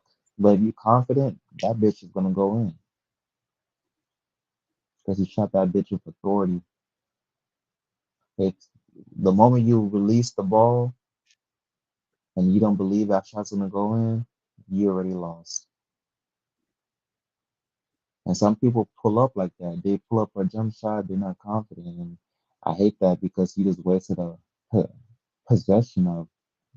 Like, if you're not confident the way that I see it and pick a basketball, pass the ball. Don't be pulling up. Don't pull up for a jumper if you're not confident.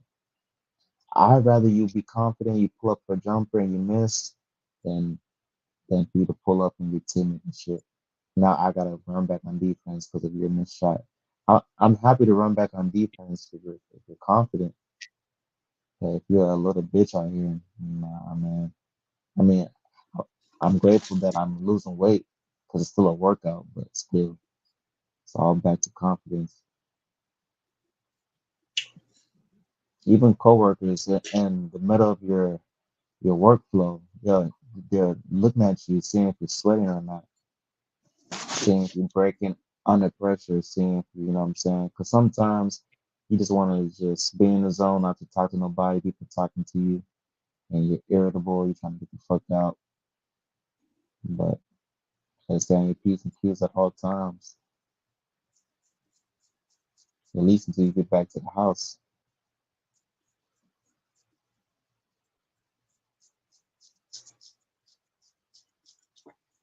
Yeah, and you know, whenever you experience certain things, you know how to respond. It's kind of like this front end. I keep referencing the front end manager. I've been able to neutralize her in such a high regard because now that I've worked with her for a little while now I understand. Okay, she has this personality or this character. So once you figure somebody out, it's easier to neutralize what they want to do. So basically, if you just agree, she's the kind of front end manager if you just agree with her on everything and you don't argue nothing, and you really act like you care what she's saying, she gonna stop bothering you because the whole objective of a manager is to try to get you riled up to have something to try to write you up on, or have a reason to not give you hours, or shit like that, to be petty. But if you give anybody, forget about manager, if you give anybody energy they don't expect, they're not gonna keep bothering you. They're gonna leave you alone. They're gonna be like, man, he didn't even give me what I was expecting. Energy equals energy. So you give somebody the opposite what they're giving you, you always gonna win. I don't care what the situation is, you gonna win 9 to 10 times. That's just the way it goes. I believe in that. Because you throw them off, they coming at you crazy, but you're being respectful. It's gonna make them respectful back. Like, oh, he respects himself, because I also believe it's hard, but it's possible. The mouth is fruit of the soul. So if you come out into work and you retaliating, that just shows a reflection of you. But in reality, you're trying to get your message across. But that's not how they see it. They just see you as an angry black man. But if you talk with finesse and you're sophisticated, then they see you as, a black man that knows his self-worth. So they're gonna come at you better. But you come at them with disrespectful or saying whatever, then they're just gonna see you as wrong, because you're already black, so they're gonna hold you to a higher standard. You can't be fucking mad and black. But you can come across. This front-end manager is black. She black. Oh, damn, she's doing it to her own kind, huh? She only doing that because she's trying to get a promotion, so she's trying to overdo it. But the thing is, like I told you, if you give any manager, I don't care if it's the front end manager, store manager, co-manager, district manager, any manager, if you give them the opposite of what they giving you, and you agree to everything they say, you don't have to do what they say. All you gotta do is just agree to it. Once you do that, I'm telling you, they're gonna stop bothering you, because as a human being, if they see that what they're doing is bothering you, like for example, if a manager say, I'm gonna cut AC Pick's hours, if AC show that manager that is bothering him and he's complaining about it and hooping and hollering all this shit, they're gonna keep cutting his hours. So that's just an example of it's not just manager based, but humans in general. If you show them that what they're doing or saying is bothering you, they're gonna keep doing it. So if you give them the opposite, if a manager knows, if I keep picking at him or her, it's gonna make them upset. They're gonna keep doing it just for the hell of it. But once you show them that what they doing is not bothering you, they're gonna leave you alone at some point. They're gonna be like, well, shit, it ain't working. They ain't gonna tell you that. You know what I'm saying? They ain't gonna go to you and be like, yeah, you know what I'm saying? They ain't gonna tell you that they feel bad about how they treated you, but they're gonna be thinking about it. If somebody come to you crazy and you respectful, they're gonna be thinking about, well, shit, maybe I should have been nicer to that person. They ain't gonna tell you that, but deep down in their heart, they're gonna be like, damn, I really tried to piss them off. It ain't work. I can make that worker crazy. So it's all about neutralization. I believe in neutralizing people. I'm not about to give you an energy to where we both fighting each other and hooping and hollering back and forth, because that's not going to help any situation. Arguing with anybody is never going to lead to any good, whether it's on the job or off the job. So if you just agree to disagree, agree with everything they say. For me, I only agree with everything because I don't like arguing. I just don't. I'm gonna agree with everything you say. Get you out of my face, and I'm about my business. If you say, "Oh, good Mike, you a bum," okay, that's cool. You're not gonna know how to respond to that. Oh, good Mike, you didn't take the trash out. Yep, I'm sorry. They can be like, huh? So it's just giving people the opposite. I'm gonna give you the total different energy. I'm giving you something that you're not gonna see coming. Oh well, you ain't do this. I'm sorry, my bad. See, as a black person, it looks really good because when you work in a white folk establishment and you act super humble and you agree with everything they say, they're gonna be like, huh? They're not gonna Yep. expect that from a black person. They're just not. They're not gonna see that coming. Oh, you didn't clock out on time. Oh, my bad. Yep. And like you said, when you're black, you're held to a different standard. Now, if you're a manager, black or white, it don't matter. You got a lot of power. So what I've learned to do is to not argue with any of the managers, especially the managers that make your schedule. The front end manager makes Especially your them. schedule. That's the most important one. Shit. The one that makes your schedule. Shit. If you're beefing with that person, You make your life them, gonna be a you ain't gonna get no hours. I'm telling you, that's what happened to me. Me and this new front end man, me and her was going back and forth, and I was at 18 and 16 and shit like that. I'm like, damn. But the very second that I stopped arguing with her and I started disagreeing with everything she says, bro, my hours went up like through the roof. I went from 18, 16, like 40, 45, 46, 40, 38, shit like that. So just come to show you, if you play the nice role with the management, they're gonna feel bad. They're not gonna tell you, "Oh, I feel bad for how I treated you." They're not gonna tell you that because they have pride. But deep yeah. down, they're gonna think about that, and they're gonna give you more hours. They might approve you any day you want off. They're gonna approve it because they're gonna feel bad. Like, you know what? I'm not gonna tell them that, but I'm gonna give more hours. I'm gonna approve his vacation. I'm gonna approve his day off. Shit like that. You know what I mean? So it's all about making them feel bad without the demonstrative behavior. Because a lot of us black folks, we got a habit of just going hooped and hollering. Oh well, no, you this that, and I did what you told me to do, and what you talking about? If you do all that, you're going nowhere. Yeah. You think you are, That but goes nowhere. you're making it worse. Because your black ass shouldn't even be there. And now you're arguing. Oh man, that's a real bad look. But see, And that's why at they the changed time, yeah. uh, Go ahead. I just will say, at the time you're frustrated, so you think you're saying something, but you're just making the situation worse. You're making it way worse. You're not making it no better at all. The best way to get to a manager's heart is to beat them down softly. Hit them, say everything they want to hear. Now that might sound bad. That sound like you kissing up. But I'm just saying, when you say everything they want to hear, but I'm telling you, your hours gonna go through the roof. You don't have to do what you said you're gonna do. You just gotta say it. You just gotta say it to sound good. Yeah, I'm gonna do all this stuff. Yeah, I got you. But deep down, you know you fucking don't. You just saying it so the manager can feel good. Yeah, I got you. I got it. I'll take care of it. No, deep down, you know, no, the hell you're not taking care of it. You know what I mean? That's what I be doing. I be telling the front manager, yeah, I'm gonna have everything done. Yeah, I got you. I ain't about to do shit. Now I ain't saying oh, AC, I'm gonna slack off the whole shift. I ain't saying all that. I ain't taking it that far. But I'm saying, like, I ain't about to overwork myself. But I'm gonna say I am just to sound good. Yeah, I got you. You know, it's all about playing the mind game. Once you play mind games with the manager, you're gonna always win.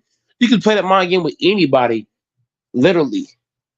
I'm telling you, you're always gonna win. And somebody say, "Well, you cut me off on the workout machine." Oh, my bad. They're gonna feel bad.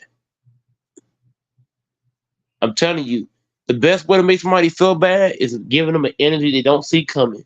It's like a woman yelling at, bro. A woman is easy to, like I told you, a woman is easy to manipulate because they have a lot of what? Emotions. So you can swing their shit easy.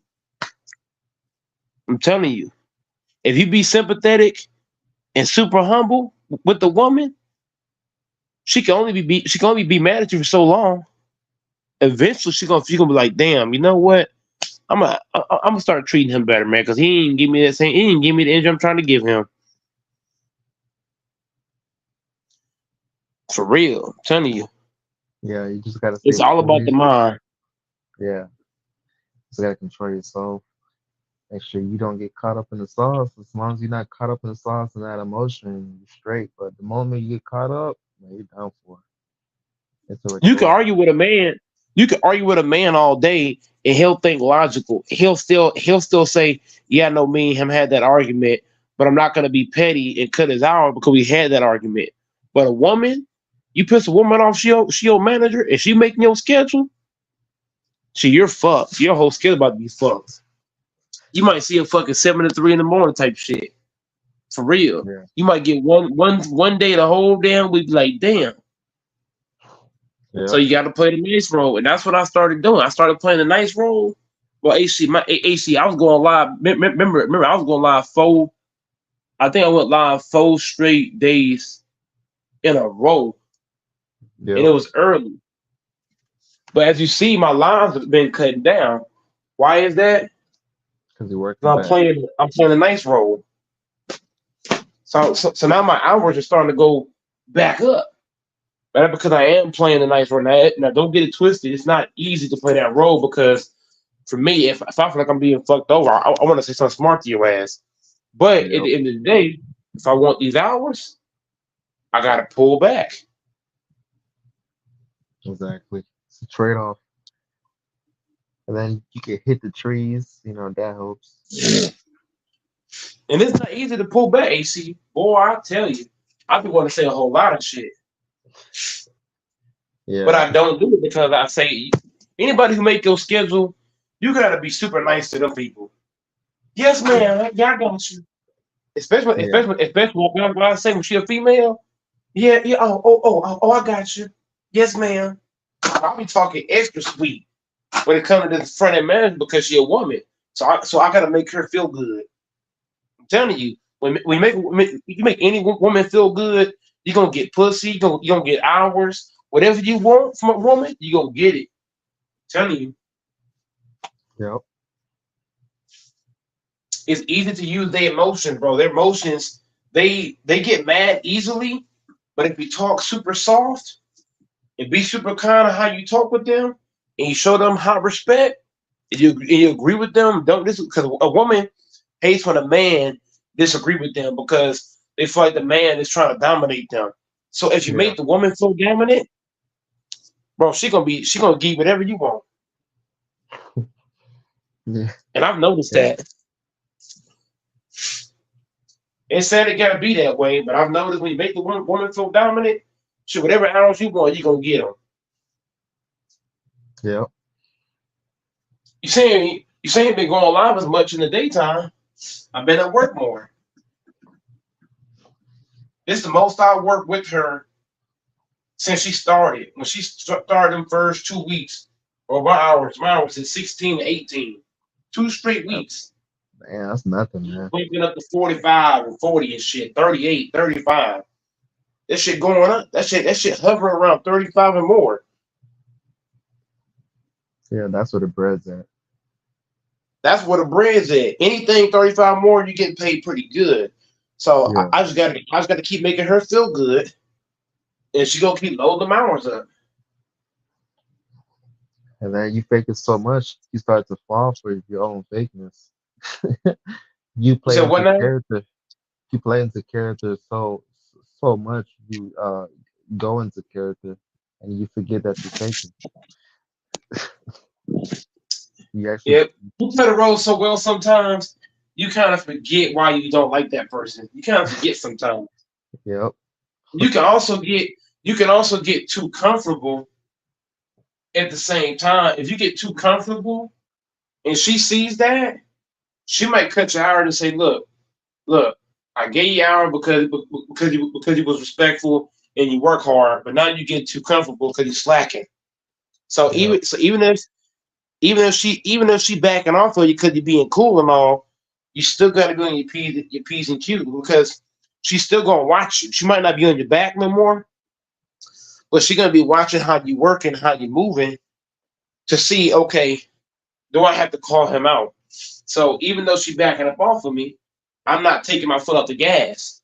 I'm keeping my foot on the gas and let her know, look, even though you're not on my back, I'm still putting in the work.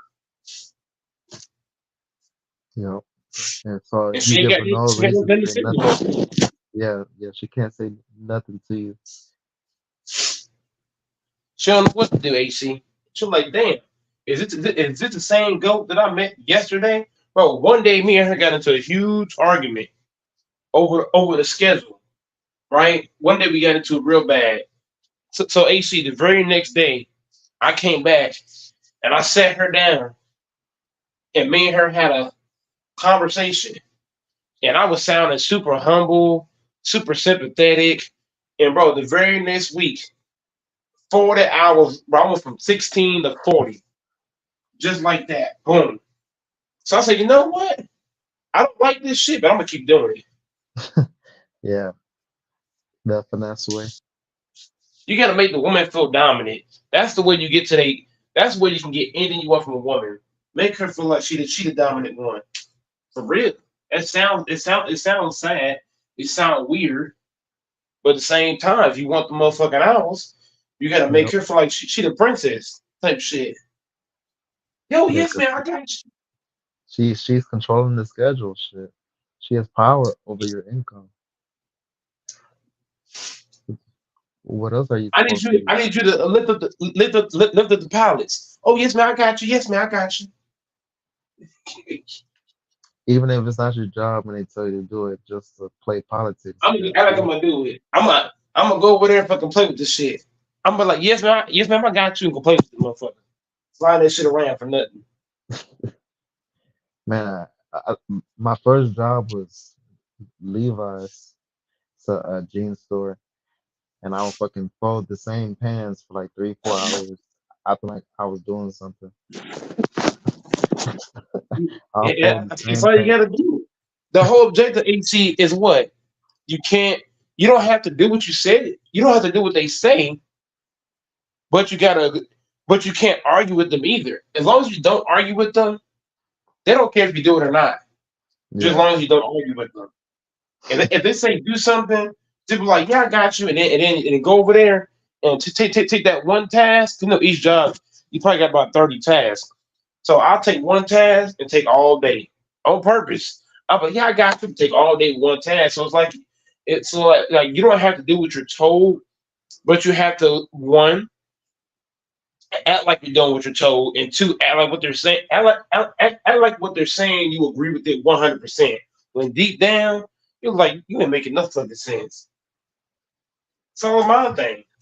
Yep. Once you play that mind games, they mind gonna be fucked. They gonna be like, well, shit, I don't know how to respond to this motherfucker. They ain't gonna know how they respond to you. They ain't gonna even want to talk to you no more because they ain't gonna have nothing else to throw at you. Once you show them that nothing they're doing is bothering you, they're gonna ride shit to throw at you at that point. So yeah, that's the formula. You gotta put your pride down and do what's necessary, to pay the bills. You gotta do what you gotta do. At the end of the day, you're getting paid, so it is what it is. Hell yeah, my check looking way better than what they was at 16, 18. Boy, I tell you. Is nothing. That's a meal. That's like 2-3 meals and some gas money, and that's it. Man, I was like, what the fuck? I gotta do something. And my granny said, look, grandson, if you want hours, you're gonna have to play the nice role. And I was like, Granny, I don't want to do that shit. But she was like, look, do you want hours? And so I shook my head to Granny. I said, I got you, Granny. I went to work and I did exactly what Granny and Doris told me. But I'm telling you, she started giving me more hours instantly. The very next day, the whole schedule, she changed the whole schedule. I went from working Friday, Saturday, Sunday, to working Friday, Saturday, Sunday, Monday, Wednesday, sometimes Thursday. I'm like, well, damn. She give me way more days. Because at first she would give me 4 days off type shit or 5 days off. Damn. Now she giving me 5 5 or 6 days out of the week.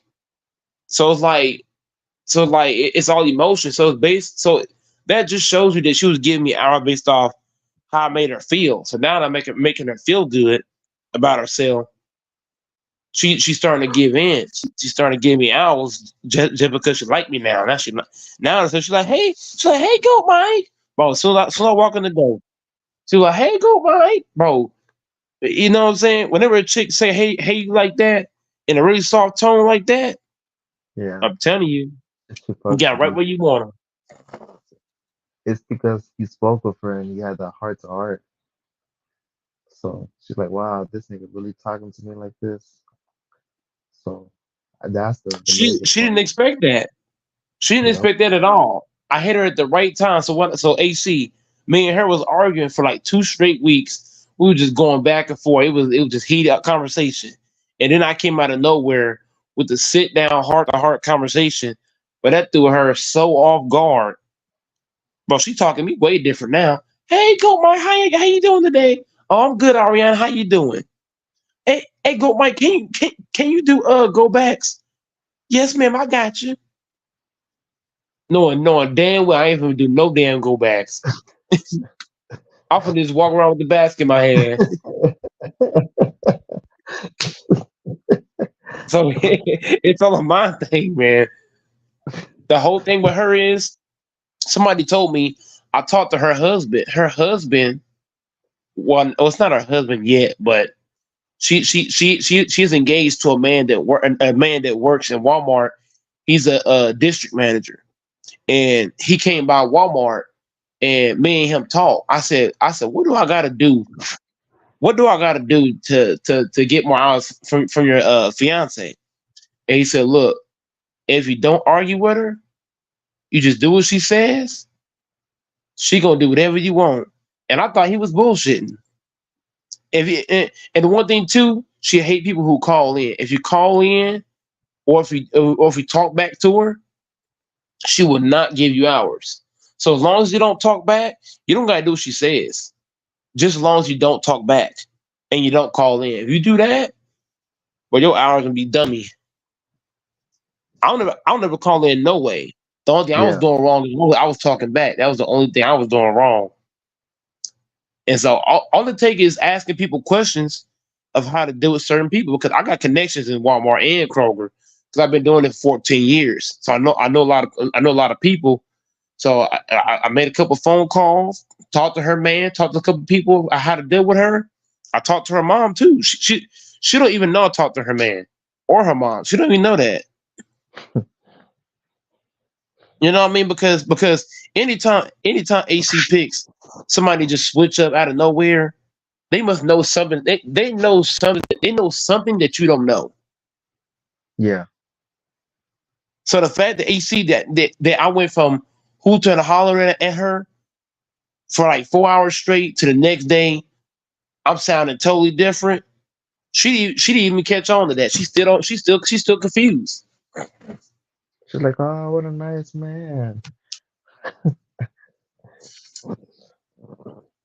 You know what I'm saying? But deep down, when I was in the meeting, I was trying my best not to laugh. I want to laugh so bad, because when you're being fake with somebody and you got the smirk, trying to slip out, and you try not let the smirk come out.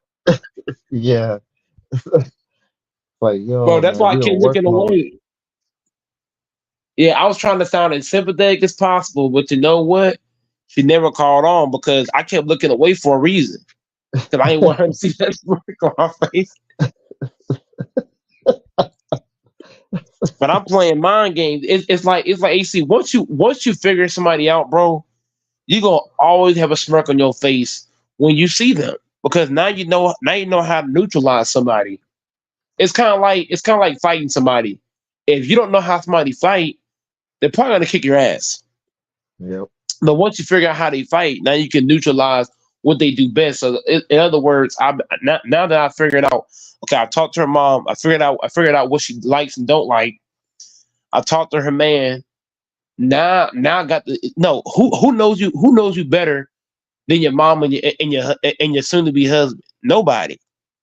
So I went to the two people that know her best.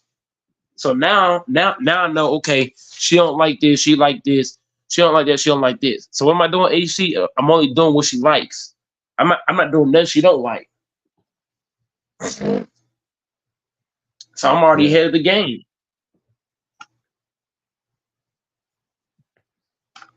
And Yep. So I'm already winning the battle. And that's how it got. It got to be at work. It got to be as smooth as possible. Smooth. So then the hours are, you know what I mean? The hours is everything. So whatever to get the hours, as long as your pride is not, you know, afflicted, just show her some respect and shit. You straight. Yep. Show her respect. Agree with everything she says. You know what I'm saying? A woman loves somebody who agree with everything they say. They love that, bro. I don't disagree with nothing she says. Nothing. I agree with everything she says, top to bottom. I be having her cheesing. She thinking that I really be agreeing with her, but deep down, I'm like, man, I'm really clowning you without you knowing it. To be honest. Yeah. As long as you know, that's all that really matters. That's it. Yeah. You just gotta fake it till you make it. That saying is a real thing. A lot of people think this shit fake. No, it's not. If you fake it till you make it, you're always going to win. Yeah. Those are just plain, simple facts. Because if you was the real you, man, we wouldn't even have a job. There's so much shit that would be said. So the real you can't survive in that situation. You're frustrated because the hours. Why the fuck is even going down in the first place? You know, like you're fucking up my bread.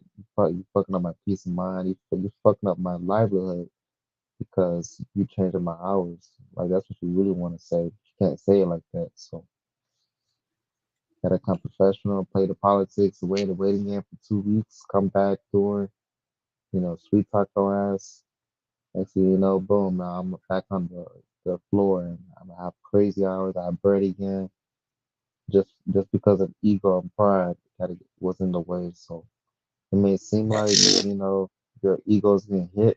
At the same time, you gotta be realistic. You know, we're not the boss yet. So if we're not the boss yet, we gotta do what's necessary to survive right here. Because life is scary, man. There's so much bills. But So much shit. that's why I hate getting it. But that's why I hate getting it. I really hate AC getting a new boss because you gotta figure out how to neutralize them.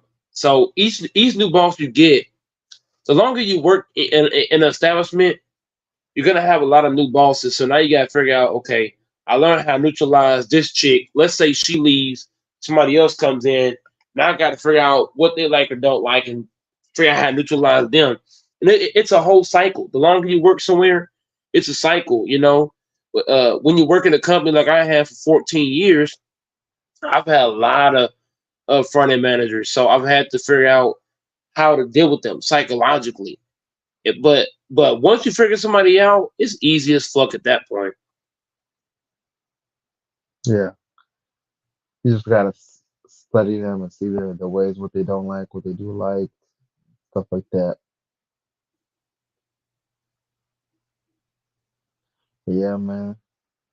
That's what it's about, you know. Fake it till you make it. A lot of facts has been said. You just gotta fake it till you make it, and you know you don't feel bad about that shit either because who in their right mind is gonna fucking be looking forward to doing that shit? So take that shit, get the bread. That's all that really matters. And Yeah. one day, She God even called me in to work. They'll start calling you in to work too. They'll start doing things for you just because you are.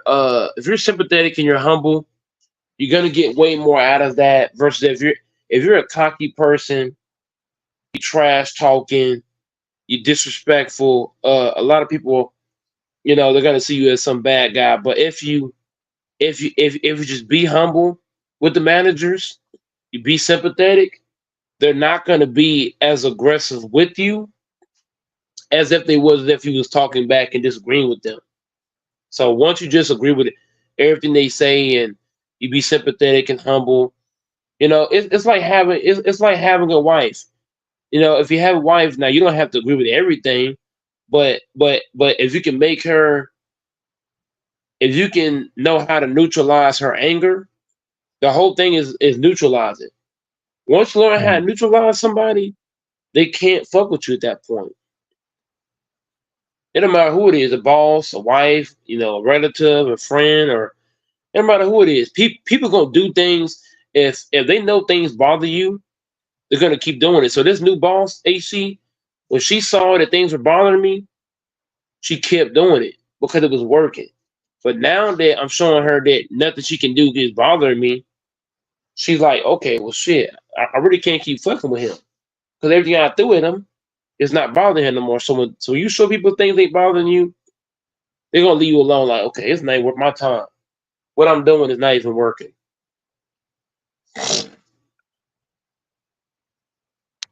And you have to have that side of you. You know what I mean?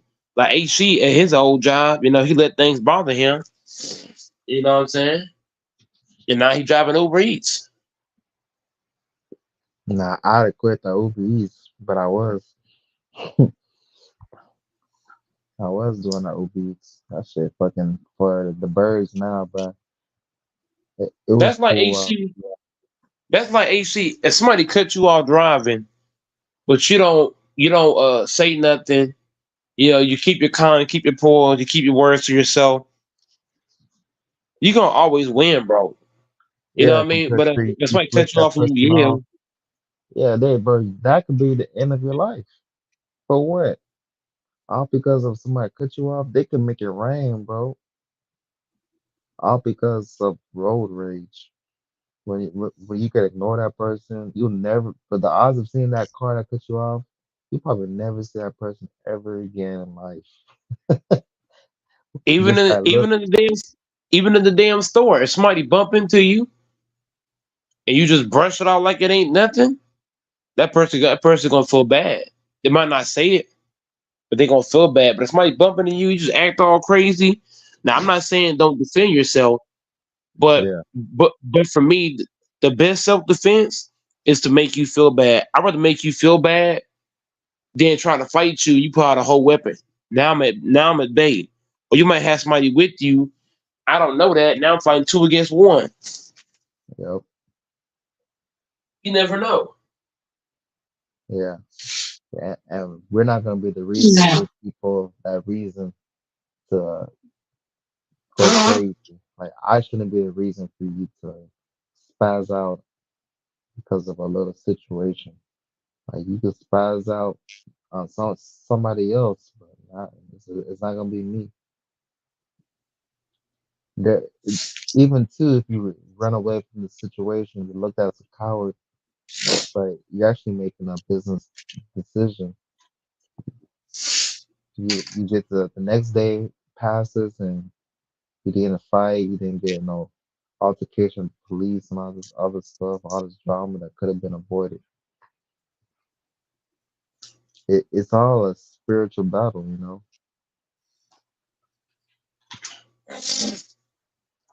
Yeah, So in life, one thing you say wrong to the wrong person, that could be your last day on earth. You just don't know. So just man, keeping your poise, you I win. had a customer one time was pissed, so I told him God bless them. I said God bless you, and that made him even more mad. So uh, in a way, I was The best way, provoking him. yeah, that was provoking. The best way to deal with a mad person is to just say nothing. There's certain situations where you say something, but then there's some where you just where not saying anything can automatically de-escalate the situation. Because if somebody's calling me bitch ass nigga, I'll fuck you up, this, that, and I'm just saying nothing. You know what I mean? They're not gonna see me. They're not gonna see me as a threat. It's kind of like an animal trying to come after you. If you try to run and give it a certain energy, it's gonna tear you apart. But if you just stand still, you know what I'm saying, and don't say anything, shit, you don't always. Sometimes the best response is no response. My Yeah, granny taught me that. Sometimes the best response is no response. yep. Everything is not worth responding to. You don't always gotta defend yourself.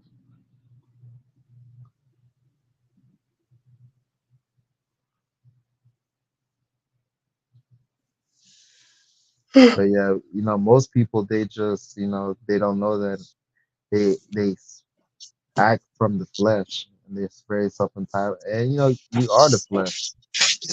So I can't, see them wrong for thinking like that because we are human.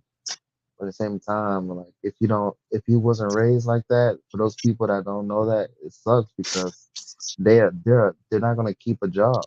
The moment they feel disrespected, they're gonna talk to their boss sideways, and that's that. They're gonna get Man, 10 bitch hours. ass, boss ass, whoop your ass, nigga. Yeah. Here's a reason why I worked 14 years in retail because I know how to control myself for the most part. I ain't saying all the time, but Yeah. about 85% of the time, I know how to control myself. I do have times where I get just out of control, but as of the last 2 weeks, AC, I've had self control the last 2 weeks, and you know what's crazy? All of my managers, they're all asking each other, hey, bro, is this the same GOAT Mike that I knew like weeks ago? They all asking themselves that question. Is this the That's same guy good. we knew weeks ago? That's good because for them to talk about you in a good way, goes a long way. Not every But time they see you, it's positive. they're they're only doing that because as a black man, when you show self control in a white folk environment, that shit Oh, hit they me a whole love other you. way. They love you, man. Man, a black man that's respectful, shit, that's the best thing ever. They're happy, man. You like the man. You catch them off guard. It's kind of like having a kid that never washed dishes, and then you come home and wash some dishes. How you gonna feel? Yep. Yeah, this is a good example. So now you buying shit for the kid. You never even bought them before. You taking them shopping and shit. You buying them Whataburgers just cause the kid didn't even ask for food and you bring home food because the kid deserves it. It's just the law of attraction. But it There comes you down to go. work. That kid had to put in work, finessing, faking it. That's the work. You gotta fake it. That shit's mentally draining sometimes. Sometimes you gotta fake it so long, man, you mentally tired. So ain't nothing sweet, even faking it. You still gotta put in that work for faking it. You you think you're chilling, coworker come at you in your blind side, you gotta put that mask on. Yep, and that's true what you say. It is mentally draining when you got to do that every single time. But what did my grandparents always said? When you're trying to survive, you got to do whatever it takes. Yeah. See, that's another thing. You gotta see why you're doing it for. We're not doing it for play. This is real life. So if survival for me to eat, buy what I want to buy, yeah, that's when you put yourself in check. So you get out of that little funk, like, all right, it's mentally tiring, but shit, it is what it is. It's better to be mentally tired than to not have a job. Now you really mentally tired because you're stressing the fuck out because you got no income. That's a whole It's nother hard. level of It's hard stress. to get a job nowadays too. So losing a job in today's time, shit, you fucked. That's actually the S word. That's the S word. You I start ain't getting got no super job. depressed. You want to commit the S word. I'd rather be mentally drained and not have a job at all. Yeah, That's just me. yeah, that's the lowest of the low. You see your money go down because you still gotta eat, still gotta do shit. So you losing, man. That's just tough, man. People be acting out of emotion, and you know, I get it, but they don't think of the long term. Like, what is this gonna do? Because I'm not at home. I'm at my job, acting out of character. What do you think they're about to do to your ass? They're gonna fire your black ass. Now what? Now you gotta wait for another job. Who knows how long that's gonna take? And you gotta eat every day. I don't Yep. care how. Trying to get a new job can take a long ass time. For example, one of my brothers, he lost his job. Well, he went 8 years straight before he can get another job. Yeah, that's just tough. Mm-hmm. Imagine surviving for that long. And then and you know you gotta ask for money. And people gotta help you out and shit. Now you're a burden to the next person. Hey man, when I get that job, I got you back. But even if they do got you, it's like, damn. Now it's one thing if you got dismissed from the job doing everything you're supposed to do and you got fired, that's one thing. But if you could have stopped that shit from happening, you act out of character, you got dismissed, man, that's the worst because you know you could have done better. You shouldn't be in this situation, but you acted out of your emotions. Now you don't got no money. You're hungry. Like, man, you gotta ask people for bread. You can't even pay them back. That's like in life. Besides being sick, that's probably one of the worst situations. Besides being sick, is not having a job. That shit, man. That's worse than any breakup. That's worse than all that. Fuck a breakup. Shit, at least you can go back to a job. Shit, fuck it. Shit, you got your bread, buy whatever the fuck you want to buy. Yep. Just having a job is having a job is big because now it's easier to get a job. But not having a job, trying to get another job is Ooh. hard. Shit, even that statement alone kind of rose my blood pressure. Not having a job, trying to get a job. God damn. And I've been there before, man. It sucks because where's the income coming from? Sometimes some people don't make it until the next time they get the second job. Some people start Life, doing things unusual, like doing drugs or stealing. yeah, they gotta do what they gotta do to survive. I don't want to ever be in a situation where I gotta steal just to eat. Hell no. Yeah, some scary shit. And then it's But you know, what's crazy is that you got away with it that time. What about tomorrow? You're gonna be hungry tomorrow. You gotta steal again you and again and you again. you you eventually get caught, go to jail. Now you're part of the system. They got you exactly where they want you. Now you're a product of the state, working for pennies, and that's your Once you life. steal, once you steal long enough at certain places, for They got example, your ass. if you steal from a location and you get away with it 5 times, you're gonna think it's sweet. Yep. You're gonna keep going back. And one day you're gonna pull up, what's gonna happen? The cop will be right there waiting on your ass. You're like, having fuck.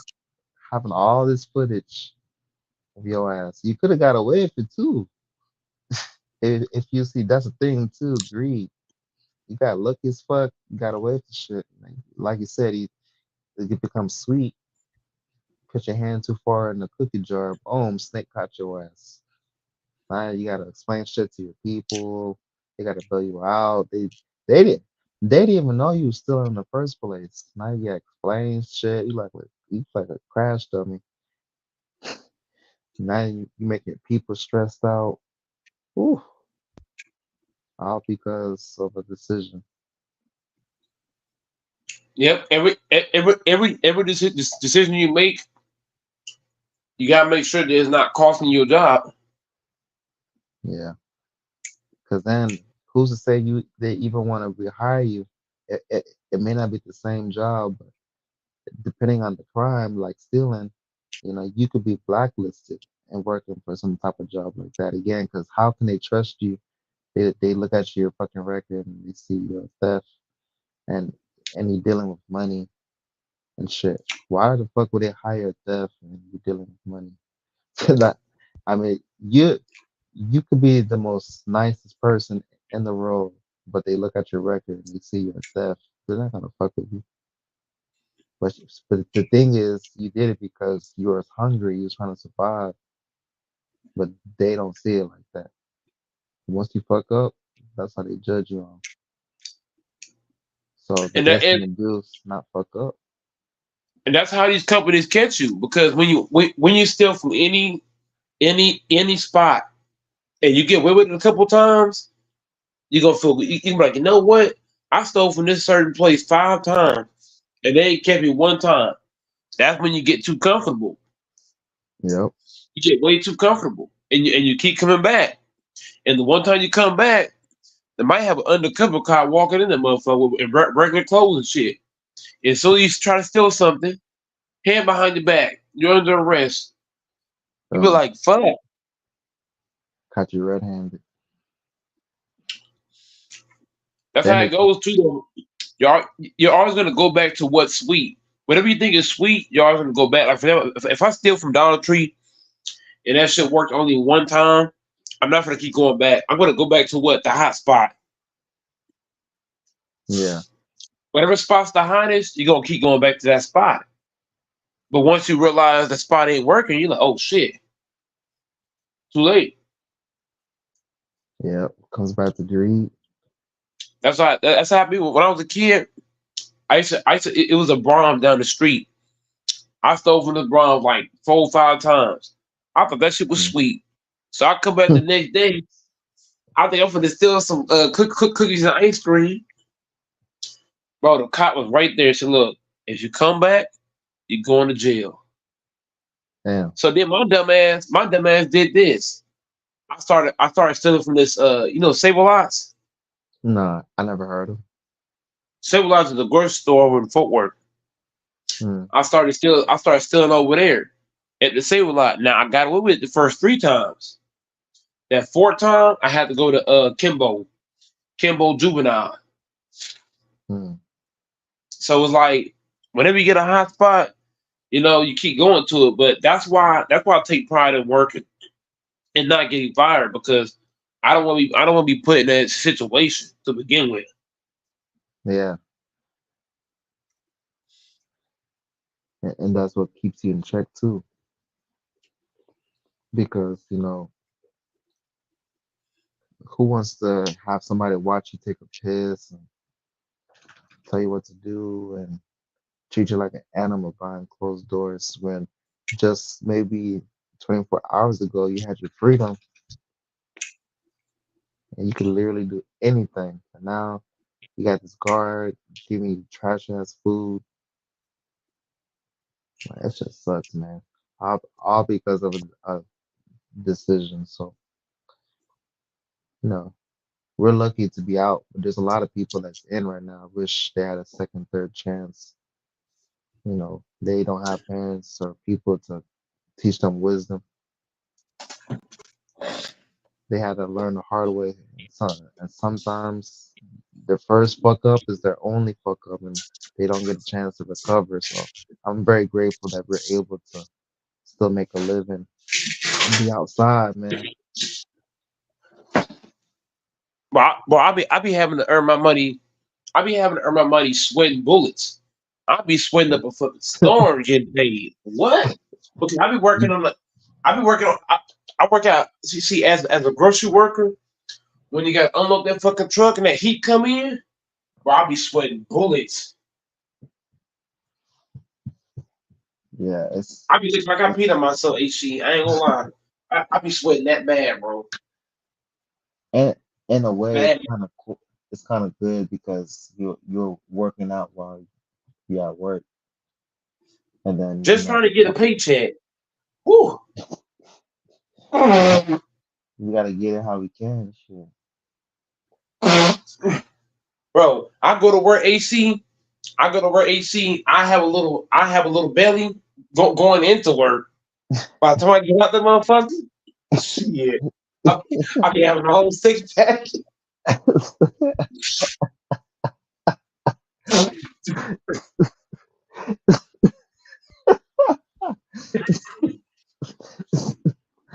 Oh man, yeah, he lose like a couple pounds.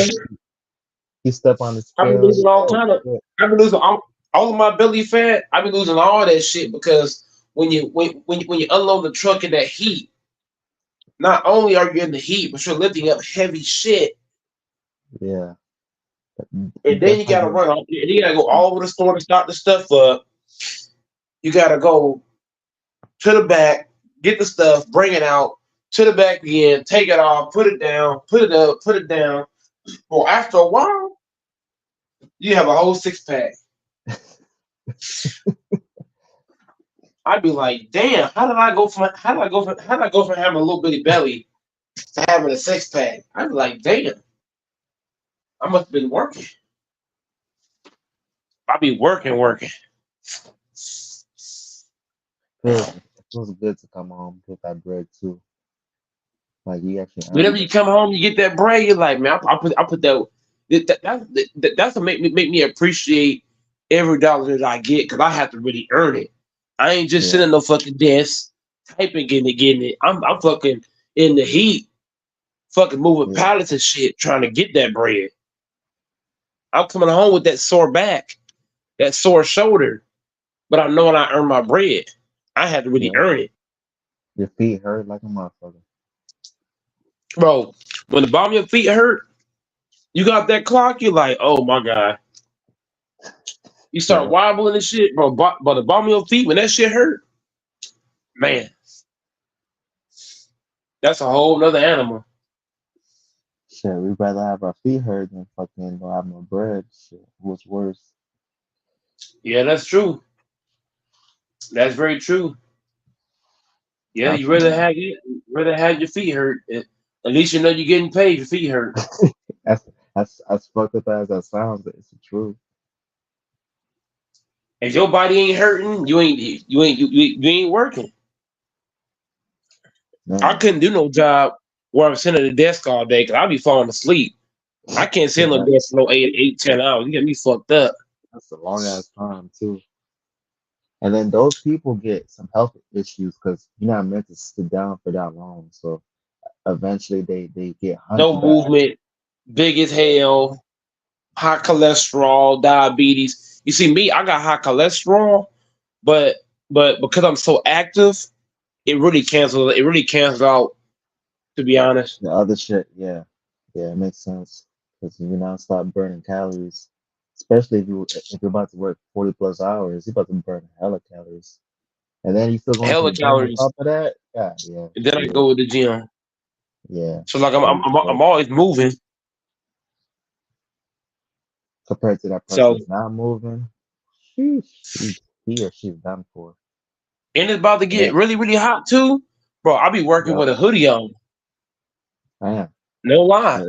That's like a sauna then.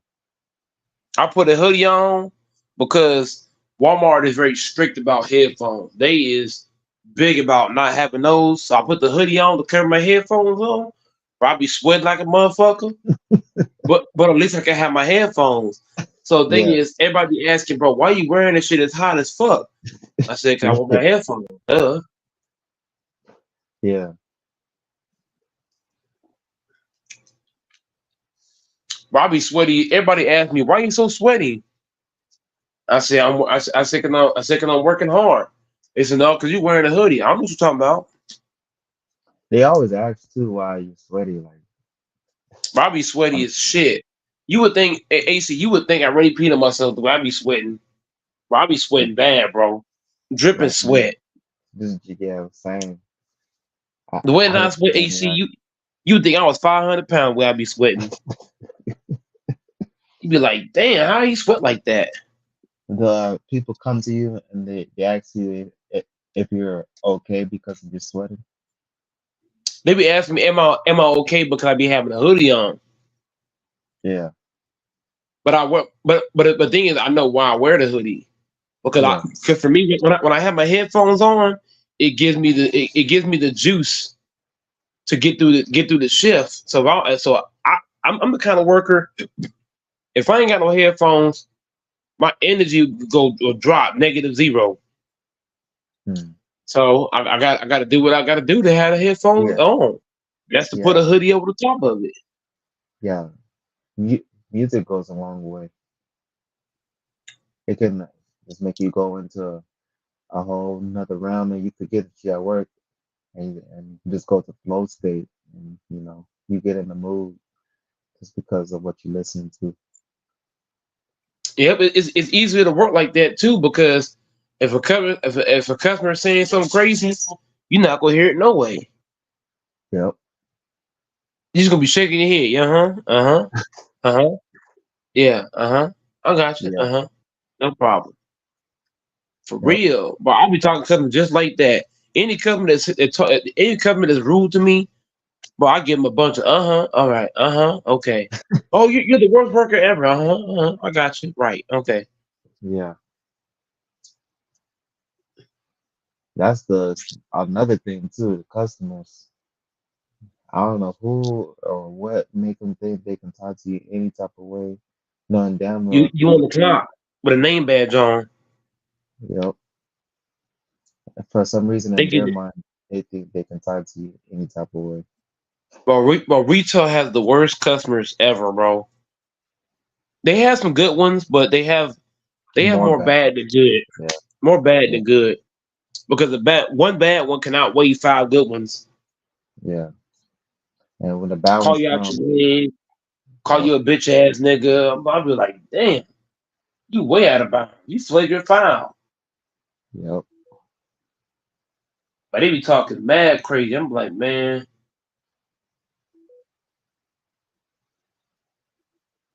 I just can't wait for them to leave. Like, man, I can't wait to leave, man. That shit just go then you way got to deal better. with the manager talk crazy to you too. That's 2 Yeah. things in one. You're like, shit, I got to deal with both you bitch ass niggas. Ugh.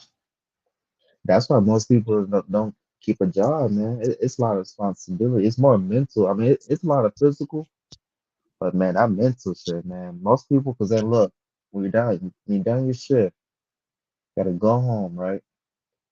Next day comes around. That's still in your mind. Most people are not trying to go back to that shit because they're terrified they're gonna experience that shit again. You got to deal, and 9 times out of 10, people ain't even worried about what happened the day before. But the victim mindset, you think, all people are like that, and now that's going to cripple you from getting bread. So most people, they get hired, they get a job, and they fuck up their blessing all because of a little situation, and now they're looking for another job, and they just could have held it down and take it on the chin. But not most, but some people don't know how to take punches. They get punched once and they're so surprised, like, oh shit, they quit. What'd you say, bitch ass nigga? I'm gonna fuck you up. They realize how hard it is to get a job. They try to go back to that same job and they get played. Keep your But composure. You gonna always win.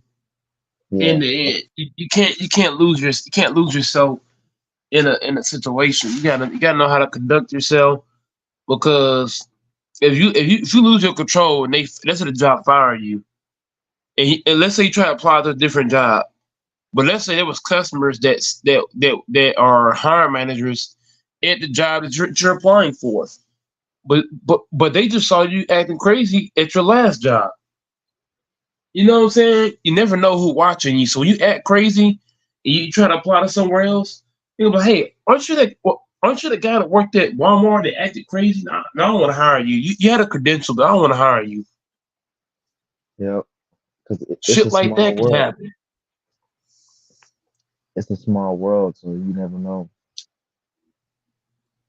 You Shit. never And know. matter of fact, my new job was uh, a coworker at my old job, and he hired me on the spot just because of past experiences. Like, it wasn't because I applied for the interview; it's because of the connection that we knew each other. So yeah, if he knew that I was a trash worker and I walked in for the new job, he would have told me like, "Nah, sorry, don't fuck with you." But just because it's a small world, you gotta be careful how you treat people because you never know, who you're gonna run into again. That next person could be shit your next boss. Like for me, I was like, oh shit, his name is Art. I was like, oh shit, is that you, Art? This was like 7 years ago. I was like, damn, time flies, man. That's crazy. You're the GM here? He's like, yeah, man. I was like, oh shit. For real, for that shit matter. And he's like, I already know how you are, just do the paperwork and you're in. It's like, damn, man. And I was thinking like 7 years ago, if I was late to work, if I was bullshitting, he saw my face again 7 years later, he wouldn't have hired me. So yeah, you gotta be very careful how you treat people because you never know. You apply somewhere, you move somewhere. Hey, aren't you that person that was working at so and so? And they instantly are gonna remember. So all of these Yep. little tokens. Once they say that, you better have a you better have a good standing ground. You better not be that person that acted crazy. When you act crazy in public, Yeah. you never know who watches. You just don't know. Yep. Even our neighbor. Even a neighbor. The neighbor can Yeah, pull up it's true. to your job. And now they know where you work out, now they know where you live, and they know how you acting crazy. Man. Gotta be careful, man. People There's are too many always problems. Yep. Never piss off a neighbor. That's dangerous. Yeah. Real dangerous because they know where you stay at, man. You go outside the crib and you get ambushed. Like, damn. Be very careful. I try to make friends with all my neighbors. Yeah. Because you're in a vulnerable state. They're your fucking neighbor. Now, if you had if you was in the country, your next neighbor is 1 mile away. That's one thing. But if they're literally right next to you across the street, you're gonna see them a lot. It could be something as small as your dog runs away, and your neighbor knows where the dog is at. They could easily hold your dog in the backyard, or let's say back in the day, you kick the ball to their fence. You ring their doorbell, be like, "Can I get my ball back?" Yeah, no problem. Vice versa, the neighbor hates your guts, and like they don't even answer the door. It's small stuff like that. I I had one neighbor that would cut my grass just to be friendly. Like sure, he would go across his yard to cut my grass for free. Just small things like that. Or you know, uh, I think there's one time uh, I needed some sugar or some shit that I was missing from the house. So you walk across the street, ask for some shit on a rare occasion. If the neighbor hated my ass, he wouldn't have gave me shit. I think something broke too in my house. He came just to check it out, just small stuff like that. The first time I even knew where to get a haircut, I rang my neighbor's doorbell and I asked him if he had kids. So I was trying to play and shit. He was like, "No, I don't got no kids." I walked away and he saw my haircut and he recommended me to a barbershop. And it was the barbershop that I was going to before because I didn't know any better was fucking these Chinese people. So they was cutting me, but not like how black people do. So he introduced me to like the black culture of barbershops. And I would have never, I mean, I probably eventually would have known, but it helped just by being friendly to a neighbor. Like he gave me that connection. Shit, just being friendly with your neighbors, being friendly with just people where you work at go a long way. But nowadays, people are, they're vice versa. And it's not gonna get them nowhere. Like life is hard. They're making it harder. You gotta learn everything by yourself instead of you know, the extra help. Like for example, if I wasn't friendly, then who's to say I would ever find that barbershop and also be getting fucked up ass haircuts from these Asian people. So and being friendly has a lot of pros. People think being friendly is a sign of weakness. It's a sign of strength, you know, because now you're gaining all type of things that you didn't have before. Even if you leave town, the neighbor can watch your house, make sure nobody breaks into your shit, or they can watch your vehicle in the parking lot. But if that neighbor hates your fucking guts and your God forbid your house is broken into, that neighbor's gonna play stupid and be like, I didn't see shit when the neighbor saw everything. Even if you fake it, you know, being nice to the neighbor can still help you out. If you're sick and you ain't leave the house and who knows how long, that neighbor can knock on the door and potentially save your life. Compared to if you're on your own, can't even get up, you know what I mean? Days are passing by. There ain't nobody gonna knock on your door. That neighbor don't fuck with you like that.